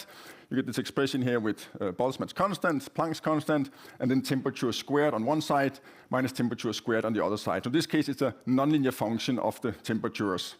But of course, if you have a little delta T, a small temperature gradient, then we can linearize this expression around the base temperature. And then we also get this kind of linear response expression here, where we also have now a thermal conductance quantum given by Boltzmann's constant, Planck's constant, and in this case also the temperature. So the upshot here is that the conductance, both the electric and the thermal conductance here, is quantized. You get one quantum of conductance per conduction channel. So this is kind of a fundamental prediction based on this Landau-Büttiger formalism, but it's also been verified experimentally. So the quantization of the of the electric conductance was done back in the 80s, some experiments in Delft and some in Cambridge. And they had this kind of structure here, a two-dimensional electron gas with a split gate on top. So you have a narrow constriction here, whose width you can control with a back gate. So you can apply a very negative back gate and completely pinch off the contact there. But then you can also slowly increase the gate voltage there, and then you, one after another, open up conduction channels, and you see there indeed the conductance there jumps in units of G naught, or perhaps 2 G naught if you also include the spin degree of freedom, right? So this was back in the 80s that one saw this quantization of the electric conductance, and then it took another 25 years before people then also measured the corresponding thermal conductance for these kind of electronic conductors. This was done in 2013 in the group of Frédéric Pierre in Paris. Had a bit more complicated setup, but still they had a conductor there where they could control the number of conduction channels. They could apply temperature difference across it. And then, as you see over on the right-hand side, they plot this thermal conductivity as a function of the number of open channels. And you see indeed that there's a linear dependence there. So this was back in 2013. And of course, at this point here again, I've only looked at stationary transport, right? So either fixed voltage or fixed temperature difference. So it's not yet dynamic. But of course, you can also start to think about a dynamic drive, where we have a time dependence, for example, in our voltage. And there's also been experiments on that. I'd like to point out a very nice experiment here from Christian Gladley's group in Paris, 2013. And again, they had one of these quantum pond contacts, but now as you can see, they applied a time-dependent voltage. So they had a voltage they could modulate in time, here I think in a gigahertz regime.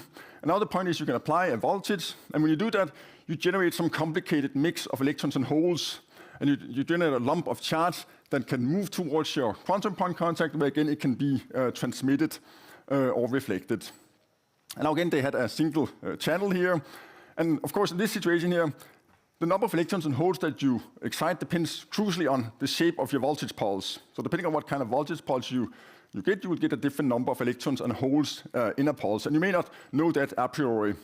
But if you look at the average current, you can convince yourself that it can be written in this simple form here. You just have the transmission of your quantum pond contact, the charge of the electron, the frequency of the drive, and then it's simply the number of electrons minus the number of holes, right? They contribute with opposite signs in your current.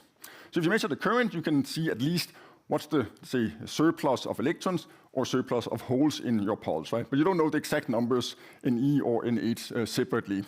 But if you also want to do those, or have access to them, then you can measure the low-frequency noise.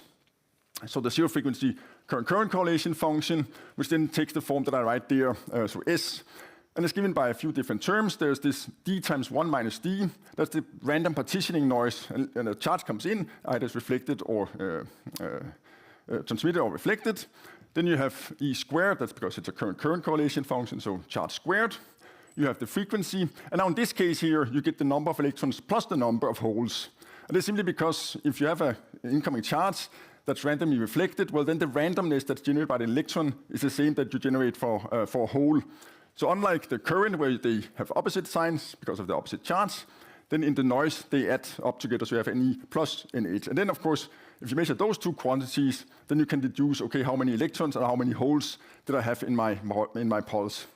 And that's basically what they looked at here in this experiment. They tried to apply different types of pulses, and then from the current and the noise, they could deduce, okay, how many charges, electrons, and holes did we have in the pulse.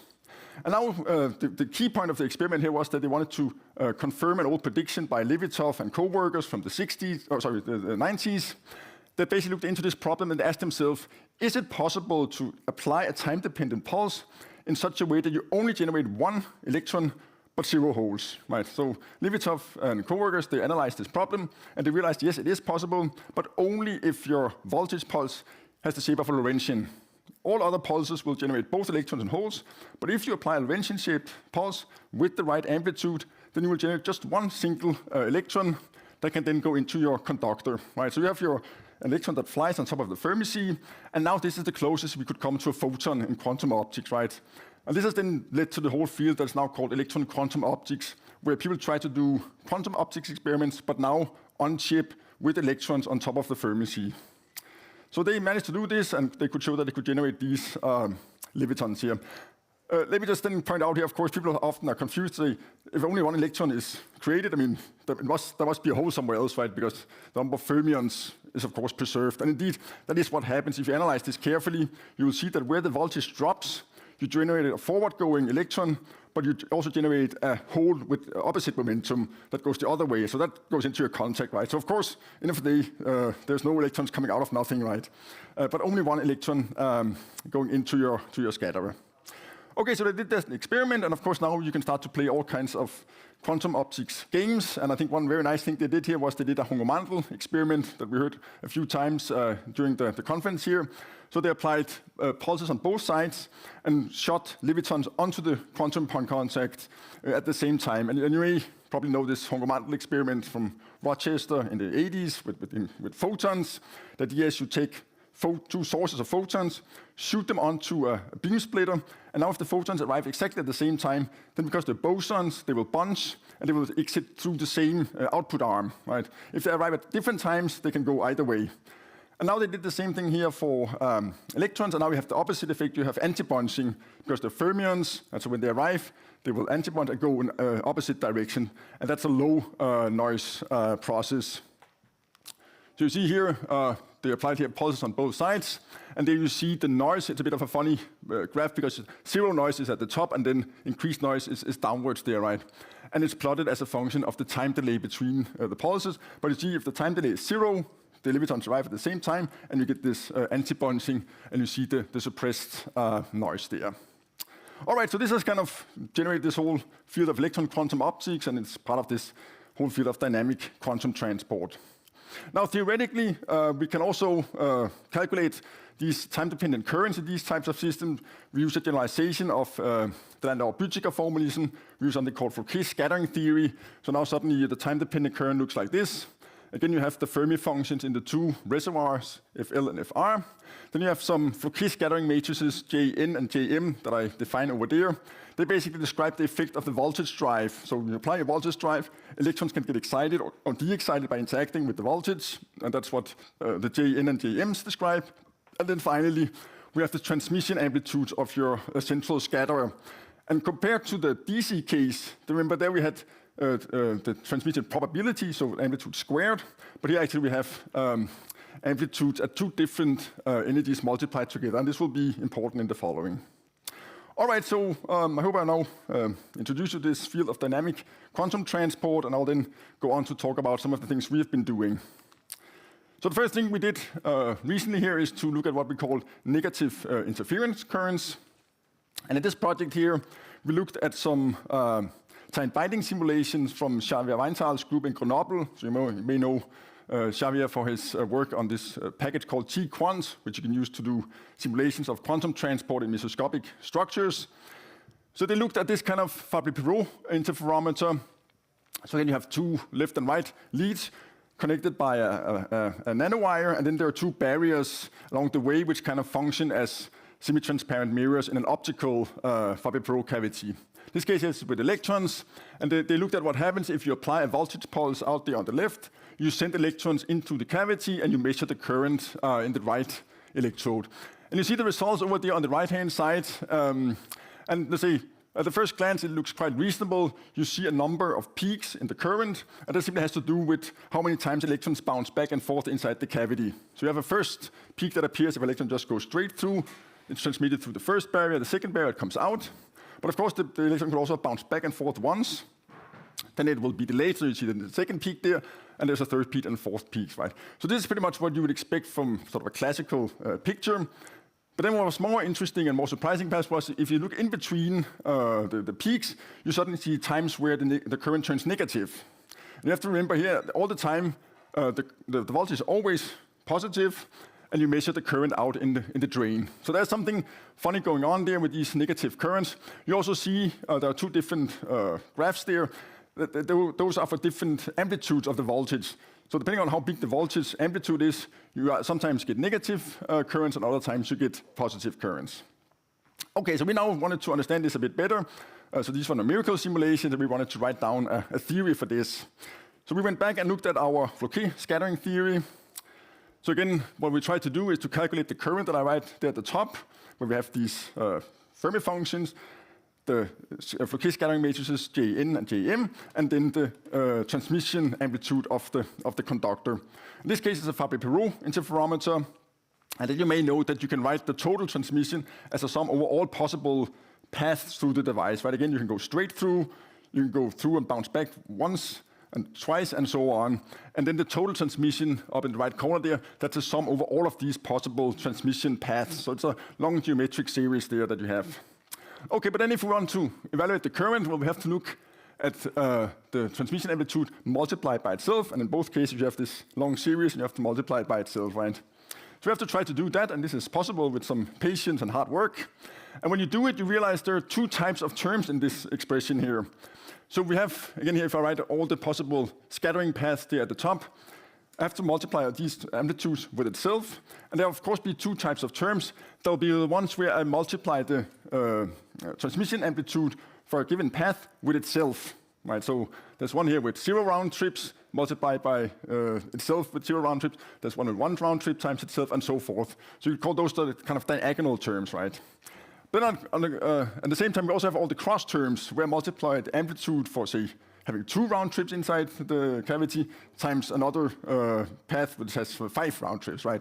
So there are all these kind of cross terms here. Now one can evaluate these two contributions separately, and then we come down to this rather simple expression at the end, where all these diagonal terms give rise to this expression here. And you just see you have, well, transmission at the first barrier, transmission at the second barrier, and then a certain number of round trips inside, and then a delayed pulse, right? So here, torque K simply has to do with how many round trips did you take inside. So that's the part that gives rise to these peaks that I already saw you, and this is, let's say, quite easy to understand. You also see that there's no temperature here, so it's kind of, even at high temperatures, you always have this term here. So now, no surprise here. But now the more interesting part here, that's the one that comes from these crossed terms. And there it is a bit more evolved. We get this expression here, where the first part there, R1, R2, that has to do with bouncing back and forth here, and L, that's the difference in the number of round trips for two different paths. So that has to do with the interferometer itself. Then we have a chi function there, which is defined here, which is a ratio of two timescales. One of them has to do with how long time you spend inside the cavity, and then we divide by tau beta, which is a thermal timescale that's defined here.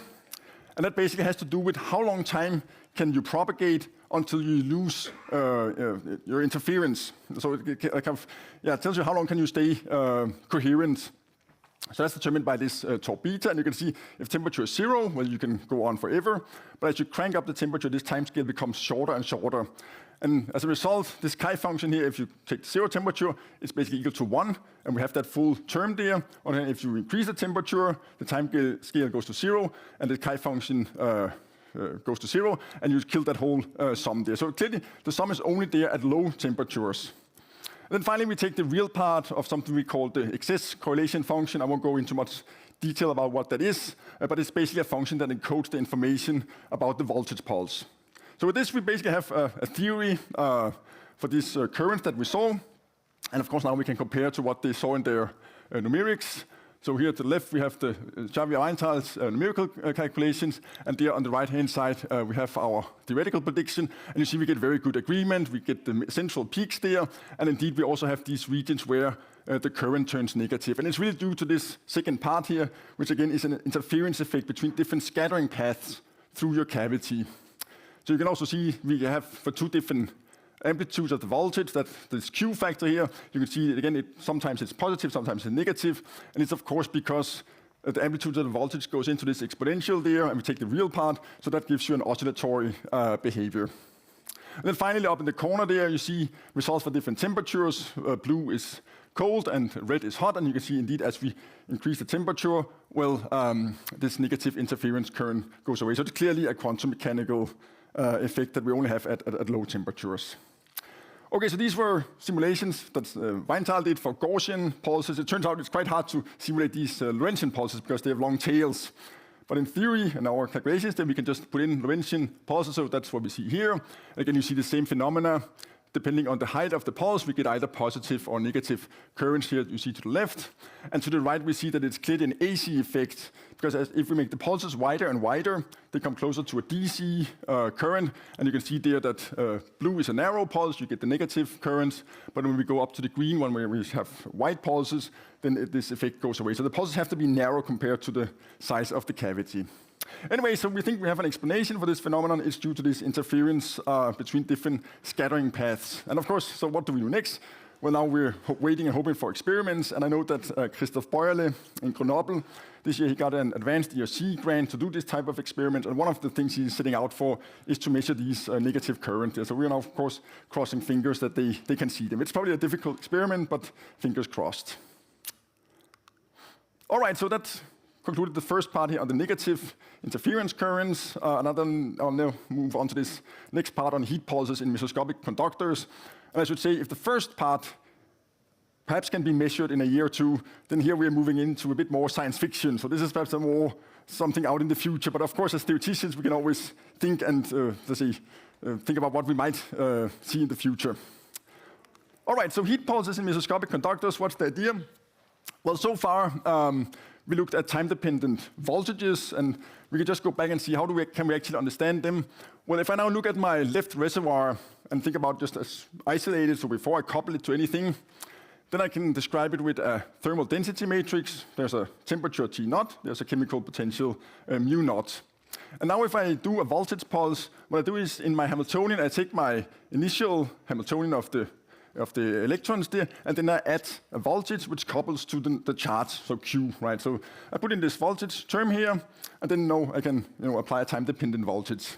And now I can ask, so what actually happens to my density matrix if I evolve with this Hamiltonian here?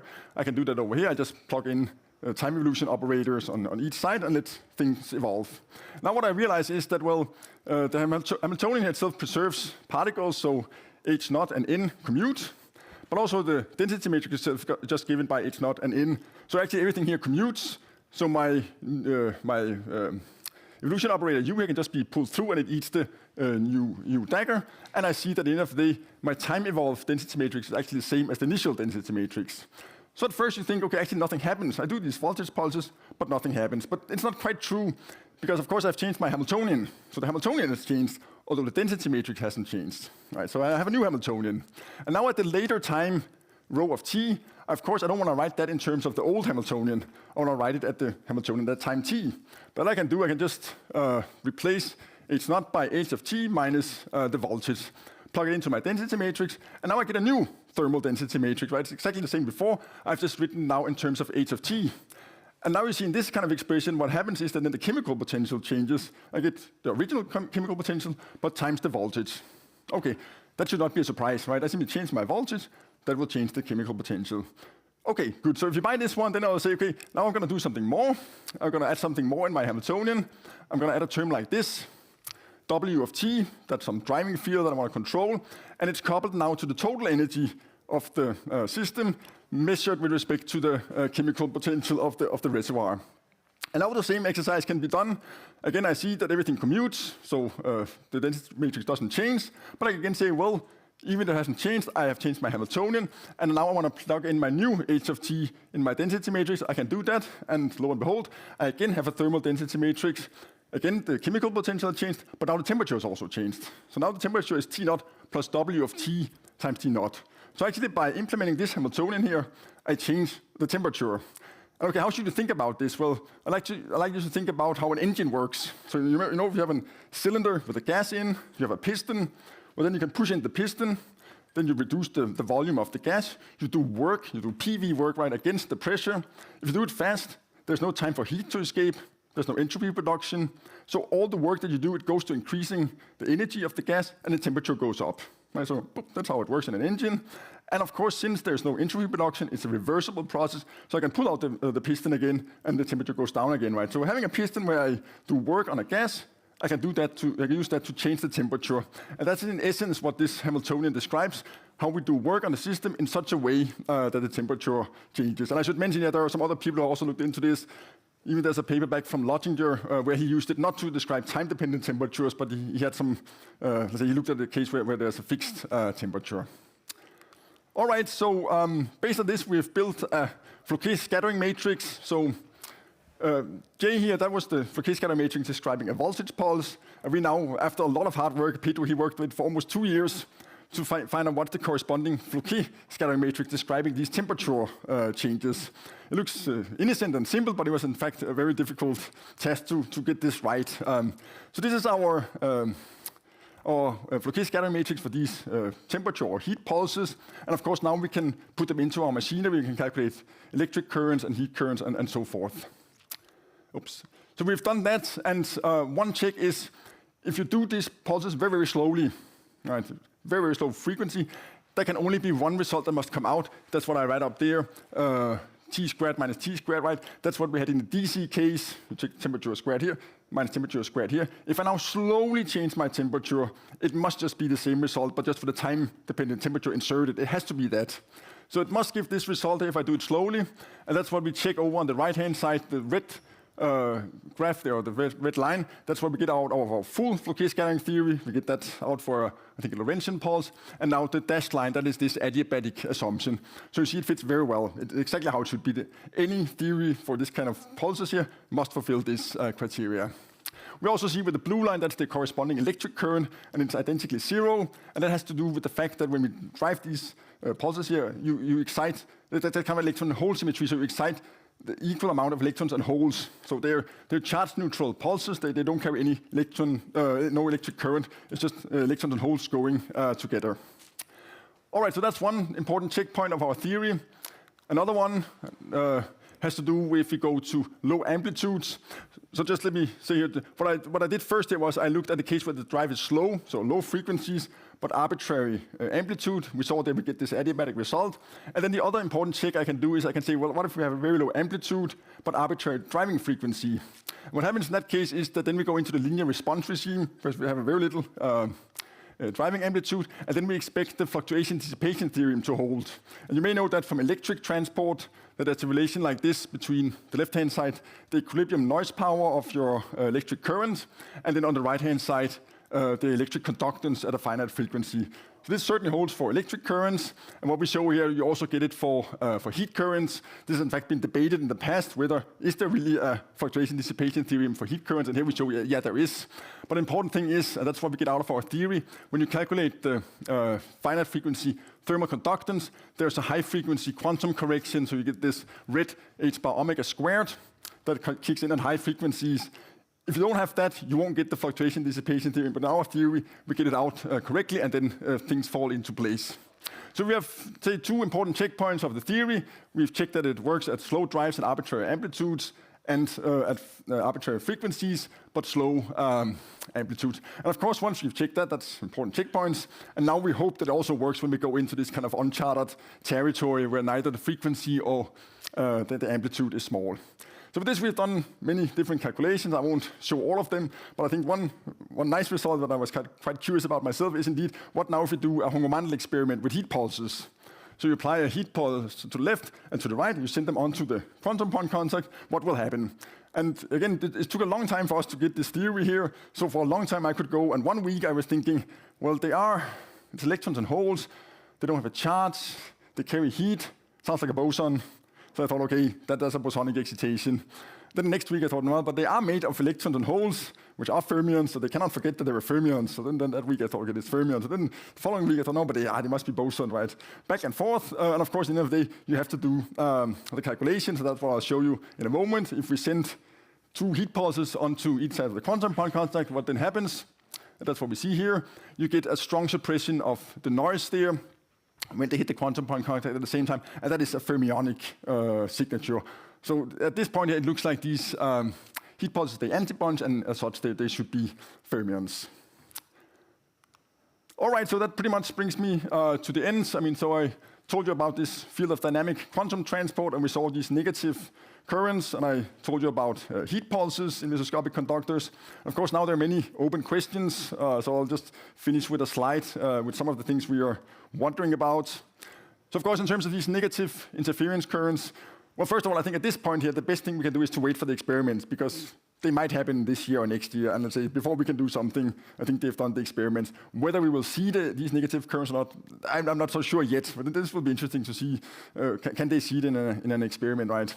But certainly it would be interesting to understand what's the role of interactions here, because we use the non-interacting theory, so we don't see effects of interactions, and it would be kind of interesting to know what now if actually electrons interact inside the cavity. How will that affect these currents? That's still an open question there. Then another important question related to the heat pulses, how can we generate them? I wrote sort of a general formal Hamiltonian with some field coupled to the total energy, but how do you actually do that in reality? And that's something we're thinking about now. The point is, in these kind of mesoscopic conductors, we typically work close to the Fermi level, so you have a linear dispersion relation. And basically that means that the energy is basically given by the Fermi velocity times the momentum. So what we basically would need to implement it would be if you somehow could have a time-dependent Fermi velocity. And we think there are some ways where you can somehow wiggle your band structure using some Fouquet engineering. So we have some preliminary results that at least indicate one way that we could generate these heat pulses.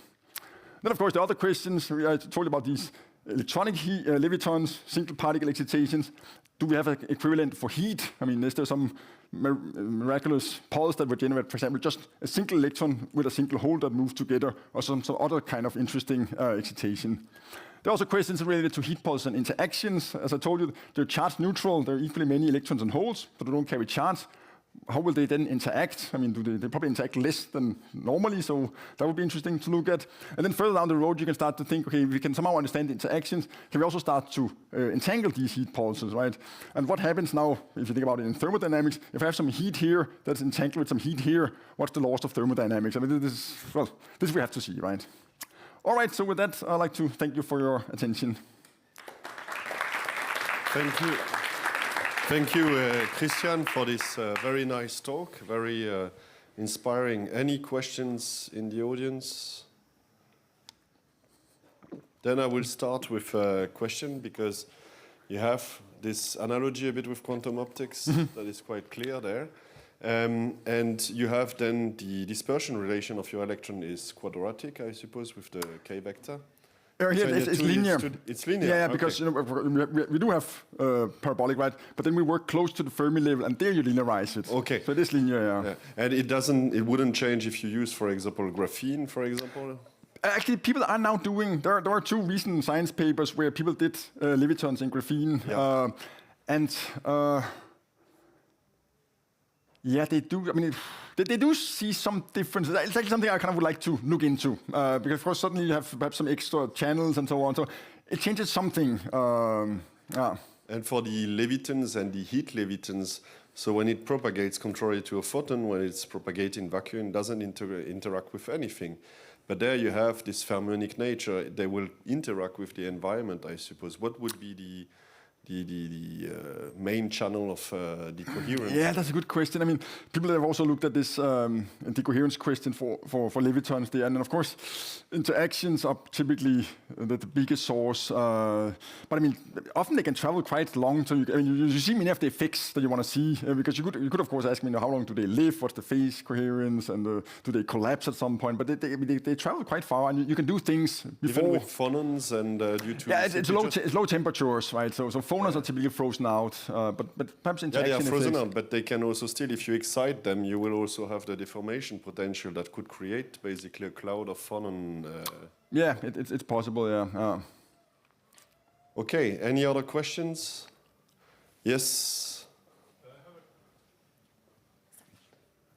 I have a question regarding the first point on this slide, so the negative interference currents.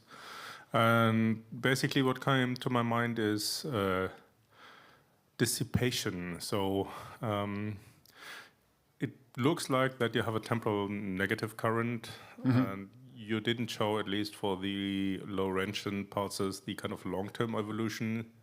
So is there any issue with negative dissipation in there, or is this all fine because it's a dynamic effect?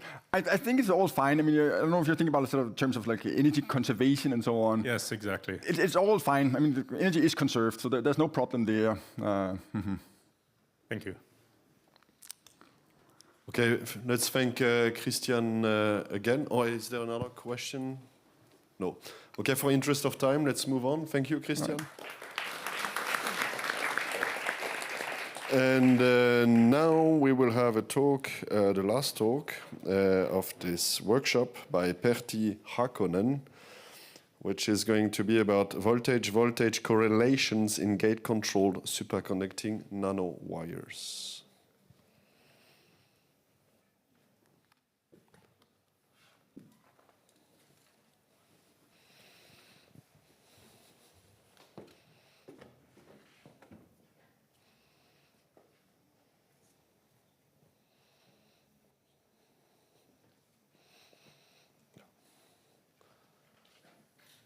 So, Pertti, if you're ready, go ahead. Thank you. And thank you all for staying to the last talk. And I also want to thank Anton and Florian on organizing this excellent workshop. I've enjoyed it a lot. This talk, I think I start a bit telling what Nano Group is doing at the Low Temperature Lab here at the Applied Physics Department. So here you can see that the lab in wintertime, lots of snow sometimes. So our work deals with several topics. So for example, we are working on quantum amplifiers and entanglement. So we have been working on various Josephson junction-based parametric amplifiers, characterized entanglement. At the moment, we are very much interested in multi-partite entanglement in these systems. And also for quantum circuits, we are at the moment very much interested in silicides, superconducting silicides. So we think they are very nice platforms for quantum circuits. We are interested in correlations in quantum circuits. So we have done lots of work on Cooper pair splitting, trying to preserve the entanglement of the spins. Also, we are interested in solving the problem of 1/f noise. That's a very old problem. And we are also interested in gap topology. So you will see some results on that. We have worked a lot on hybrid circuits, surveillance circuits, so carbon nanotubes, graphene. We have done microwave sensing using graphene junctions. We have used carbon nanotubes as templates for atoms and done Bose-Einstein condensation type of experiments in these systems. And the nanowire dynamics, which is listed here last, this is the topic that I'm going to talk most today. We have done lots of graphene and 2D material devices for sensing. And for example, graphene is very clean. If you have suspending graphene, it's very clean. You can introduce impurities and study the impurity motion and verify theories on the basis of this. So let me start with this one. I like this because this is basically thermally pumped quantum device. So it's a device. Let's see how this works. Maybe it's better I take.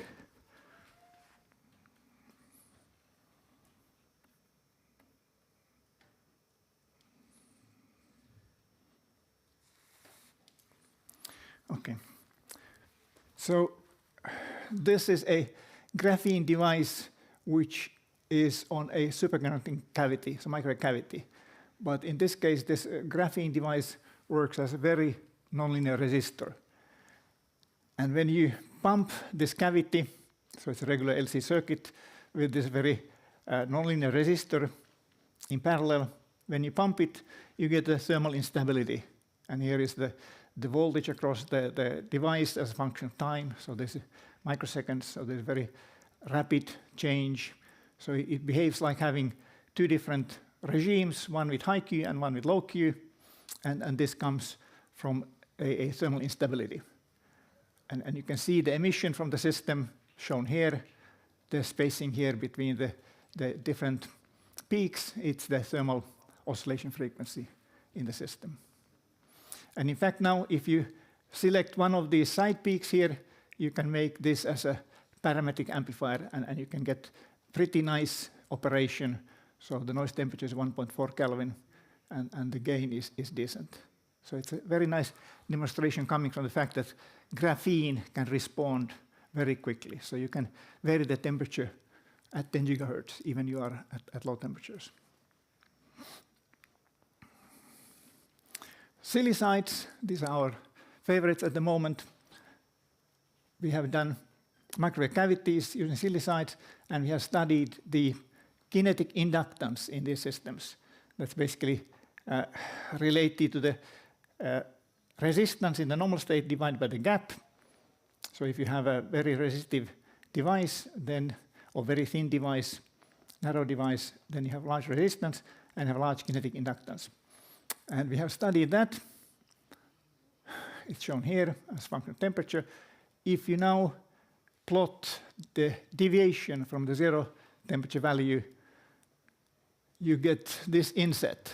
So logarithmic scale for the change of the frequency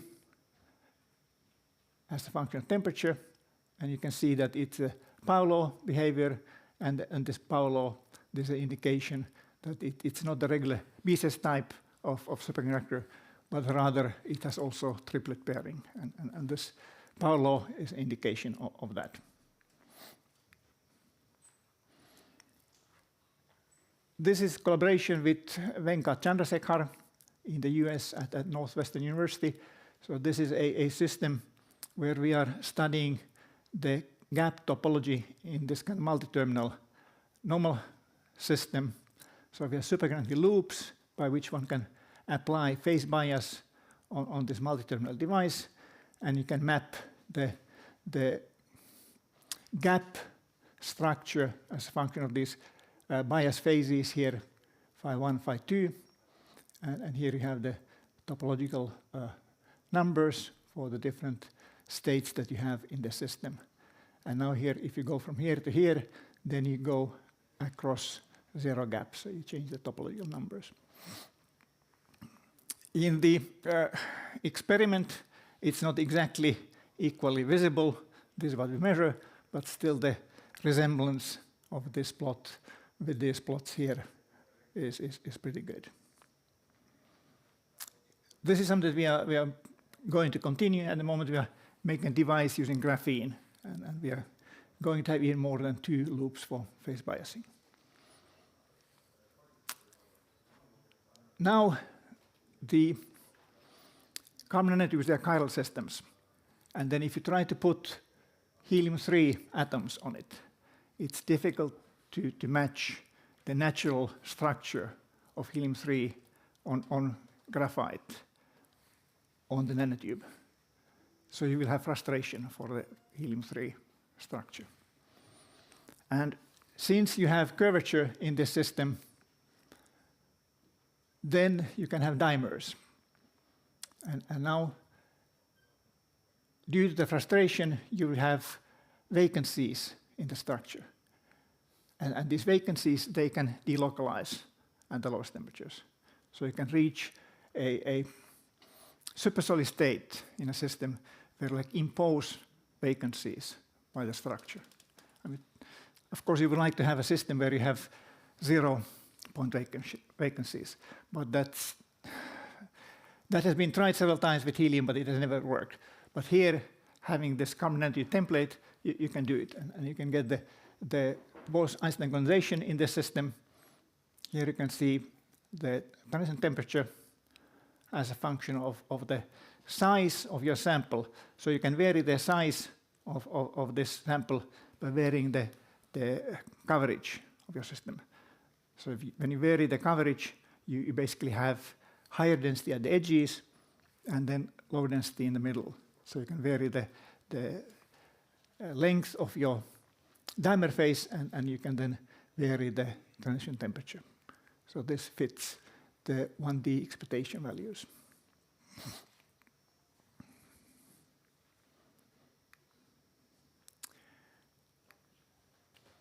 So I mentioned already that graphene is very clean, so you can put impurities. In this case, we have put neon atoms on graphene, and the atoms, they will diffuse on the system. So here's a Monte Carlo simulation. You can see it tends to make some clusters and then decluster. And using this kind of model, you can then analyze the results that we have obtained on 1F noise in this system. And everything fits pretty nicely for this kind of clustering, declustering modeling in the system. So you will get anisotropic mobility fluctuation in your system. And in this case, when you have this kind of anisotropic mobility fluctuations, then there's a special point. If your mobility times magnetic field is 1, the noise will vanish. Of course, in practice, in our case, it doesn't fully vanish. In our case, the correlation between the different directions of the mobility fluctuation is not perfect. And in this case, you don't really get this full suppression of the noise.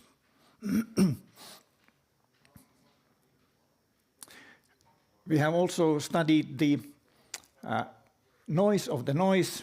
So here, these are traces of the noise spectra. So each point here is one noise spectrum. And we then look how the noise varies with time. So this is a so-called second spectrum. So it's a noise of the noise. And typically people say that when you have 1F noise, it's a collection of fluctuators. But if you have a collection of fluctuators, then the second spectrum would be flat. So it would be white.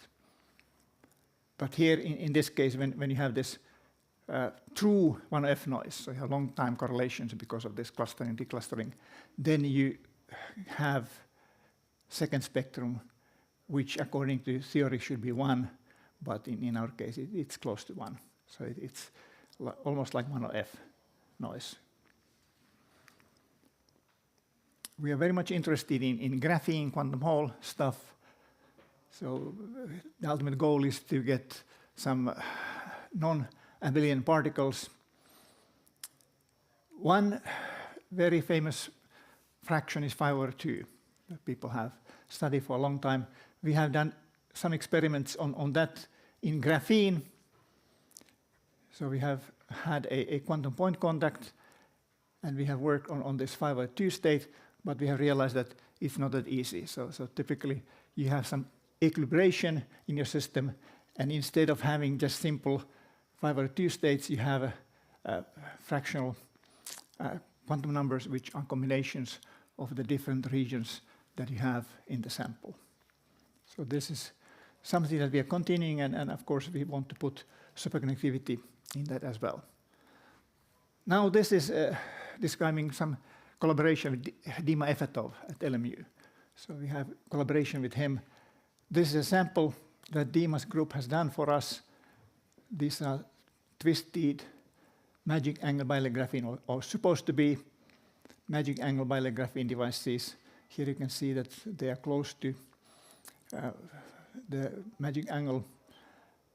Unfortunately, when we have measured these, the resistance doesn't go all the way to 0. So here is current, and here is the resistance. You can see that it's about 1.5 kilo ohms. And this is very unfortunate because this experiment was supposed to measure the kinetic inductance of these devices, so superfluous stiffness of these devices. But since it has this resistance, you can't really measure the kinetic inductance of these devices. So here in this plot, you can see the superconducting regimes. So one is here, and the other one is then here, and then the third one is on that side here. But instead, one could measure the electron-phonon coupling. So you can put heat into your system and look how your temperature changes. And the prediction is that the magic angle bilayer graphene has much stronger electron-phonon coupling.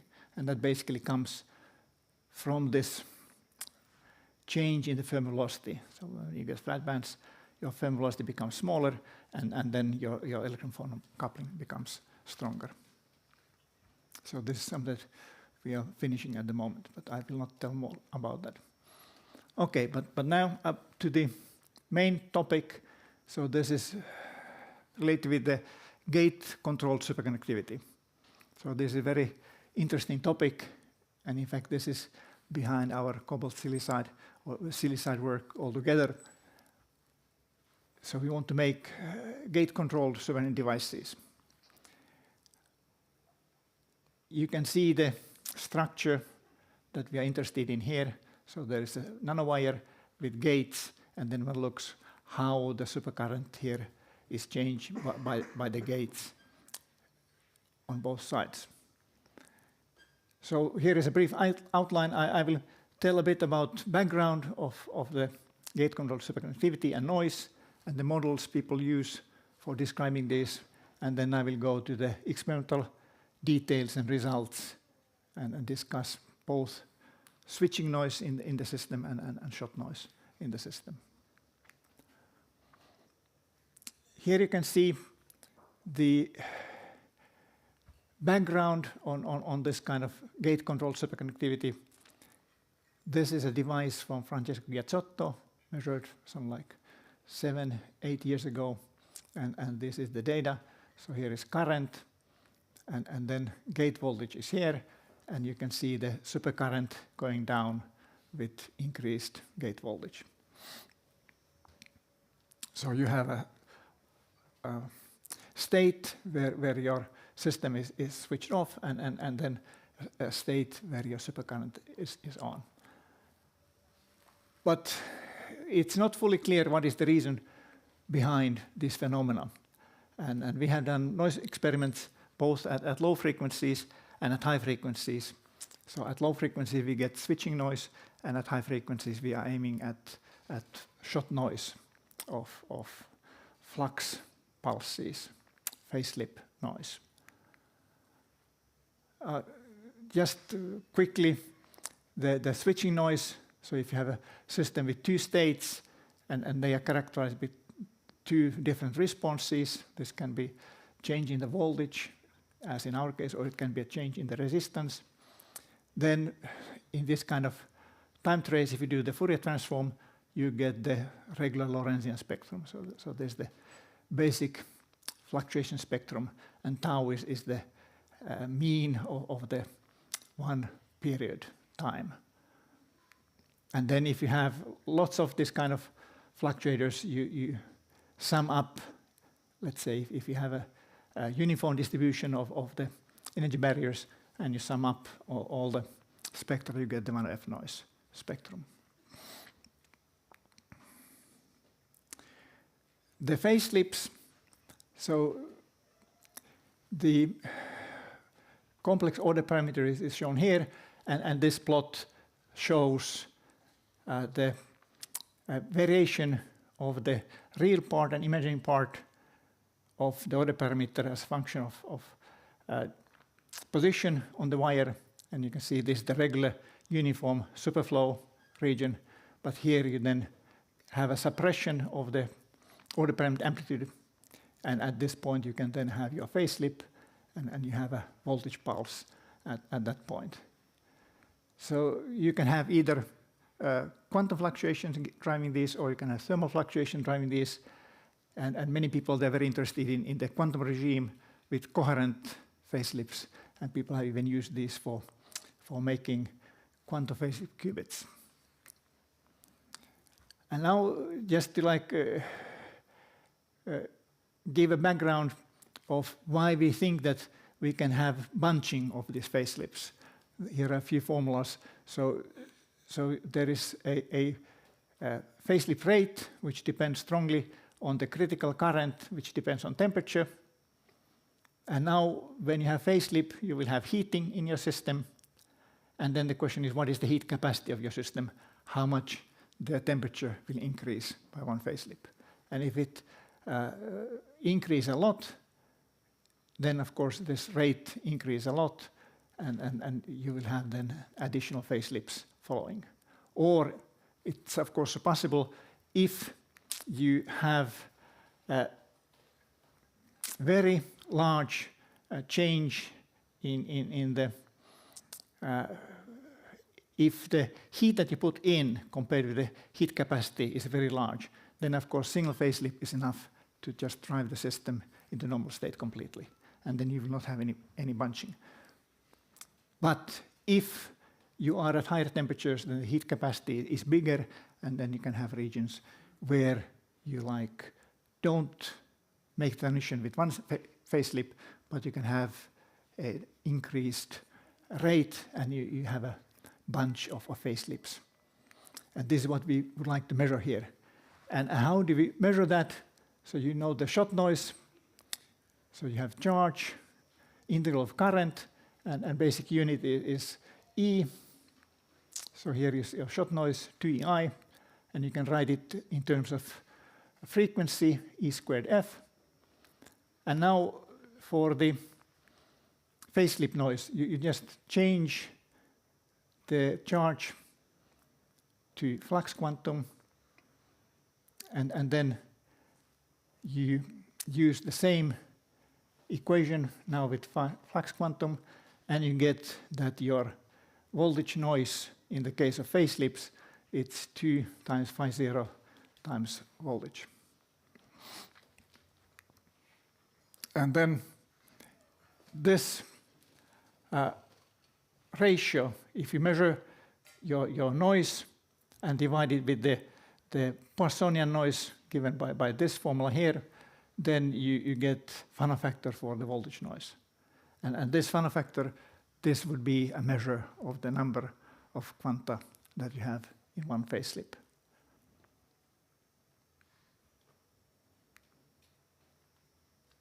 The regular model for studying these things, it's so-called tilted washboard potential, which is illustrated here. I mean, you can write down the current through a Josephson junction, the supercurrent, displacement current, resistive current, and then you get this kind of equation of motion for your system. Here I is the bias current through your system, and this basically equivalent to motion of a phase particle in a washboard potential, which is tilted by the bias current. And the important things here is the plasma frequency, which is basically the motion or the phase particle in the potential minimum, and how big is the dissipation. So they give you the quality factor. So if your quality factor is high, then your system can fluctuate easily, and it can easily start running along the potential. And here are graphically the situation. So you have the potential on the top, and then here is the phase behavior, and this is the voltage. So if you have very small tilting of a potential, you can have very infrequent facelifts and very infrequent voltage pulses, and this is the case where you have the shot noise in your system.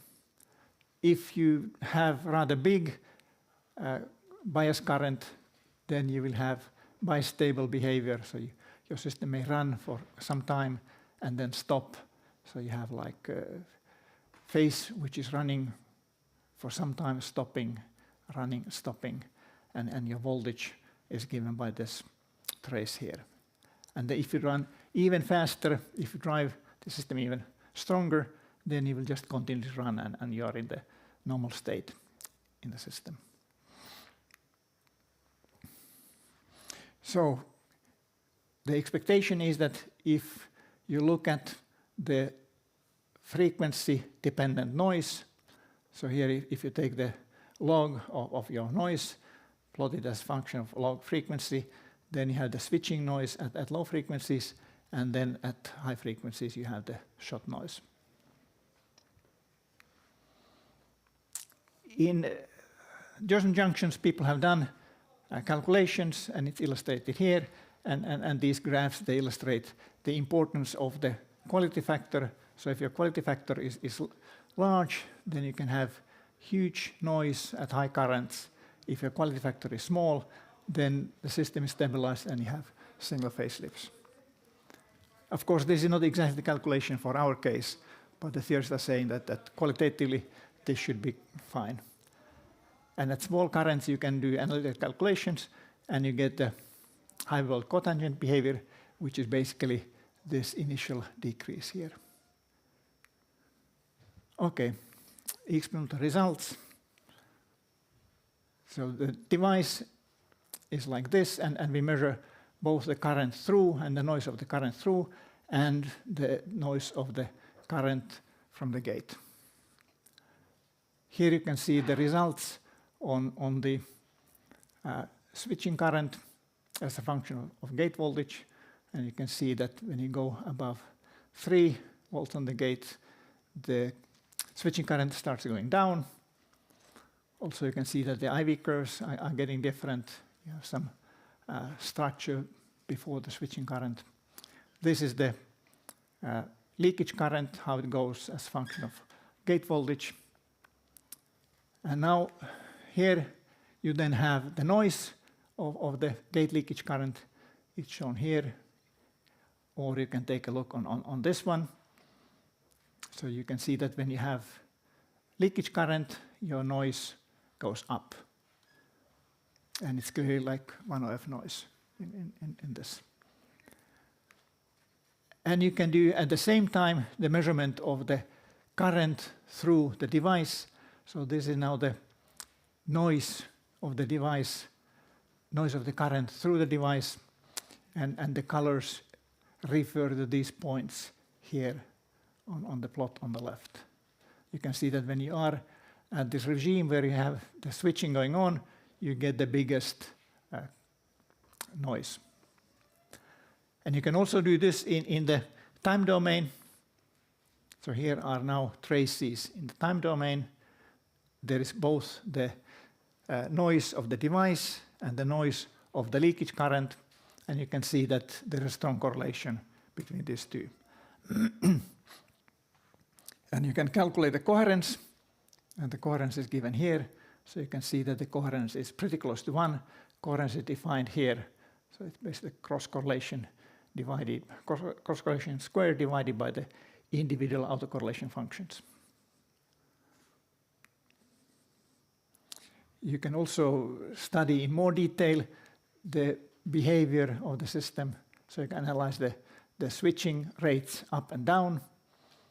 You can make distributions of the values of the lower level and upper level, and you can make distributions of the time the system spends in the upper or lower level. So you can clearly see from these distributions that it's Poissonian switching between the two levels. So this upper data is at the sharp edge of the IV curve. If you now go lower to lower currents, then the behavior is a bit different. You have like switching up and down from an intermediate level, and you can then make distributions, and you see that you have like 2 different peaks here at lower voltages, and then if you increase the current, you get this peak at higher voltages. So you can deduce from here that in this case, you have like a small region becoming normal in the system, and here, in this case, you can deduce that the whole wire becomes normal.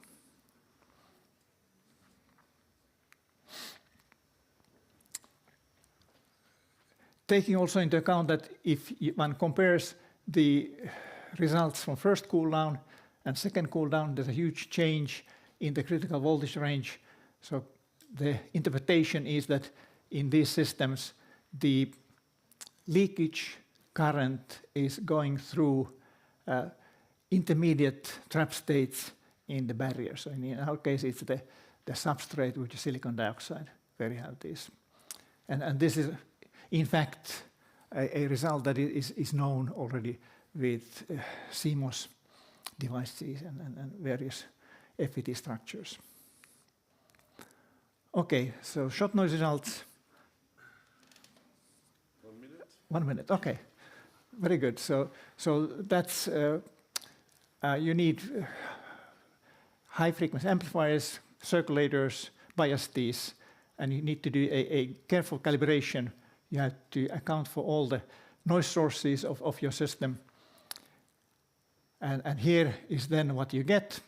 We are measuring both the total noise and the integrated differential noise. The right one is the differential noise, integrated, less noise, but basically the same results. And from here you can see that if you look at this, then you have just single phase slips here and it becomes normal. But in this range here at 400 millikelvin, you can see the region where you can have this bunch shot noise phenomena. And this is what we see. We get like 20 in that range, 20 phase slips in one bunch, and at low currents it's like 1, 2, or 3 in this case. And so we are still working on the analysis, and I think we should really think about trying to improve on the tilted washboard potential. Okay, maybe I don't talk about that. These are the people who have been working in my group. Then there are people at NYCU in Taiwan. These people are helping us with silicides, Shengshan Ye and Junjong Ling. And then in nanowire business, we have been collaborating with Peter Mak and Chabal Chonka and Jesper Nygård in Niels Bohr Institute, and at LMU with Andres and Dmitry Efetov. Thank you very much.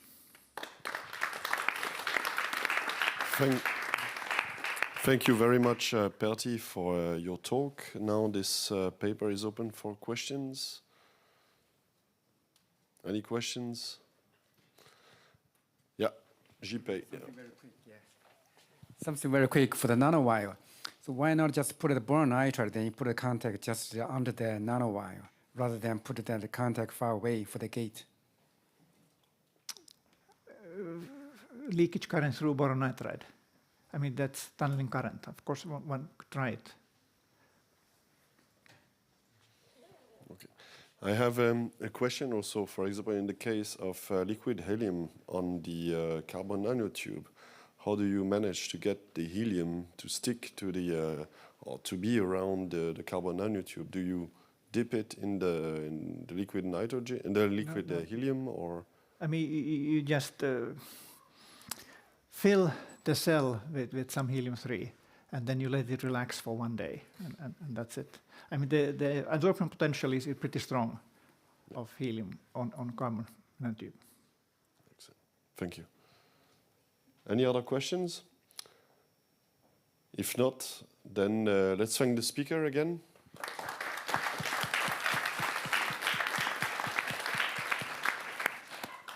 Yeah, thanks, Nicolas. Thanks, Pertti, Christian, for very nice last session of this conference. And I would like to thank actually all of you for who made this actually conference such a bright event, and for all of your contributions, your talks, posters, great questions, discussions, all these nice contributions to the workshop. Obviously, on behalf of the Florian as well, unfortunately had to go for his slide, but he gave me all the rights to ask you for a round of applause for everyone for who made this conference happen, please.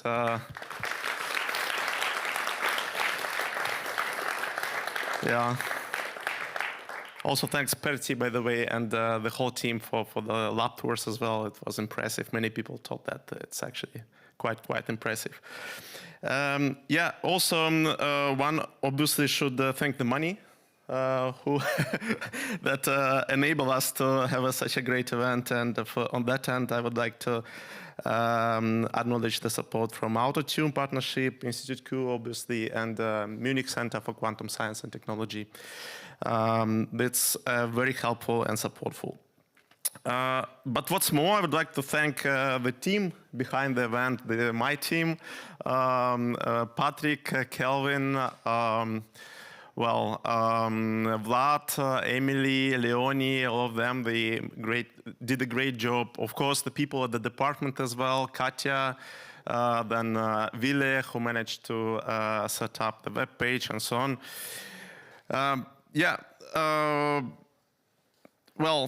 The special thanks to, obviously, to Leonie and Emily, who made this happen and contributed tremendously to the event. Really a big round of applause to them, please.